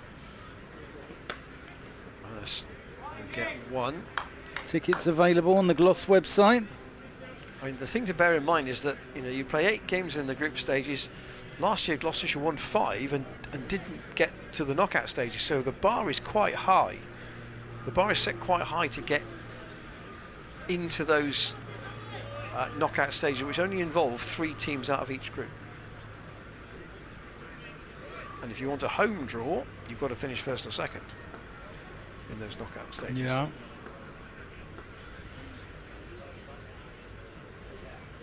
Meekeren to Taylor, who's plays that from the crease, stands tall. Just a leg bind, 2 singles. How good would off that Van Meekeren over? How good would that be though? Like, you know, Yorkshire in Bristol in a playoff or a semi-final, it would be just magic, wouldn't it? And those games are either side. Those knockout games are either side of the August bank holiday weekend. Yeah. So they are the Friday and the Tuesday. But you can't host a playoff and host a semi-final, can you? No. Yes. Can you? How? Yes, because if you finish second, Yeah. you will play at home to the 3rd place team. Sorry, rephrase that. Yes, that's true. You cannot. 2 third place sides. Yes. So yes. So if you finish 3rd, you will not get a home game at all. No. If you finish 2nd, you'll get 1. Yeah. If you finish top, you might get 2. No, because you go. You finish top, you might get 1. You might get 1. Yeah. So you go straight to the semi-final. Yeah. If you finish second, You'll you get the playoff, and then you get the away game. draw. Yes, correct. In the semi-final. So We're going to have Zafar. yeah, Zafar's going to come into the attack. Can he winkle out McManus? I think Anwar Ali may have gone off because Dom Goodman's on the field. Yeah, just signed a new deal. Dominic Goodman. Very popular lad here in Bristol, or here at Gloucestershire. Only 40 miles away, Ian. Sorry, I do apologise. But Dominic Goodman, popular lad.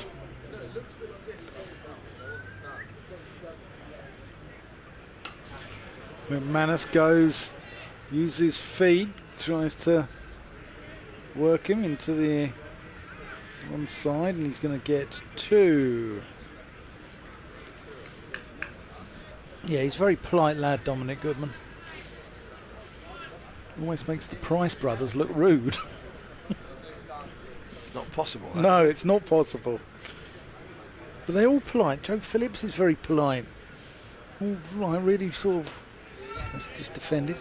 It's really sort of well-to-do, you know. No egos there.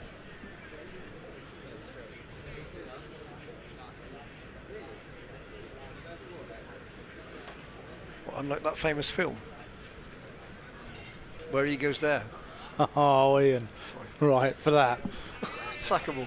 That's a double. I mean, get your coat. Off you go. Go on. Off you pop. Yellow card offence. Yeah, it's a yellow card. That's as bad as my joke the other day about Madeira cake in the ladies' pavilion at Worcester. That's a sweep attempted there from McManus. Zaffa's opening over goes for just 2. Northamptonshire Steelbacks are 62 for 6 off 19 overs. Gloucestershire at 20 were 105 for 3, so you can see how much of a difference there already is. Northamptonshire have got to try and claw back in some way, shape or form. There's one chocolate left in the box. I've had loads. Have you? Yeah.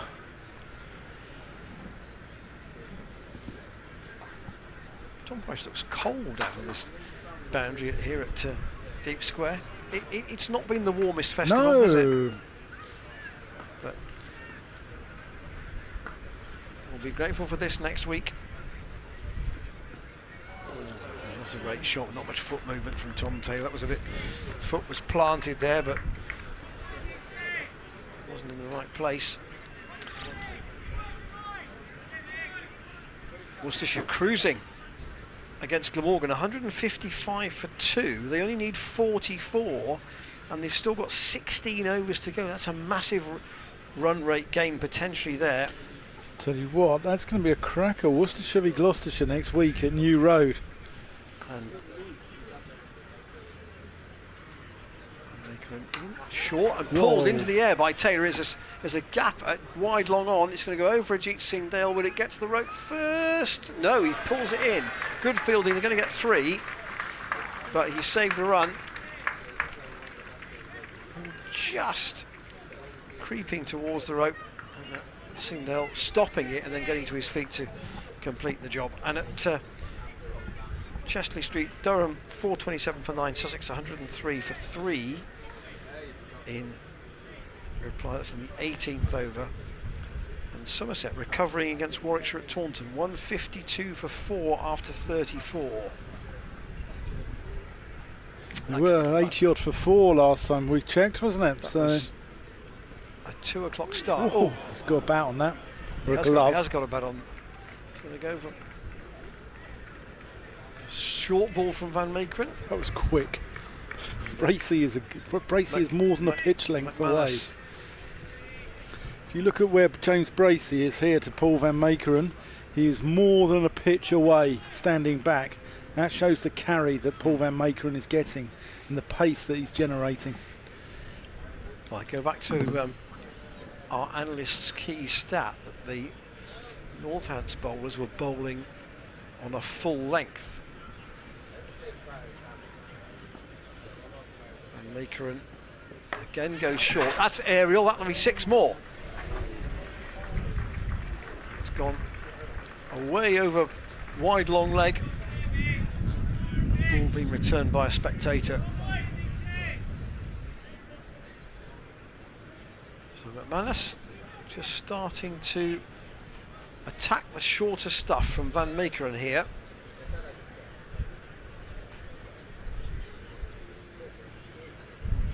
There might be worth testing him out if he's going to take him on. Got the man down there, you've got Graham Van Buren down there, you've got Tom Price here at Deep Square. This will be a no ball. Very, very short.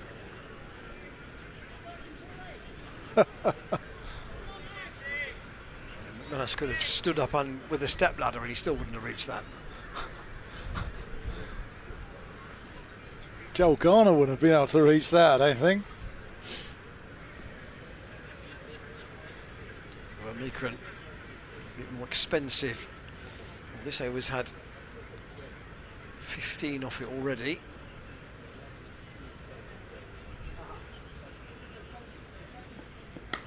And attacked again over the infield by McManus, and that will beat Chris Dent into the rope at long off. Well, someone's got to actually, have a dip for Northamptonshire, haven't they, here? Well, the question is at what stage?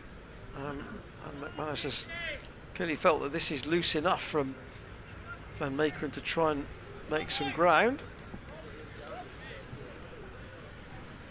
Going to pull this run rate round a little bit.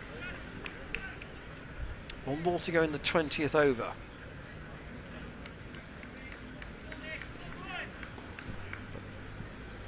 Needed a big over like this from somewhere to give them a bit of impetus. 19 off it. And Van Meekeren bowls a full ball and they'll get a leg by, just the one. I don't think there was a bat on that.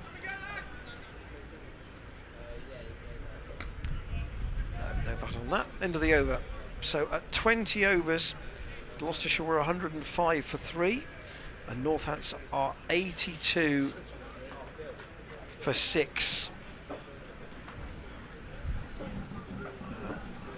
I think that might be the last we'll see for Van Meekeren for a little while. Yeah, possibly.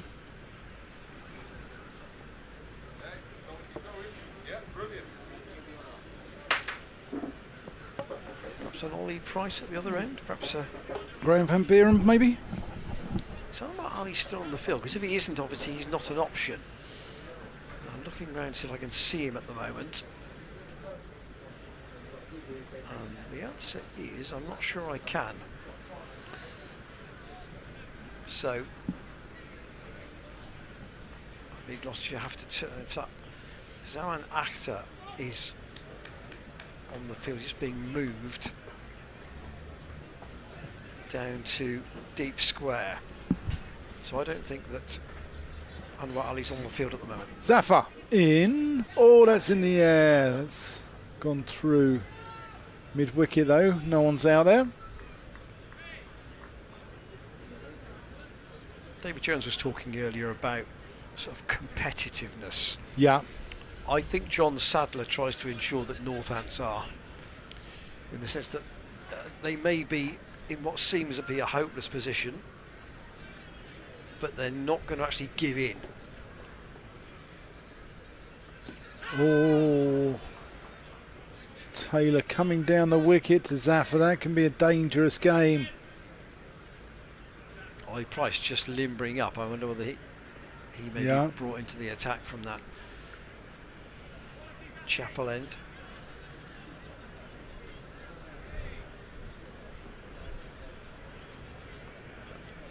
Looks likely. Oh, that's a big appeal. Not out. Not as big as some, Dan, to be fair. No, no, no. I get that. It was an appeal. It wasn't a plead. It was an appeal.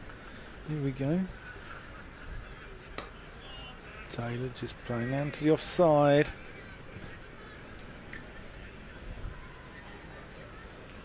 Chris Dent fancies a bowl? Well, he might, but he's not sure he'll get one.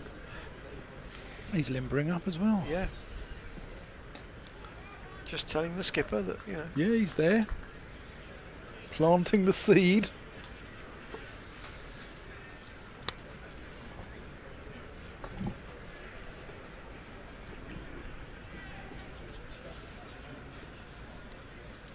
Oh, that's a reverse. That's gone through everyone, I think. Don't know what that's hit. Leg buys, perhaps? Just buys. I wonder if that hit Bracey, because it only dribbled away, so obviously the pace was taken off it. Anyway, that's good over there from Zafar. 4 off it.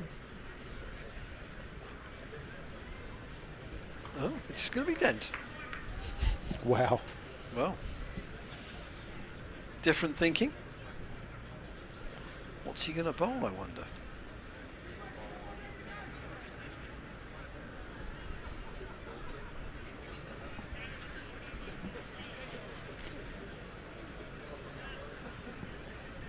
He has taken 12 wickets in this day cricket, but they were a long time ago. Now, is he going to bowl his? Is he going to bowl his seam ups or his little left arm tweakers?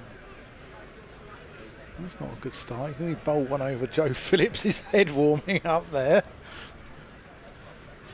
No, it looks like he's gentle. Can come around the wicket. His gentle seam was in the manner of Mike Buss at Sussex all those years ago.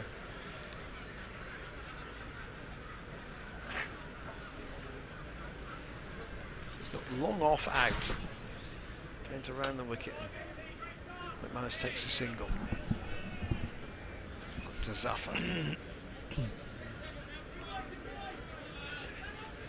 So the field, with 4 available to be out, you've got a out as in beyond the circle. Long on and long off, both back. Deep square, deep mid wicket.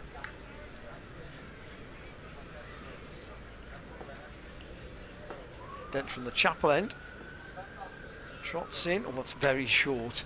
He's got away with that. Does well to field that off his own bowling. He probably knows he's got away with that one as well.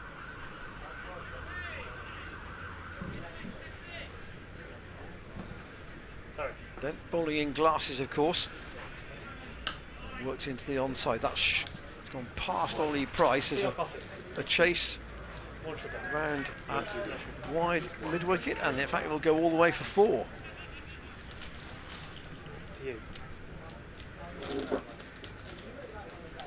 Dan just writing down the tea order. Strength, sugars, milk or no milk as appropriate. Go have some Acker Bilk in there, Ian. Go have some Acker.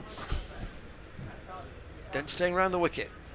So that was down the leg side, and it will be signalled as a wide by umpire Hollingshead. James Bracey just asking for a bit of energy in the field. Yeah, Gloucestershire need to be careful and go to sleep here. Worked away by Taylor for a single. The last wicket went down when Prithvi Shaw was out. That was 54.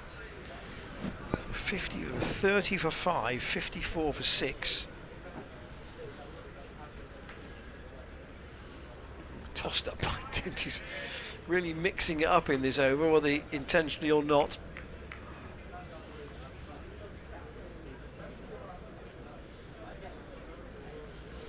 When was the last time you saw somebody bowling glasses in? Apart from Daniel Vittori. Dent again. And that's dragged down, forced all the way up to long on for 1. Zafar will field. I think that's actually right, Dan, because it almost feels as if the crowd think the game is done. Yeah, it's... Which, you know, by all logic, it ought to be. It's never done though, Ian. It's never done. Because cricket isn't a logical game. Until you're having your first sip of beer in the bar. Ollie Price then to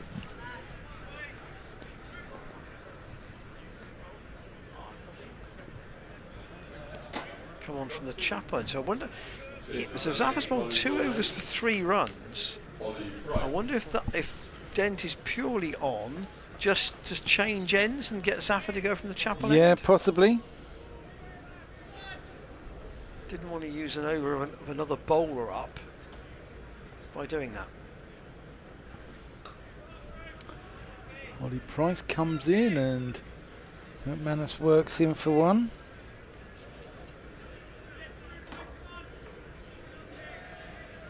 Joe Phillips in on the single, extra cover. 1 to Taylor. Someone is still out there on the field at the moment. I don't think Anwar Ali is out on the field at the moment. So Gloucestershire might almost, in effect, be a bowler down.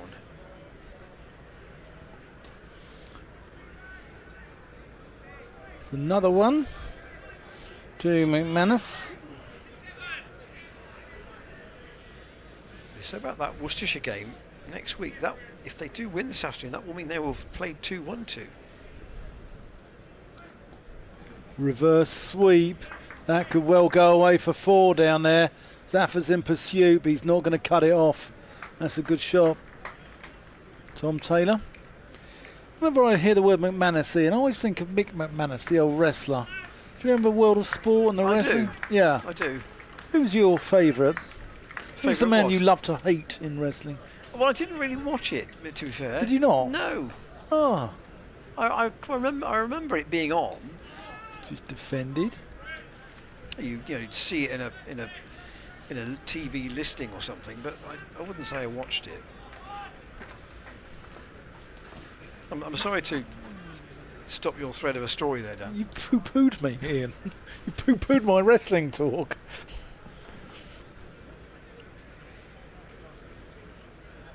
Giant Haystacks. No one liked him. Mark Rollerball Rocco. He had a bit of the Marchand de Langers about him, didn't he? Yeah, it's just defended back to Ollie Price. Jimmy Breaks. Do you remember him, Ian? Do you remember Jimmy Breaks? No, Dan, I must I don't. Big Daddy. You must remember Big Daddy. That name rings a bell. Yeah. That name rings a bell. Giant Haystacks. Yes. Yeah. Yes. Zaffa is changing ends. We suspected that might be what it was. Bowl at the chapel end. So 2 overs with no joy at the College Lawn end. And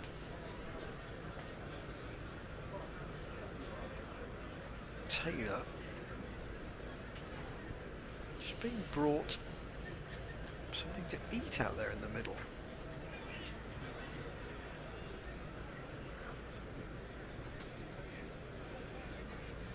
.23 overs gone, 27 in the theory to go for Northamptonshire. They need another 179.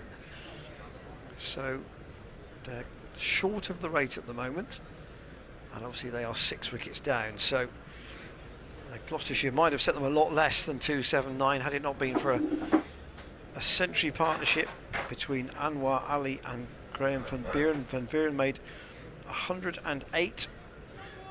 His first white ball 100 in England, and Anwar Ali 61 the day after touching down in the UK to play in this tournament. And Gloucestershire had Northants 30 for 5, 3 wickets to Ajit Singhdale and 2 to Tom Price inside the first 10 overs. Here is Zaffa having changed ends, and McManus working for a single into the leg side. He has 32. It's still a long way back from here for the visitors. Joe Phillips being brought in at mid-wicket to try and keep Tom Taylor down to a single. If he tries to work it in the leg side, he goes for the reverse sweep instead, and he'll pick up 4. That's a good shot. 2 reverse sweeps. Taylor's nailed now.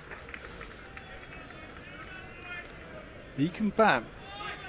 He's got This isn't over yet, Ian. 50 partnership between these two. Yeah, this is not over.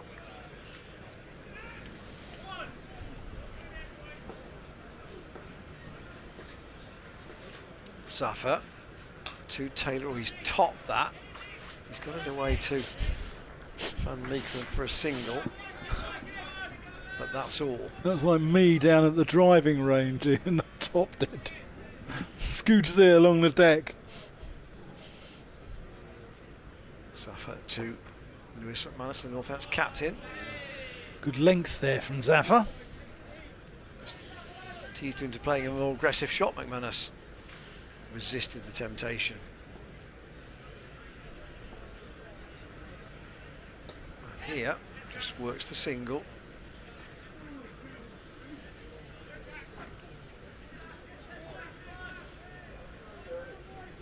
wonder what they'd want. What these two would want to leave themselves, say, at 40 overs to get. Zaffer in and Taylor out into the offside. I tend to think. I think they go for 100. 75 is kind of probably the tipping point. In Yeah. the last 10. So they've got to get to virtually 200 at 40 overs. That's achievable. So they've got to get The DLS. 16 overs at The DLS, 5. which is often a good indicator, is showing Yeah, 195. they're so far behind at the moment. But cricket's a funny old game. Ollie Price twirling away. Gloucestershire just need to keep it tight. Wait for Northamptonshire to make the mistake. There's one there. One's a fine. These overs just go for 4 and over. James Bracey will be very happy with that. Run rate's creeping up now. Nearly 7s. Just one tickled into the onside. Because if they were to get to, let's say, 180 with 10 to go and leave themselves needing 100, even if these two batsmen are well set, that still feels a lot. I've seen it happen though. I've seen it happen. That's going to be at least one. It's just going to be one. McManus just trotting through. I've seen it happen, and we've spoken about Cheltenham being a fast scoring ground. Small boundaries. That's played back to Ollie Price. Good stop on the bounce. Yeah.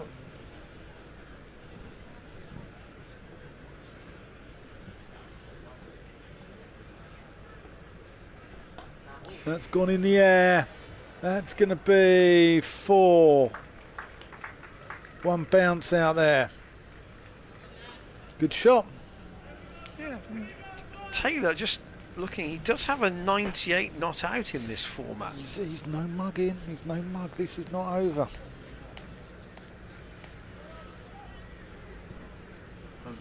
They're just trying to keep each other going, these two. But it's almost like a one shot at it, you feel, with this partnership, isn't it? Yeah, certainly is. Zafar Hart in, McManus goes back. No, I think that's unfair because Sanderson come back. I'm not sure about Jack White. I don't know really. Hasn't made many runs in this format, certainly. Aerial over the top. Got away with and it. it's dropped safe. Samanakta's coming onto it, but neither he nor Dent could get under that from McManus, and that's the problem. If they've got to start forcing it, then it only takes one stray shot and you feel that's almost it. Now the long on and deep square both going back onto the rope. What will Tom Taylor's strategy be here? He plays it from the crease back out on the offside. Certainly not sweepable, that delivery.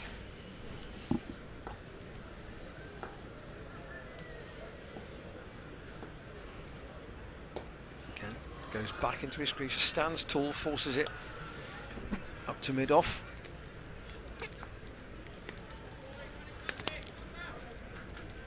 They're not running like they're sort of pushing it here, are they, these two? No. They're just No.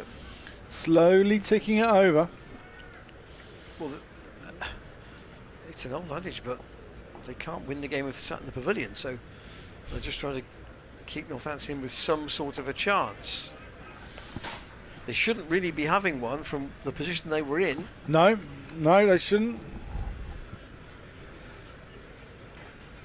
But at halfway, they're not far off where Gloucestershire were run-wise, and they're 1 wicket worse off. So the gap is tightening a little bit with these two. But they were 54 for 6 when Taylor walked out to the middle, and they're now 116 for 6. Yeah, Zaffa just holding that back.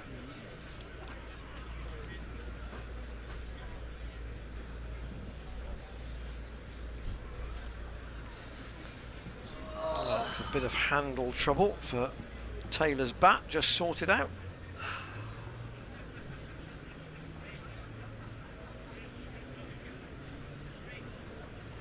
So it is spin from both ends still.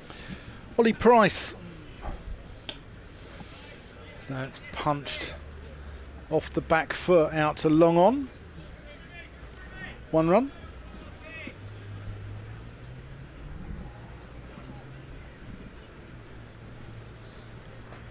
Dan's just looking at the cloud pattern. I think it's going to be okay. Yeah, it's going to be 4 runs down there. It's going to kick on and go away into the fence. Spun over the top of Jack Taylor, that. Yeah. He's there for that miscue. Looking brighter in the distance. It has got a little dark here, I think. Run rate's still just over 6.5. They're kind of keeping a lid on it, these two. That's all you'd say. It's not going up any further than it was. No. But they're not making inroads into it either. No. They're not taking it down. That's a nice shot. That's reverse swept. McManus this time unveils the reverse.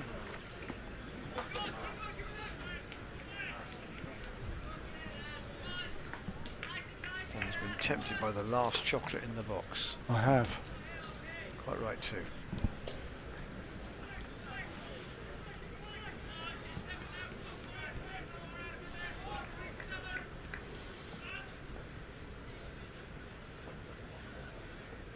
Oh, that's got to be close. Does that hit him outside the line? Let's have another look at this. It was a horrible shot from McManus. He's batting on off stump. Yeah, probably is outside the line.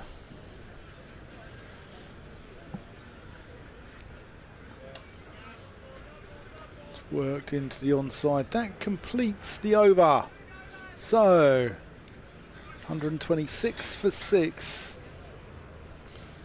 McManus on 45. Taylor on 27. McManus, remember, reprieved first ball with that one which Gloucestershire thought came off the glove.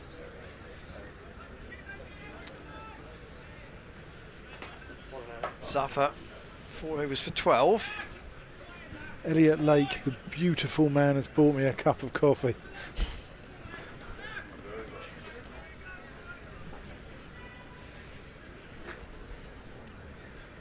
Five of the 6 wickets to Gloucestershire's 2 opening bowlers. Here is Zaffa trying to change that, and McManus will punch that away through the offside. Lots of singles in his innings, 5 fours and a 6, yes, but he's been working the ball, trying to find the gaps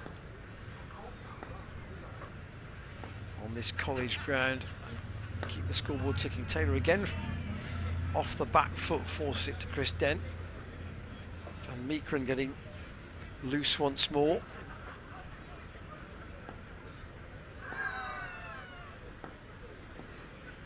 Zaffa and Taylor stretches forward, and Zaffa fields off his own bowling. Zaffa varying his pace beautifully, isn't he? Just subtle variations, they're not obvious. But from side on, you really get a good view of him. Let's push through a bit further, and they'll take one. Dent, ooh, with the throw, which Zaffa took on the full. I mean, let that go. It, a bit hypothetical now, but I wonder whether Taylor might have been home. So McManus, a boundary short of a half century here. He won't get He's in trouble now. More from Dent, who gets the throw in, and James Bracey can't break the stumps in time.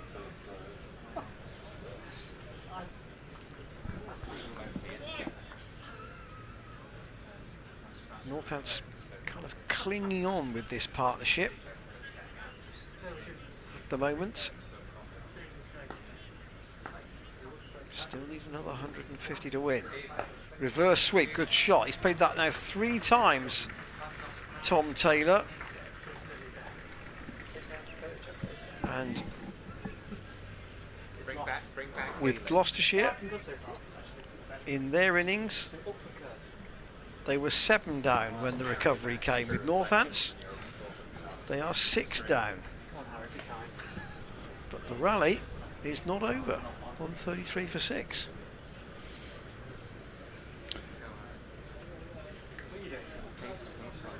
What do Northants need? 146 to win off 22. I tell you what, Ian, this is not out of the question here. If you look at that as in a T20 chase format, Yeah. the issue is it's down to these two in almost every sense. Yeah, it certainly is.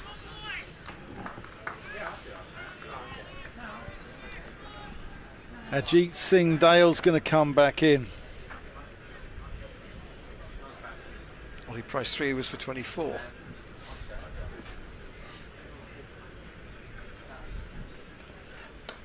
Oh, that's gone miles. Into the marquee, that goes. 6 runs. And a 60 and a 50 for McManus. Yeah, very good 50, battling 50. 60 balls, 5 fours, 2 sixes. Gets a warm round of applause. Not many have travelled from Northamptonshire, but the Gloucestershire faithful here, they recognise a good knock when they see it.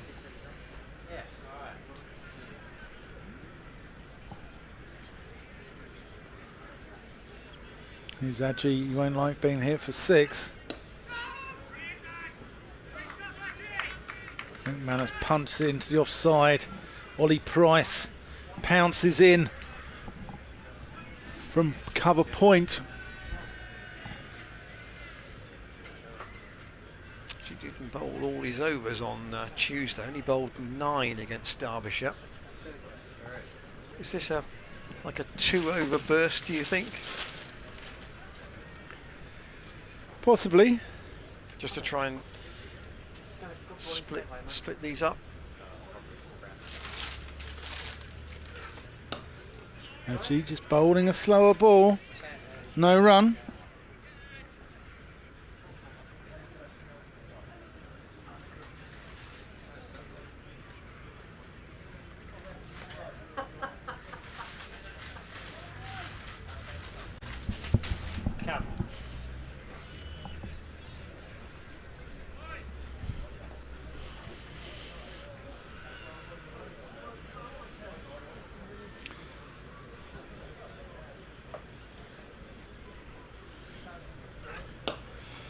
Punched. Is this a run out chance? Oh, he was gone there if he hit. Chris Dent's not the man to take on, just as Rob Keogh wasn't the man to take on in the Northamptonshire field. Chris Dent is definitely not the man to take on. And McManus was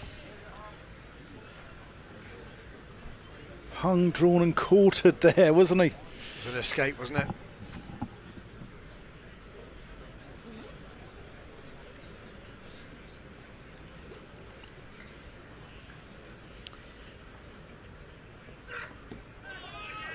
Well bowled by Aj. Throws the Yorker in. Doesn't give Tom Taylor room to swing his arms.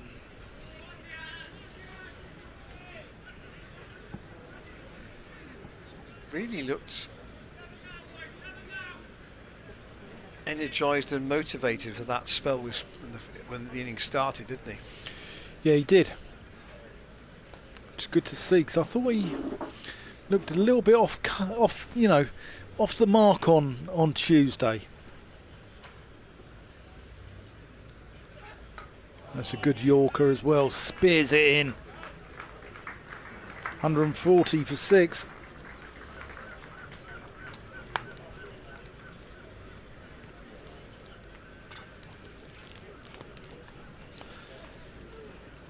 It takes time though when you come back after an injury, because he's been out.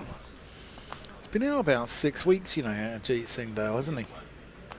David Jones was making the point about injuries earlier in the afternoon.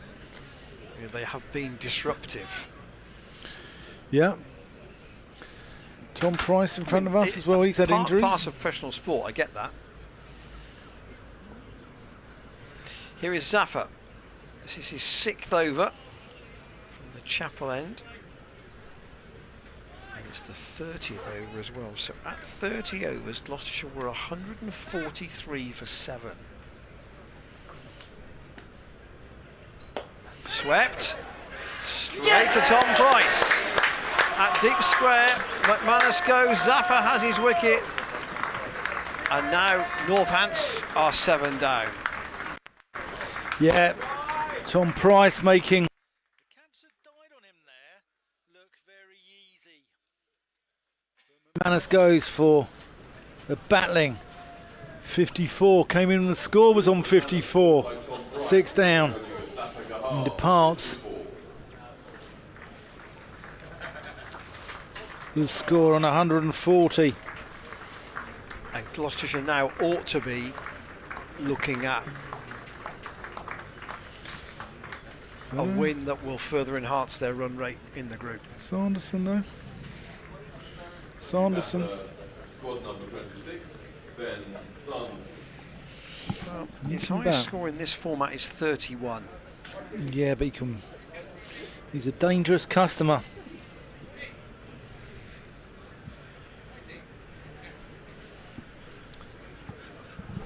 Jack Taylor just giving Tom Price the thumbs up for the catch.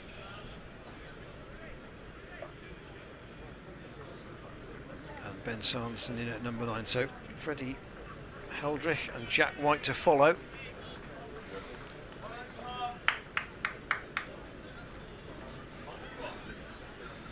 So Sanderson taking guard.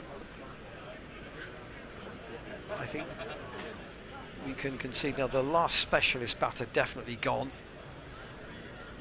Yeah, Sanderson can be quite agricultural. This could be mid-wicket long on, this. Will he attack Zafar Gahar here? Well, initially defending. So are you saying we're talking Anwar Ali here? So it might, yes, it might be a bit unpredictable if he's going to get any runs. Yes. No, I'm not saying that. I think they know where he goes. He tends to go down the ground. He's a big, strong Yorkshire lad who gives it a good clump, Ian. Zafar tossed right up. Ooh, like that. Sanderson was teased. Got it right off the toe of the bat. Through to Jack Taylor, who's just lurking at short, fine leg. He won't shy away. The Zafar gives it flight. What's Van just Meekeren? bringing him in a little bit, Yeah. tempting Sanderson. Not that he needs tempting. Is he going to go orthodox? Yeah, it's just about. I say he's Here changed you his go, mind. Ben. The devil's on your shoulder. Sanderson waits and lets that go through. So a wicket for Zafar, with wicket maiden actually in that over. So 140 for 7. Plays 143 for 7 at the same stage. 20 overs to go. Well, thought Tom Price made that catch look very easy. It died on him. He's had to take it quite low in the end, didn't he? Probably shin height. Yeah. I think he's...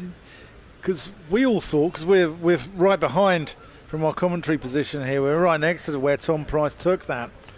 And we all thought that it was going to be a comfortable sort of catch, stomach high, you know, in the bread basket.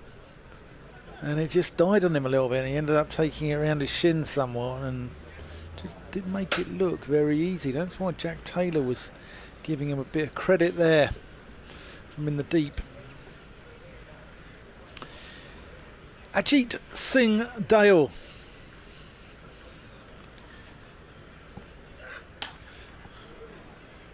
Taylor's smashed that out to mid-wicket, where That's Ben Wells. Is that It is Ben Wells, yeah, he's 72. So, again, another fielding sub.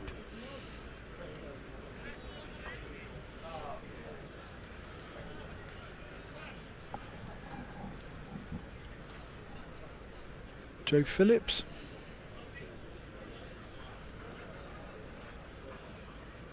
Who's that out deep square? That's MATCHDAY, isn't it? So I don't see Phillips at the moment. Another good Yorker there from Ajit. Sanderson digs it out. Yeah, I don't see Phillips and I don't see Anwar Ali on that pitch at the moment.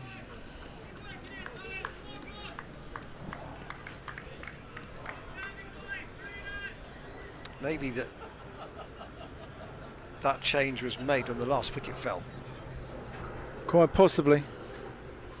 Phillips has had, you know, quite a lot of cricket for a young lad coming into the game in a short burst of time. Oh, that was quick. Actually just wondering, has Sanderson played a shot there? But he's going to get the leg by because he was taking evasive action. If he hadn't played a shot and it had hit his body and gone away, it would have been a dead ball. But because he's taking evasive action there, he gets the, will get a leg by.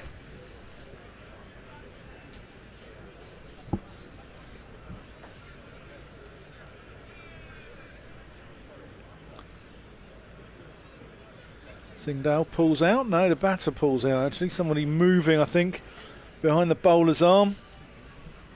Not had a lot of trouble with that at this festival, to be fair. No, gentlemen, they're completely oblivious to him holding the play up, but there you go.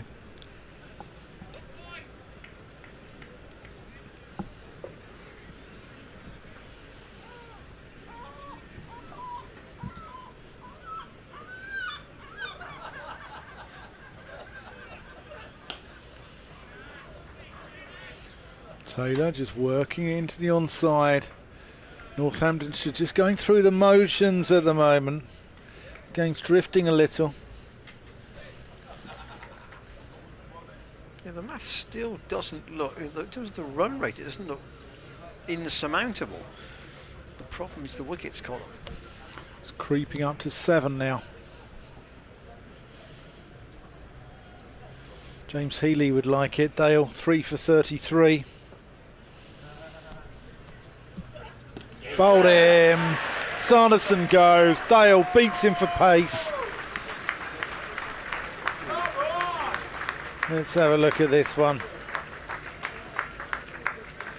Dale 4 for 33. Gentlemen there enjoyed that. I don't think we're far from the end, Dan.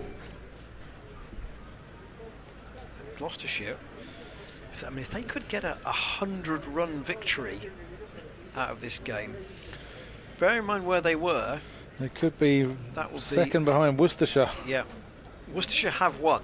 They have won by 4 wickets with 8.3 overs in hand. So again, that's quite a convincing win for them. And it looks I'd say 120 runs with 20 overs left is probably a more convincing victory, isn't it? But they have played 2-1-2. And the new man is Jack White. Well, The return of Van Meekeren, perhaps? do with his Seven Not Nation yet. Army here. Not yet. Well, maybe a discussion for one more delivery. He's just going to chat with James Bracey. The slip is back in. Where's Dent going? Go to short fine leg gully. That position where Van Meekeren was earlier in the innings for that catch he took off Tom Price.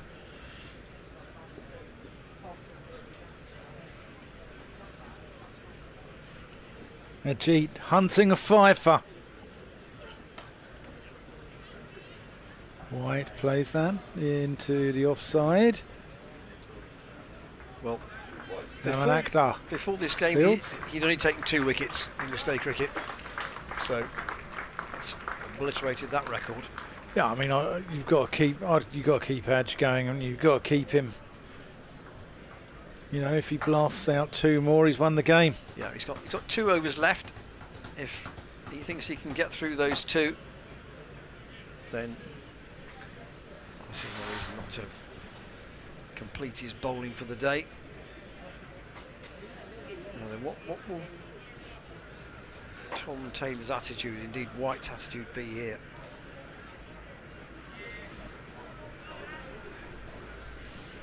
And in a way, there's no point in Northants just pushing for singles and ending up at 200 all out. They've got to try and give themselves a chance of winning if they can. Yeah. I think winning on the road, I think, might be quite tough in this group.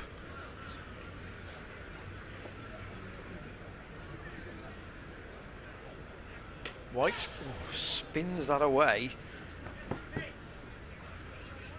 to deep backward point, and Tom Price goes the only. He'll get 1. That was not played with any great conviction. The field will now change, not only because it's the right-hander, but also because Taylor is far more competent. Van Buren dropping out, Tom Price dropping out on the leg side. Jack Taylor staying where he is at short of fine leg, and he will prevent Taylor getting a single. Can't afford to take too many liberties with Zafar though. Wheels in again from the chapel end. He will get 1 to the right of Van Buren. Tom just comes off the rope.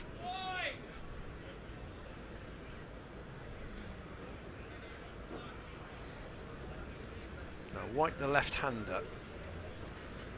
Just a bit of slight adjustment. Van Meekeren coming into the circle at mid-off, and White goes for the long handle away out towards the scoreboard, and a long chase for MATCHDAY, can't quite reach it, and it will go for 4. That was fairly agricultural, wasn't it? Wow. Hit that a long way. The 150 is up for Northamptonshire in the 32nd over.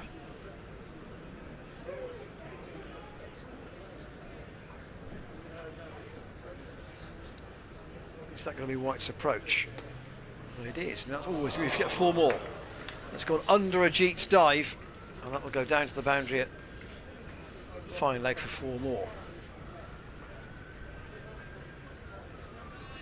Ajit's inside the circle there, but he still would have hoped to have stopped that. Yeah, he'll be disappointed with that. So, successive boundaries. Is White going to continue to flail the bat?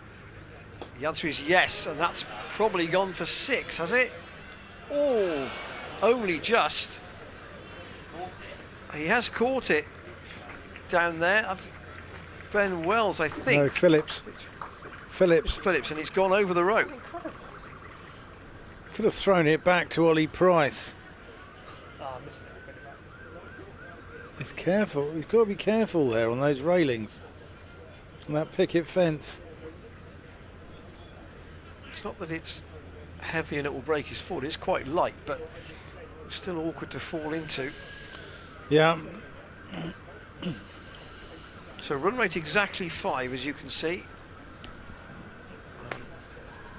White is going to try and keep Northants in contention in his own way, I think we can say. Taylor, rather more orthodox.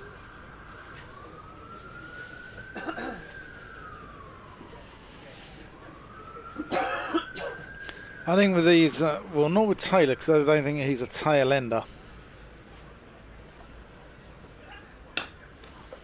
As he's gone to show by that shot there, which has gone for 4.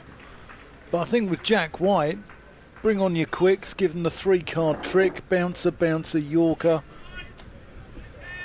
Adios, amigo.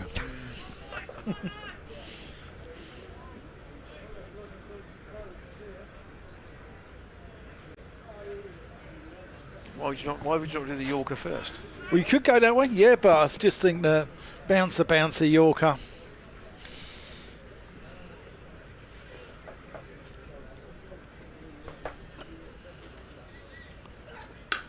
Oh, he's nailed that. That's 6 runs. That's off the back foot. Taylor, that's just pure brute strength. Look at this. This is off the back foot, as you said. And it's just brute strength. Through the line, get the front leg out of the way. It's quite a long hit, actually. It is a long hit. That boundary. It is a long hit. Fair play. Ruining Ajit's figures here.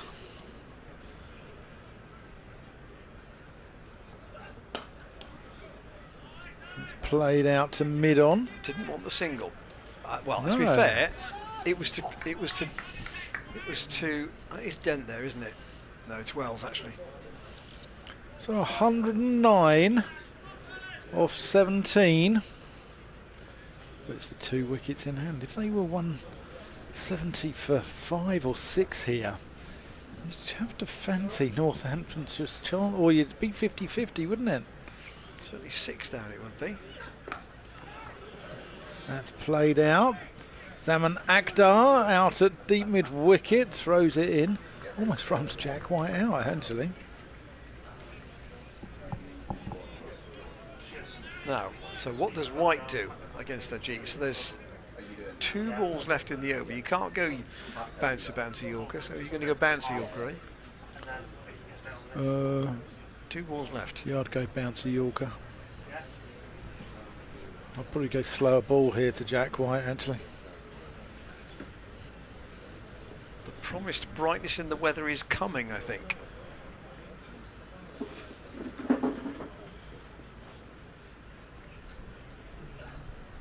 Oh, that goes through him. Not tomorrow, by Not tomorrow. It might be coming tonight, though. Just a little. well, the brightness. Yeah, just a little bit of brighter sky around us. Tomorrow is supposed to be miserable.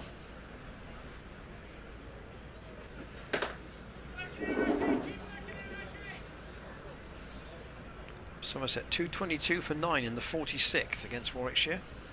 That's a day-night game at Taunton.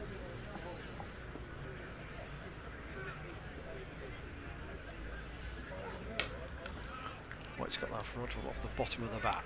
Yeah, that just dribbles down to the offside. So Ajit's bowled, he's got 4 for 45 from 9 overs. And Van Meekeren has given his hat to Zaman Akhtar because he is going to be brought back into the attack. So Zafar, therefore 7 overs, 1 for 35. The last one was expensive, so James Bracey's brought about the change. We've got plenty of flexibility with his bowlers. Return for Paul Van Meekeren.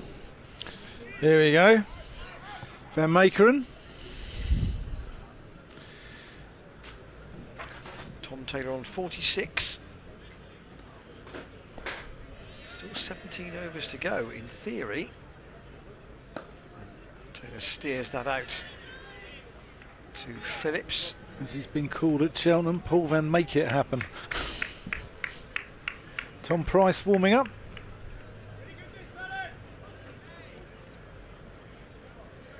Yes, maybe Price for Ajit Singh Dale. Quite possibly, yeah.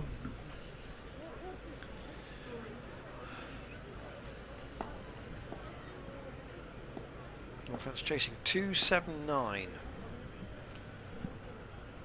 Van Meekeren into Taylor. He just plays that in orthodox fashion up to mid-off. Zaman Akhtar's on the field for Anwar Ali, who bowled 3 overs earlier, 3 overs for 10, but had cramp after the second one. Got through one more and hasn't been on the field since.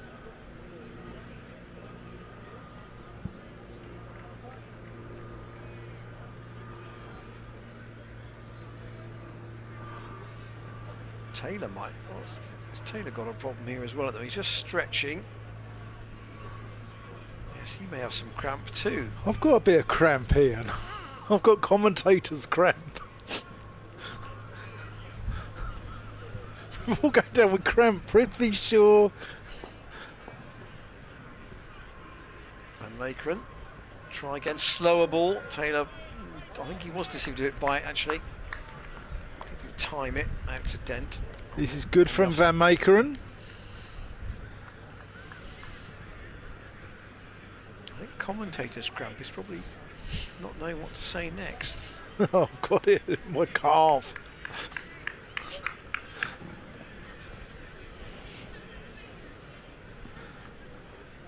Gloucestershire do go on to win this game. Basically, it will be 2 phases that will have decided it.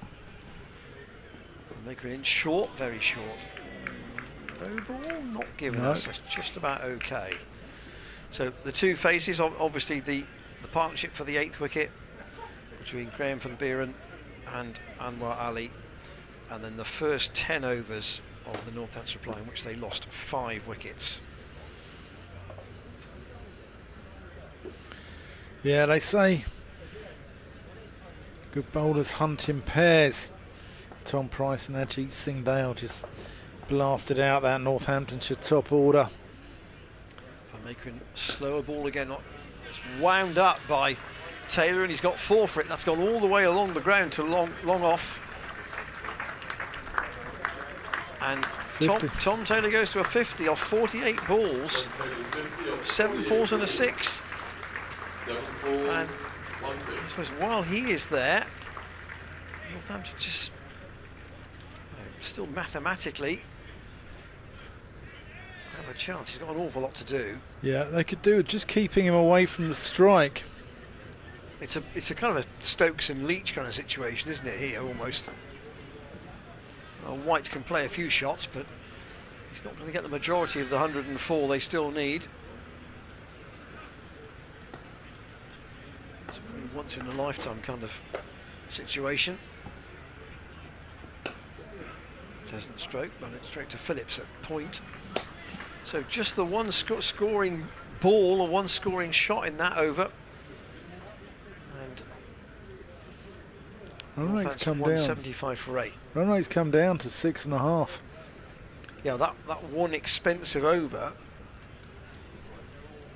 has made a little bit of a difference.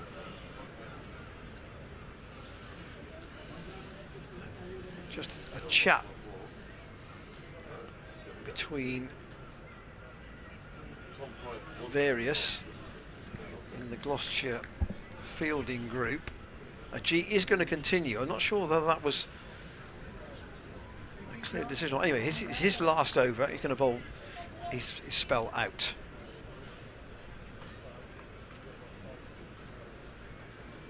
Big finish, perhaps.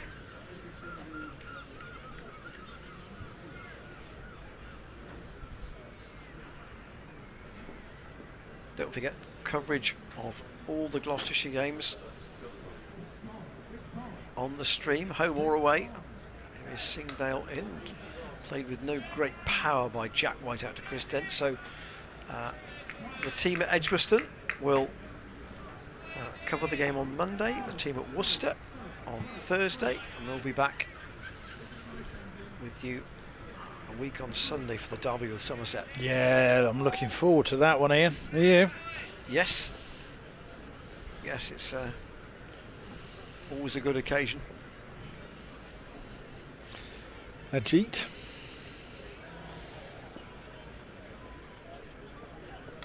Oh, thick outside edge there from Jack White. He's on to 16 from 8 balls.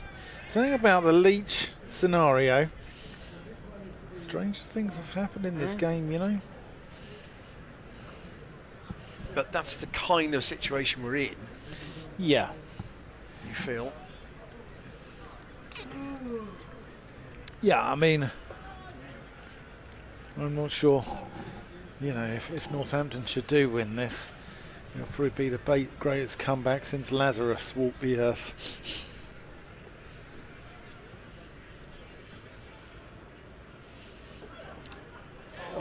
that's a thick inside edge, I think. Yeah, it's runs. Bracey can't get there. Let's have another look at this. Very thin. Yeah. Only the very best of us could get it down there, though, Ian. You know, scored a lot of runs in that area during my career. Bracey's a long way back there too, isn't he? He is a long way back. A long way back for Van Meekeren. Earlier on, that spell that he bowled was pure heat. Oh, that's gone in the air. He's going to get 4 for that. Look how far that's gone in front of square as well. Yeah, he's taking it early.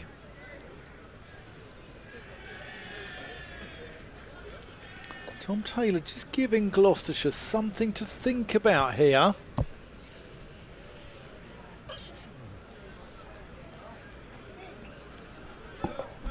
It isn't the run rate that's the problem. No.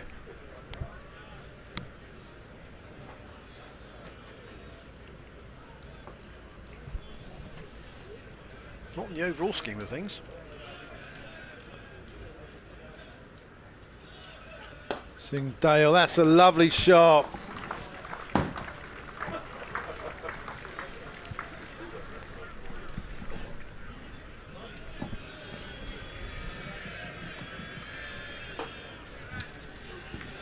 Yeah, Singdale's in both the games here, he has been quite expensive. I mean, he started with a really tidy spell, and the last 4 overs have been. That ball looked absolutely Much more wrecked. So I just threw back to Chris Dent. Ajit, where's that? Is that a hit, Taylor? It's a slower ball. Yeah. Completely misjudged it. So he's finished with 4 for 58. Doesn't quite tell you how well he bowled in the first part of the innings. No.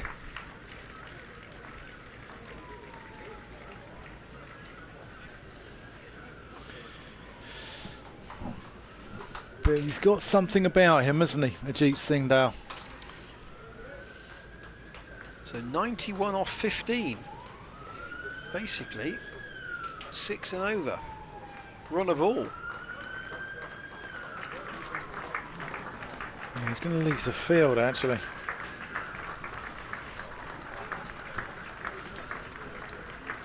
Dominic Goodman's on the field for him.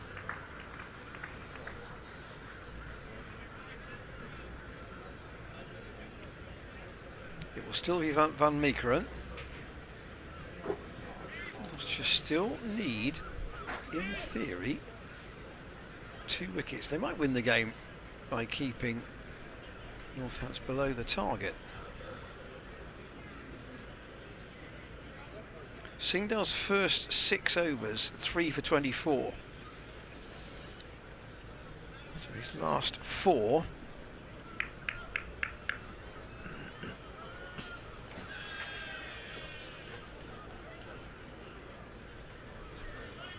Cost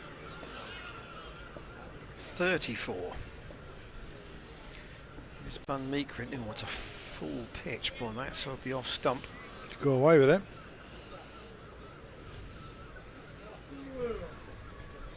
See, Northants are now ahead of where Gloucestershire were on runs at this stage.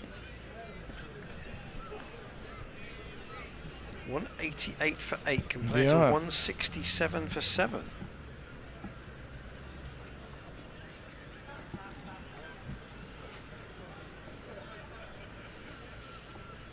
Van Meekeren to Jack White. Well bowled. I think The extra pace is just too much, isn't the it? impression I get is that it's a bit all or nothing with White. It'll be a big shot, or a swing and a miss, and a swing and a miss, and a swing and a miss, and then another big shot. That's the impression you get. Has he got enough big shots in his locker? He's got 17 at the moment. Van Meekeren from the chapel end. That's off the bottom of the bat, and Van Meekeren stops it but doesn't complete the fielding.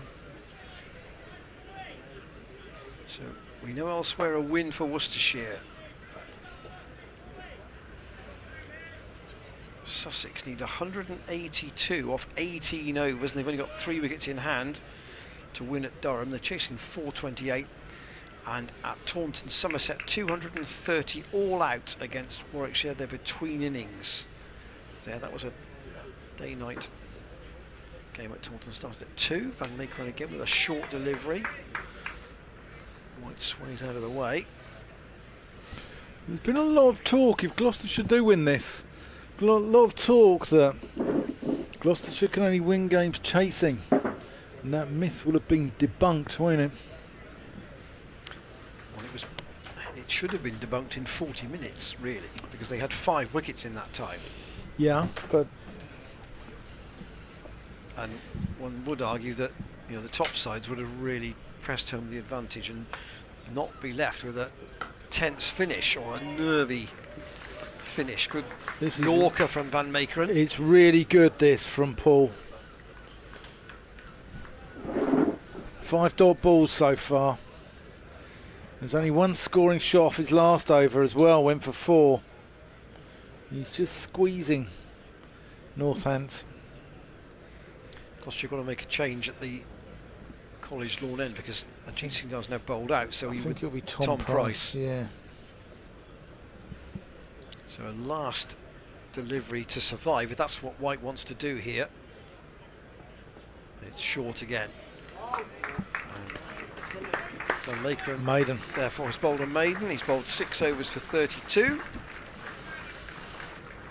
And another over goes by for Northants, but they're still in there fighting, which didn't look likely at 30 for 5. No, Tom Taylor's good solid county pro.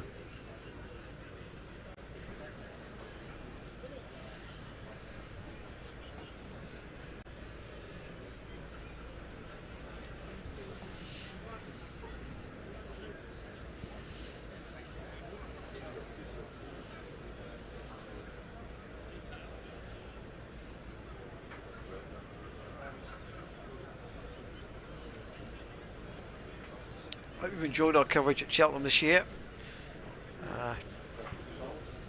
Obviously the team that bring it to you, James Healy and Jack Longstaff on the technical side, we couldn't do it without them. No. And that coverage of course will continue through next week, as we've said, from our colleagues at Warwickshire and at Worcestershire respectively. So Tom Price is going to take us away. I need my hat on, hold on.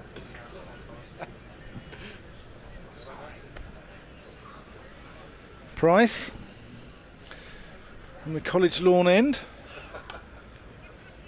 Taylor just works him out to Goodman, out at deep mid wicket for a single. The sun appearing for just about the first time today. Yeah, watery sunshine though, isn't it? Yeah. Watery. Been like your tea last week. If your tea was the weather, it would be this. It would be sort of a bit grey, but with a little bit of strength of sun shining through. Not a lot, but a little.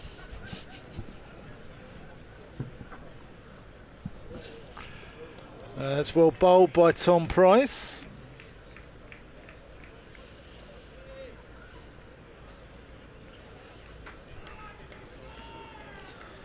Just starving Tom Taylor of the strike here.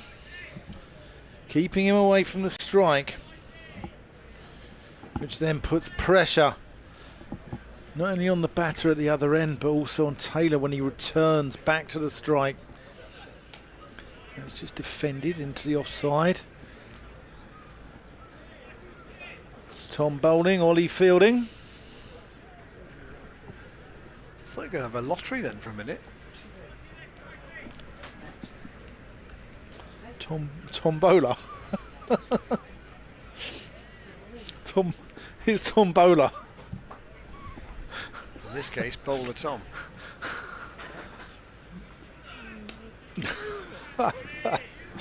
That's defended.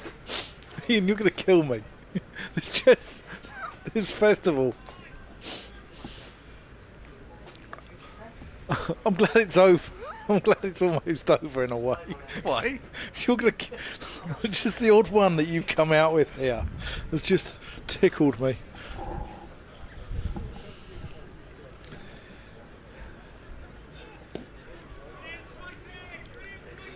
The thigh pad of, yeah, and this, I suppose, it can be what happens with the number 10. They don't have the range of shot No. to get Taylor back on strike. He can't lay bat on it at the moment. No. Jack White. No. Fine with the spinner because he can attack. Yeah. Just use the hand-eye coordination Yeah. and attack the spinner. But But Tom Price is the quicker too bowlers- cute a bowler to be whacked around by. I mean, look at these figures at this stage of the game. 7 overs, 2 for 15, or 6.5. Oh, it's nearly 3 for 15. Zaman Akhtar, diving effort. Great effort there. Just can't quite get to it.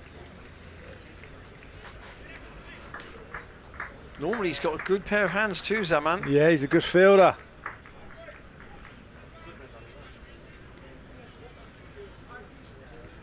So disappointing for Tom Price, but the equation now is 90 off 13. And the rate is pushed up again.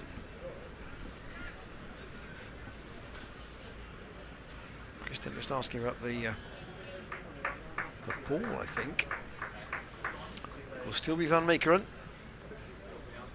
Can he get this crucial wicket? When Sanderson was out, 143 for 8, Northants were. So they've put 46 on these two.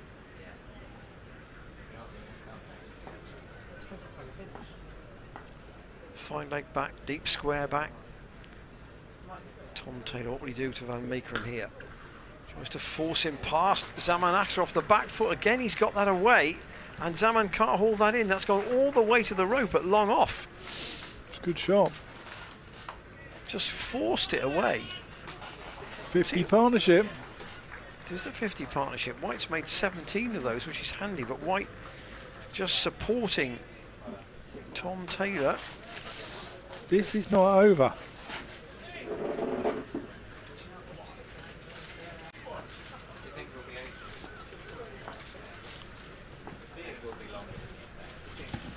Taylor's got 67. Can't wind that up any further. And it's gone to Zaman Akhtar at mid-off.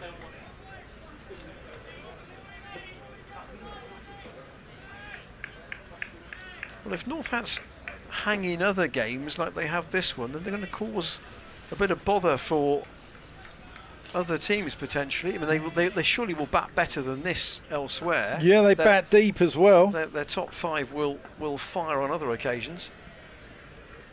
And Meekeren in, squeezed out by Taze. Doesn't want the single though. Interesting. Didn't want to expose White to Van Meekeren. That's proper sun now, Dan. And he's proper sun. There's shadow out there, you can see. Yeah. Just to mark the end of the festival. Yeah. Never want it finishing on a miserable note. Van Meekeren to Tom Taylor again, and he will take the one this time. It's the fourth ball of the over.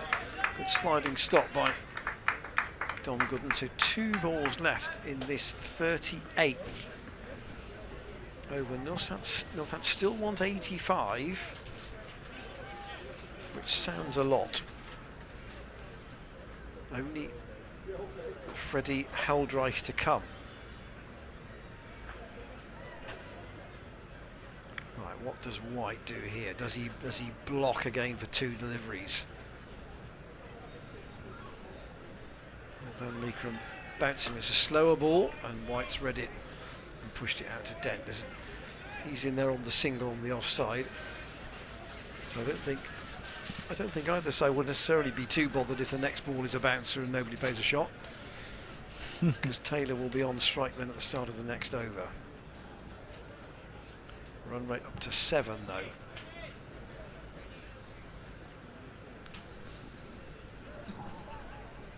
Talking about potential targets for the last 10 overs, I make run pitches it up, and Jack White survives. And Dan was talking about potential of 100 in the last 10. I was saying kind of 75 for me was a tipping point. Northants need 85 off 12. They've got one man well set and one who's just trying to hang around, really. Yeah, but he's doing a good job hanging around, Jack White.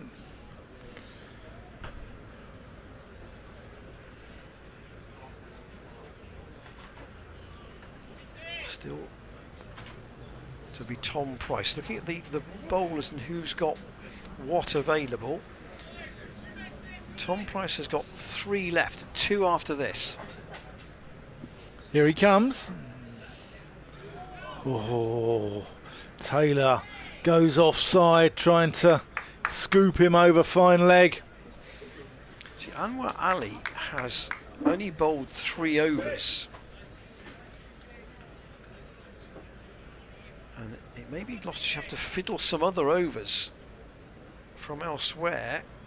You need to fiddle 3 if they're going to need to bowl them all here. Driven nicely, great stop by Zaman Akhtar. Sorry, it's Goodman there. It's Goodman.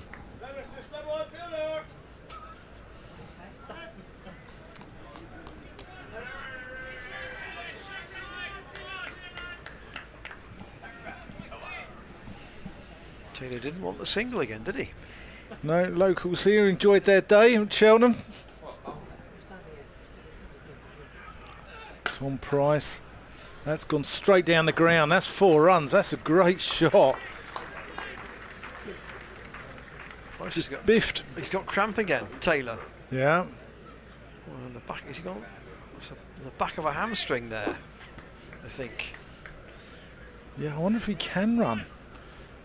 Do you reckon we're going to need a runner just to add to the confusion out here?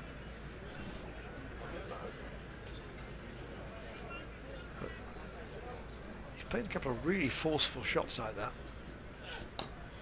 He's tried to have another smash, and he got out to mid-wicket.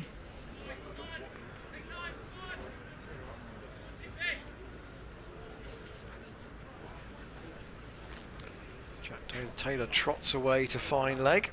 You often see him there. But for the left-hander, in case there's the swish that comes off the very, very fine inside edge. Mid on and mid off still up for White.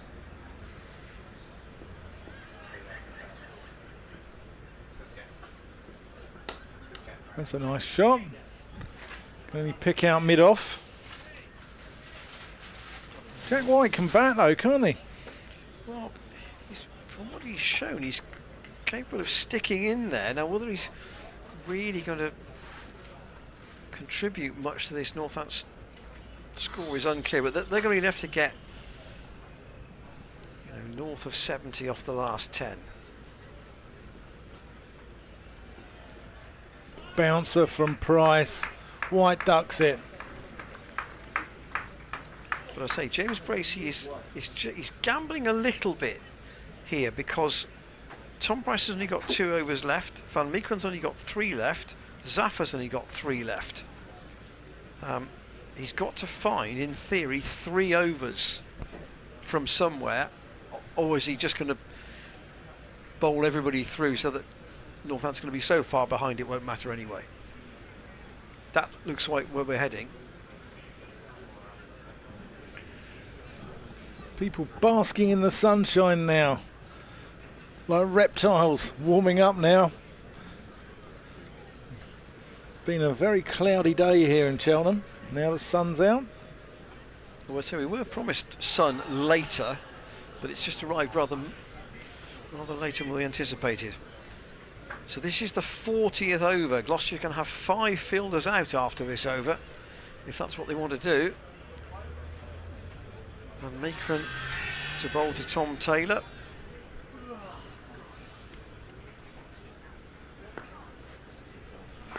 Will he target that straight boundary once more? Oh, squeezed away, and to Ben Wells. Well bowled. In the squad today, but not in the team.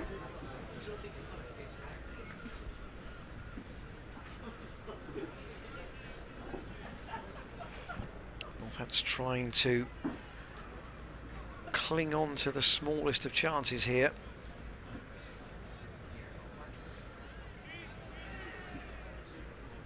I suppose if they were to lose by, let's say, 40 runs, that would be far less damaging than getting bowled out really cheaply. Taylor down the ground and again past Samanaksa, and that's going to go for 4. What are James Bracey's thinking about having a long on and a long off? Oh, I was thinking a long that. off in particular back. Yeah, I was thinking that. It seems to be his. There's a 200 up for Northamptonshire as well.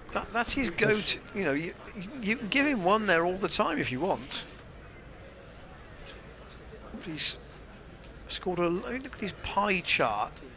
I suspect that there's a lot of runs in that long off area.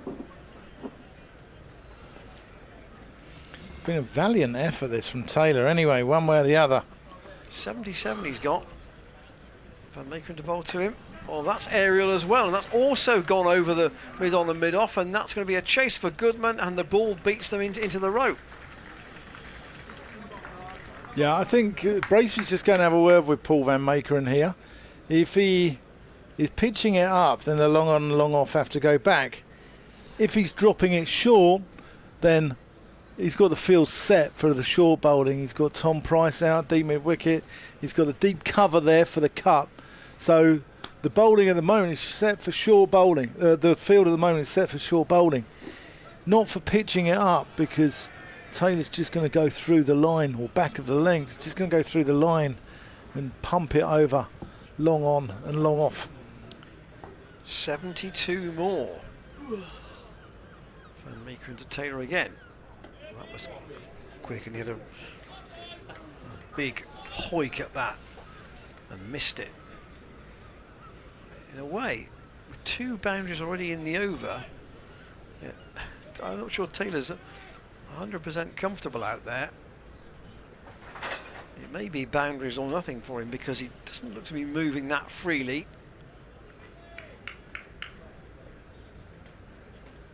Two balls left in this 40th over.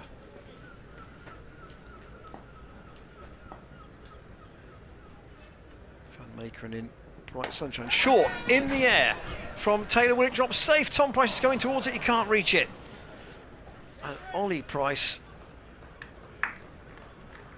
returns. They've got a single. Tom Price literally flung himself at that. Here we go. Let's have a look at that. Top half of the bat. He's coming in. He's anything and everything went at it. But I might argue he wasn't really in a position to try and catch it anyway, because it was a real scramble. Lucky he didn't get in the face, actually. 1 ball to go in the over. White, I'm sure, will try and just block it and take Northants into the last 10 with a chance still. Outside the off-stump, let it go. 71 off the last 10. At this stage, Gloucestershire 209 for 7, Northants 208 for 8. Wow. Well, There did not appear a way that any logic would say that after 10 overs Northants would get this close. no, certainly didn't. Safa to return.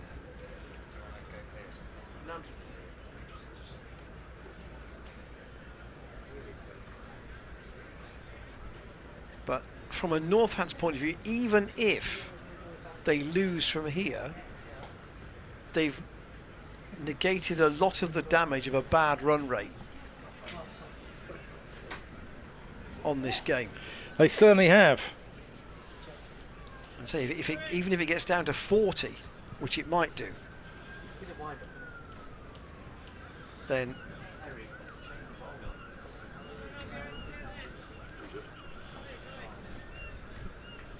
Zafagahar's going to join from the College Lawn end. Bowling to Taylor. Just fires that into the pads. Taylor's not interested in ones here at all. I'm not sure he can. I think his cramp is curtailing his singles here.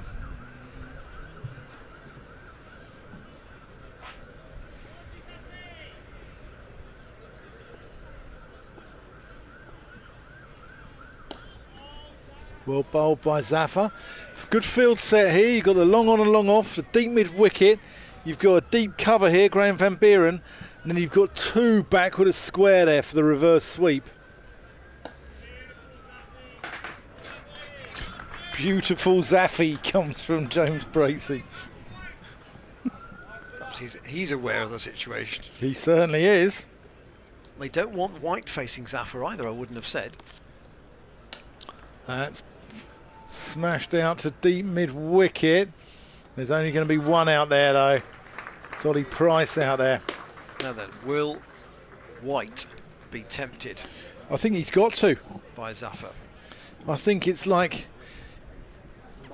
you know those furniture sales adverts you see after Christmas? I think everything must go. Yeah.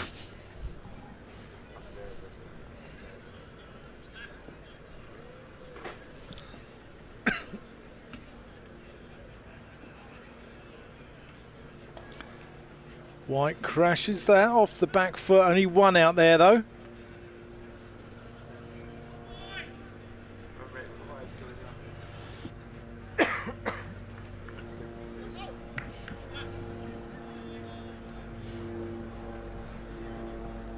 Taylor wants a single off this last ball. He's got more than that. He's got 6. That's gone out into the marquee, onto the roof. And rolls away down on the other side. It's a big finish to the over, and that's kept them in line with the rate. 69 runs, 63 runs off 9 overs. 7 and over. These two joined forces at 143 for 8 when Ben Sanderson was out. There's the worm. Northamptonshire just behind.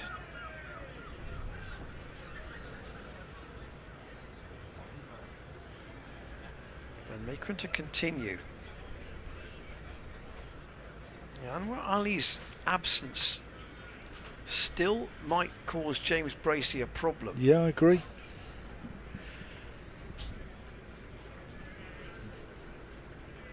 He's trying to push the rate up or take the 2 wickets so that the last 3 overs become academic. Van Meekeren though, with that 6 from Taylor off the last ball of the last over, has White to face at the beginning rather than the end of this one. From the Chapel end, White wants 1 but he won't get it. Up to Goodman. Yeah, Taylor's made 89 off 72 balls. It's been a really courageous innings. really resilient kind of effort. Yeah. Northants were 30 for 5. They were 54 for 6 when Shaw was out. And here they are. That was in the 16th over. And here they are 25 overs later, still in the game. Short, and Jack White sways out of the way. You know, if, as you say, Dan, if they can't get White out, at least if he stays on strike, Taylor can't do any damage at the non-striker's end. No, I think what you've got to try and do is keep him down that end, try and starve him with a strike.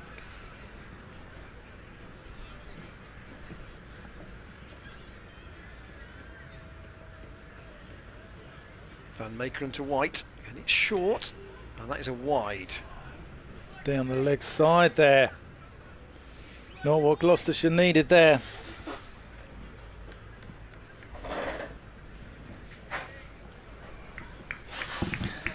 It's that sort of nervous silence around the ground again here now, isn't there? Yeah, I think people think Gloucestershire should win.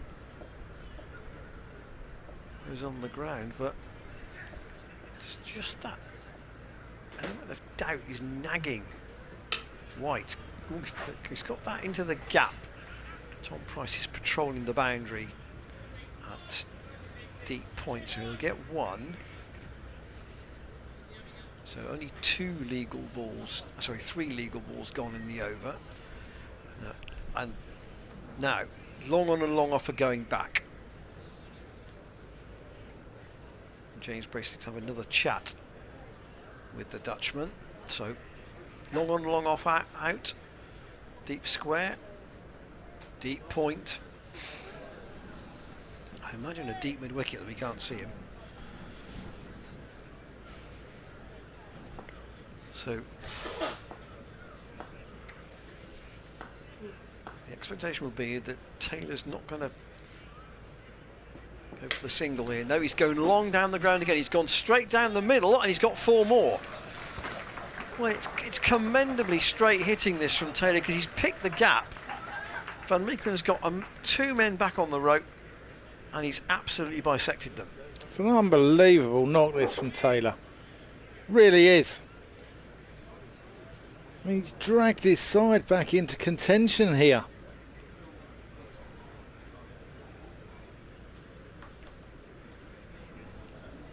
And he's got to 93.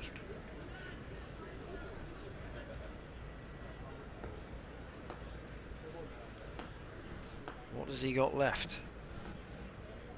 57 needed. Just a pinch of one. Out on the offside.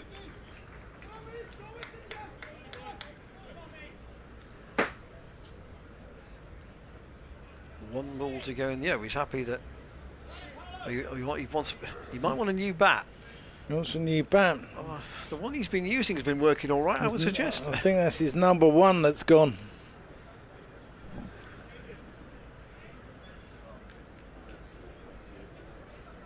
So he has made a 98 not out in this format.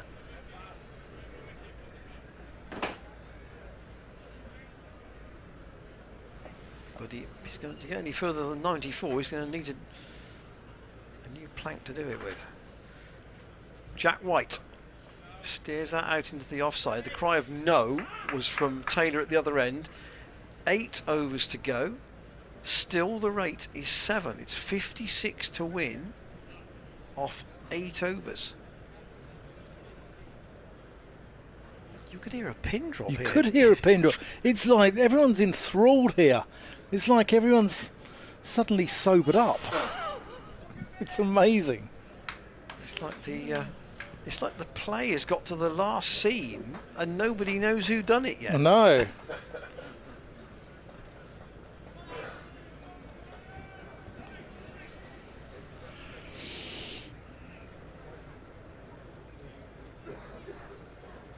This is Zaffa's 9th over. Here he comes. That's good bowling. Just the one there.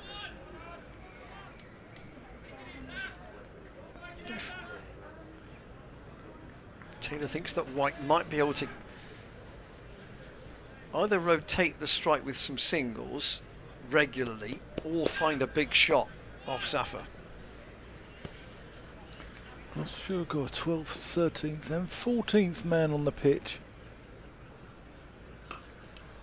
That's crashed through the offside just for one. So Goodman, Wells and Zaman Akhtar are all on the field at the moment. So I suspect Ajit Singh Dale and Anwar Ali are two of those that are not. Zaffa around the wicket, quicker ball. Taylor can only Again, long on and long off out, hit that back to him. unsurprisingly. Again, quicker Taylor. Punches that into the onside. Just for one. This is good from Zafar. 3 or 4 so far in the over. 43rd over. After this, Zafar will have 1 left, Van Meekeren will have 1 left, and Tom Price will have 2 left. The rest, who knows?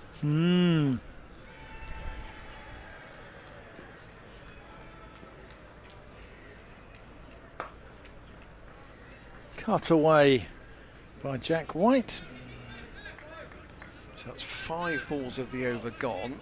Taylor will probably... Graham Van Buren, experienced man. Possibly. Yeah, I think it might be Van Buren.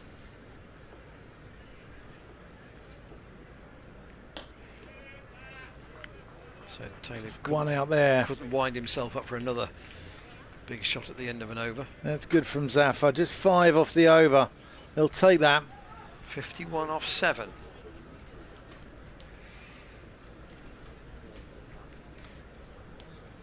I don't think at about 3:30 the crowd thought we'd still be here at 20 to 6. No. Been an amazing innings though from Tom Taylor. Deserves a lot of credit here. Chat here between James Bracey, Ollie Price and Zafar. Ollie Price is going to come on. And Ollie Price is going to come on. Here we go. Turning the chapel end, Ollie Price. So for White, that means he's hitting against the spin, doesn't it? Yeah, certainly does. Wonder if he's got the shots to attack it. He won't be attacking yet because Taylor's on strike. He's got 97. I reckon I know where Taylor's targeting here. Straight down the ground. 51 off 7. No, he's going to take himself to equal his career best list day. 1 run now then. Is he going to get any support from the other end? I mean, Heldrich's batting, we really don't have a clue. He's only made 13 runs in this day cricket. So we've really got no sample size at all to know if he's any good. White with Ollie Price round the wicket. Oh, just defends. Every dot ball being applauded here at Cheltenham. Tensions rising. Price around the wicket to White. And he fields off his own bowling. Well, we had this chase, didn't we, last year where Northants won by 2 wickets in the championship, and that was a tense finish. This is no less so. Jack White goes back and bounces it out to Van Meekeren. 3 dots in a row.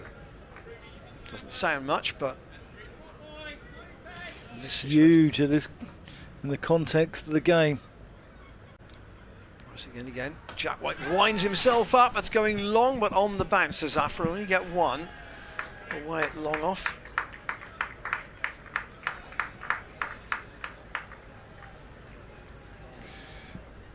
Huge delivery this.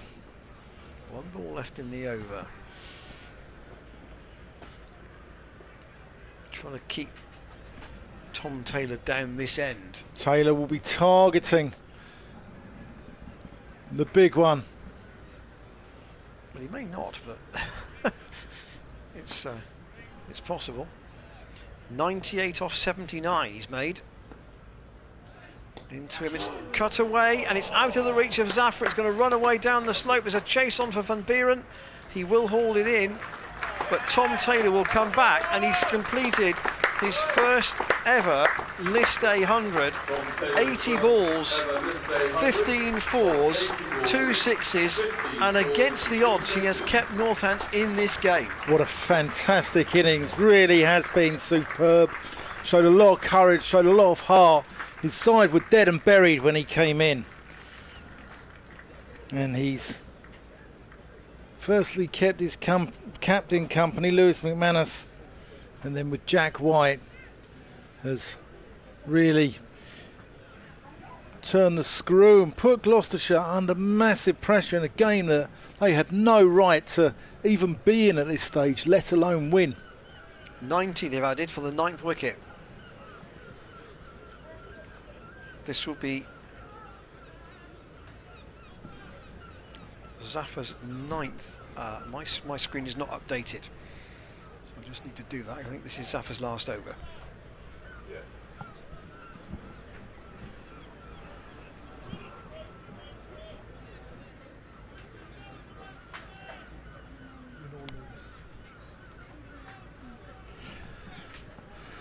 Zaffa.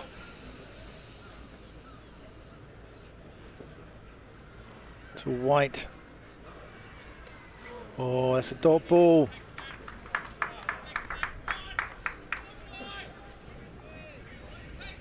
Tight over here, could be crucial.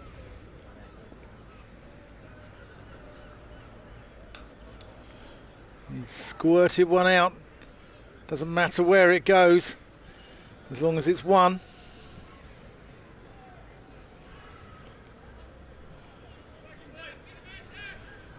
Taylor. Chris Dent and Ollie Price at long on and long off. Oh, he's reversed that for 6. That's an amazing shot. Wow. It's very hard to contain that. That is not the shot of a number 8, I tell you. Oh, and then he misses the conventional cut. 40 only to win. Where's your money in?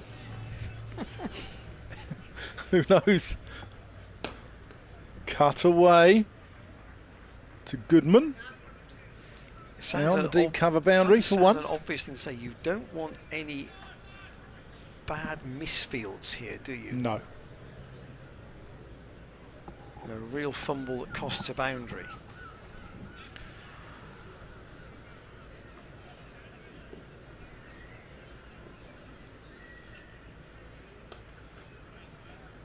One, two. They're not running many 2s at the moment. I think for Taylor it's boundaries or singles. Yeah. I think he's not moving all that freely out there. That's the end of Zaffa's spell. 38 to win off 5 or 2 wickets. That's the equation for each side.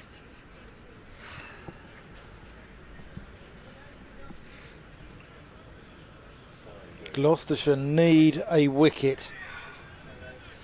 If they get one, this place is going to erupt. Probably with relief as much as anything else. So Zaffa now has finished. Tom Price has 2 left. Van Meekeren has 1 left. Ollie Price is going to bowl this over, which will still mean Gloucestershire may have to find 1 from somewhere else. Maybe Ollie Price is that bowler to bowl the 1 other over. 38 off 5, 38 off 30 balls. Ollie Price to Jack White, who only find one of the subfielders, Ben Wells. 2 inside the circle on the offside. Plenty of men out. White. Go up to wide long on. Zaman Akhtar's up there. What would Northants, would they take 20 off the last 2, Dan? Do you think? Oh, yeah. No, as in, would they say, right, we'll get to, if we get to 20 off the last 2, we'll take that? Yeah, they certainly would. Ollie Price into Taylor. Oh, it's caught, dropped, caught and bowled. He's got 1. Did Ollie Price get a hand on this? Yes. Northants, there's a 100 partnership here. Ooh, No, it was a really tough chance. Well, I thought he got a finger on it, actually. Maybe didn't even get a finger on it. So it's a 100 partnership between these two.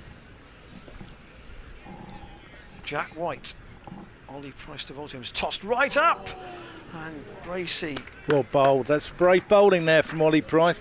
Yeah, Giving it air, giving it flight. trying to tempt the number 10. Around the wicket. White goes back and he'll be content with one. Out to Tom Price.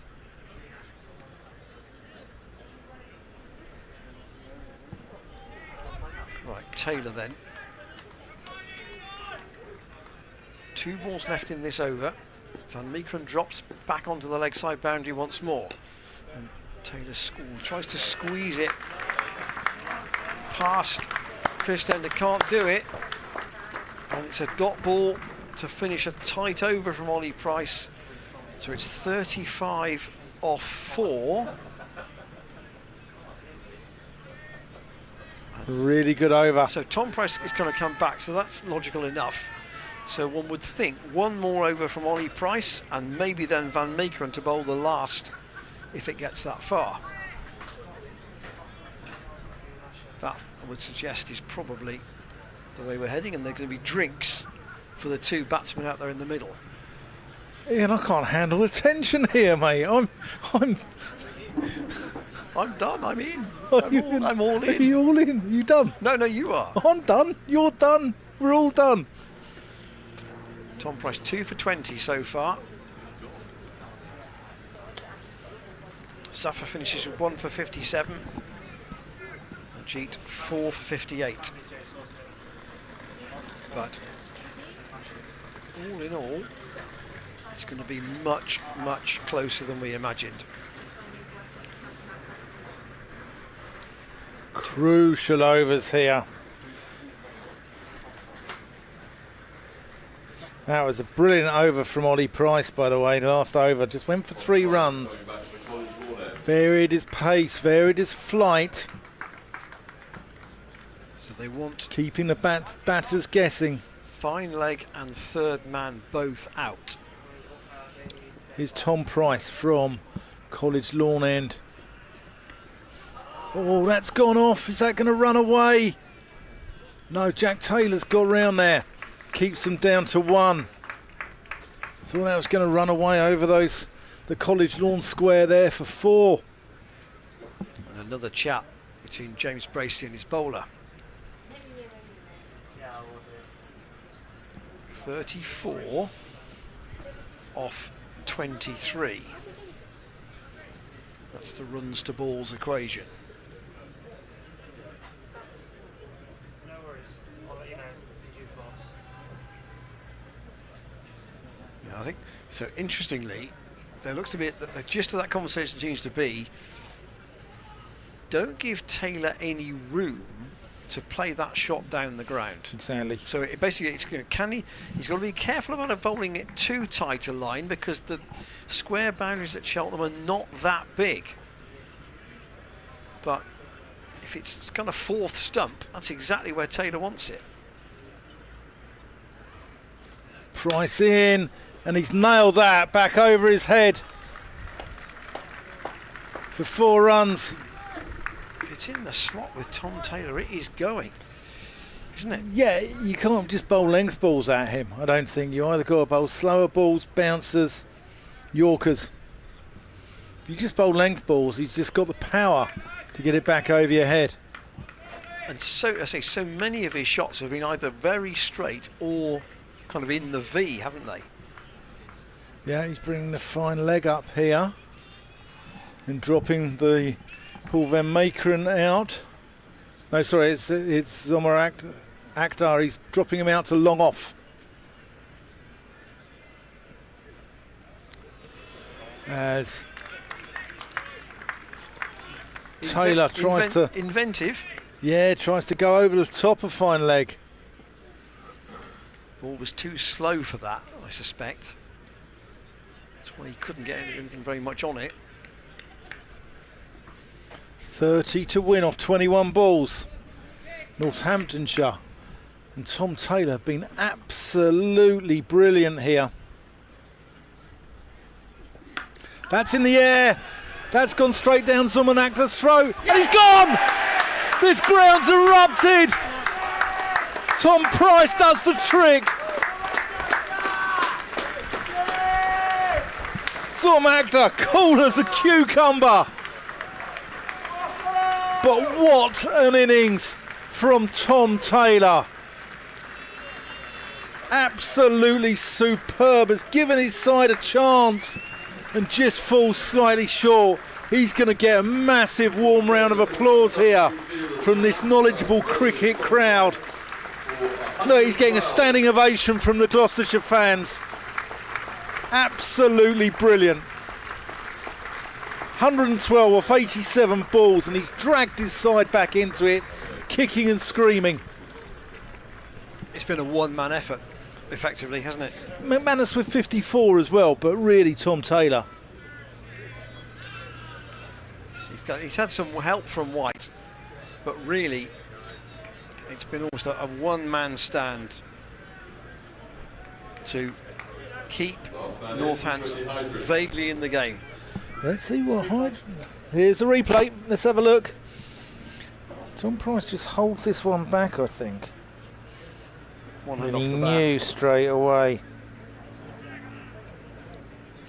Cool as a cucumber. Look at the crowd. This place went loopy. Now, we've basically no idea about Heldrick. No, let's have a look at him. There's a lot of chat. I can't believe there's people leaving. Well, given the unpredictability of what we've seen today, it would just be. There's not many people leaving, but there are. There's one or two. I wonder if they're Northants fans who think the end is nigh. But the way this game's gone, you never know. Tom Price to Heldrick, who plays it into the onside. I would 250 is up for Northampton. Yeah. This year. It's been a very spirited effort.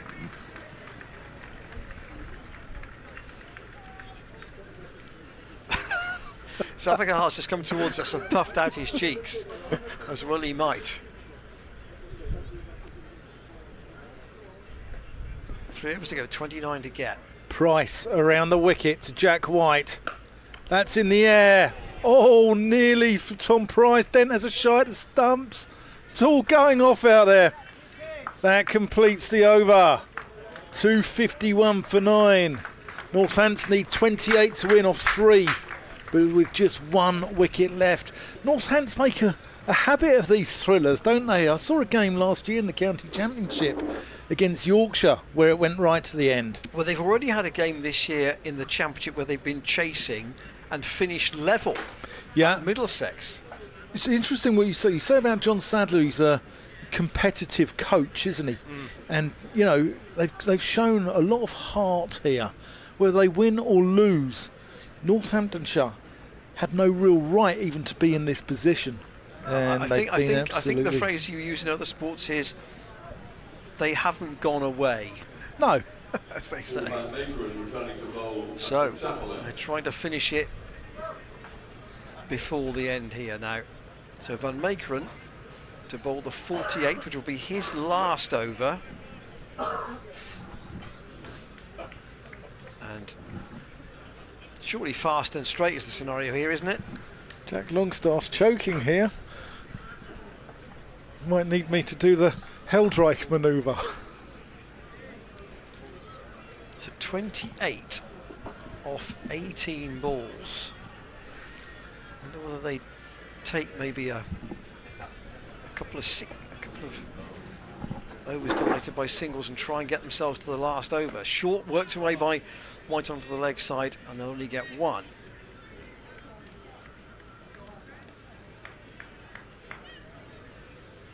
Interesting that Van Meekeren is bowling this over and not the last one. Yeah. Trying to blast out this last wicket. 252 for 9, chasing 279.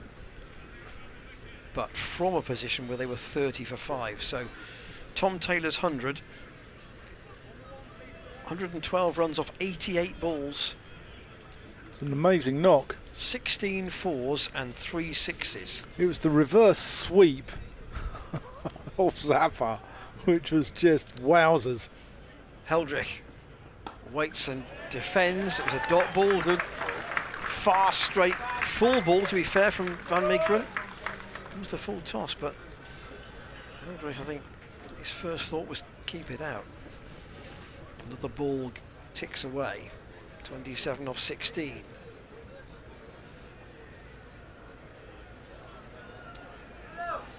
Much closer than we imagined. Yeah, I think Jack White's just said to him, here comes the bouncer. Heldrich.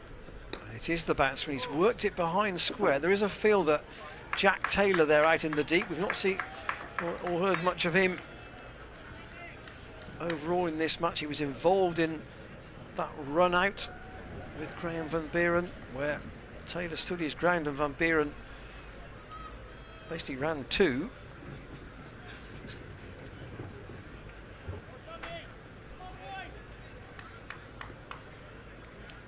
White back on strike.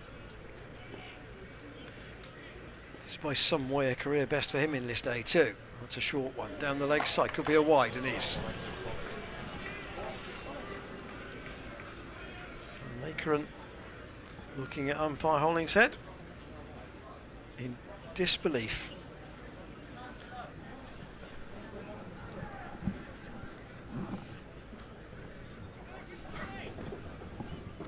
Northants tick one more onto their total. 3 balls left in this Van Meekeren over. Northants really probably need a boundary from somewhere to keep them in with a realistic chance. Van Meekeren to White. Oh, that's again full. And it's achieved its intended target because it hasn't a teaser run. So only a wide and 2 singles off this over so far. Bracey chivying his troops, imploring them for one last effort.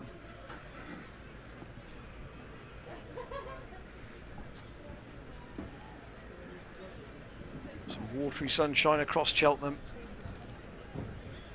at the end of the festival, but the game not done yet. Van Meekeren in short and steered straight to Joe Phillips by watched White. There was a covering fielder who Zafar Kahas. It would only have been 1 anyway. That snaked a little on Phillips there, didn't it?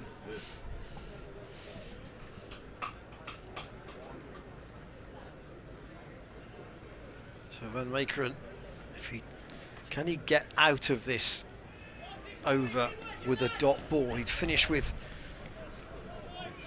1 for 56 if he can.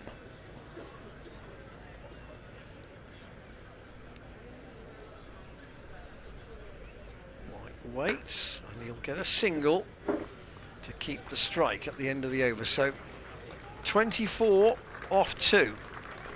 That's the equation for Northants. Gloucestershire need 1 wicket.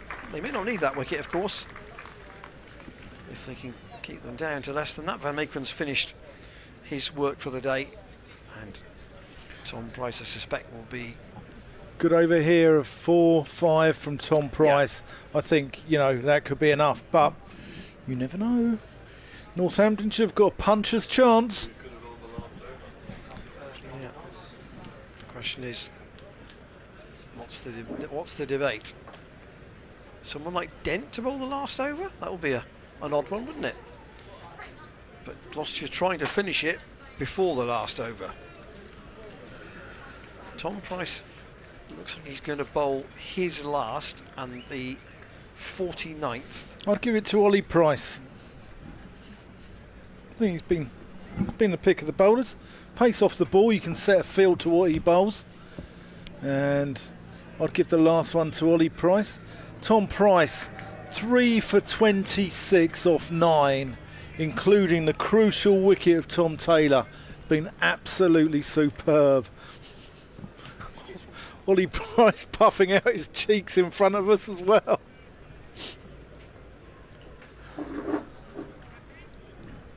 Can his brother finish it? Northampton have got to find a couple of big shots from somewhere. Tom Price around the wicket. Where's that gone? Go on, Bold! Oh, that's an amazing catch to finish an amazing game of cricket. Ian Randall's right. Tom Price can finish it in spectacular fashion. And Gloucestershire win this game by 23 runs. But what a game of cricket. It ebbed, it flowed. And Tom Price finishes with 4 for 26. Absolutely superb. Kept his nerve when the pressure was on. But Northamptonshire will come back again. And I think they'll be one of the strongest sides in this group. And this could be a crucial win for Gloucestershire. So 2 wins from 2 then in List A here for Gloucestershire at Cheltenham. Let's have another look at this final wicket. It's finished with Tom Price around the wicket. And oh, what a catch. He's taken that well. He's just had to turn to one side to make the room to take that attempted drive down the ground from Jack White. White out finally for 28. Eldrick left not out 2. Northants bowled out for 255. Tom Taylor's 112 and support from McManus, who made 54, really giving them a chance that never looked on. And the 2 opening bowlers for Gloucestershire between them take 7 of the 10 wickets. Price 3 for 26 and Ajit Singh Dale 4 for 58. 1 wicket for Van Meekeren, 1 for Zafar Gahar, and of course actually Price finishing with 4. I should say my screen says 3, but it will read 4. Yeah, credit to Ollie Price as well for coming on bowling. He bowled an over there for 4, which increased the pressure when the game was right in the balance. But Tom Taylor's innings really needs a proper mention. It was absolutely wonderful. It was full of a mixture of bludgeoning smashes down the ground and delicate late cuts, reverse sweeps. He reverse swept 1 for 6 into the dressing room area, which was just an amazing shot. And he needs massive credit. As I said, I think Northamptonshire, I mean, their top order's failed. I think their top order, when it clicks, I think they'll be a really good side in this division. They're not lost many to the 100, and I think this is a massive win for Gloucestershire. So, a good record on this ground in List A cricket has been maintained by Gloucestershire today. I've just had a message on my phone. My goodness, what a game. It was a great game. That tells you all you need to know about what we've seen since 11 o'clock today. And the Cheltenham public have been treated to an absolute thriller, haven't they? What a wonderful way to finish off a wonderful festival. Yeah, the rain hasn't helped us on occasions, but it's been a really good way for Gloucestershire to start their white ball campaign. 2 wins from 2. They go to Edgbaston and to Worcester next week before the home game with Somerset, and they do that with the confidence of 2 wins achieved in different ways.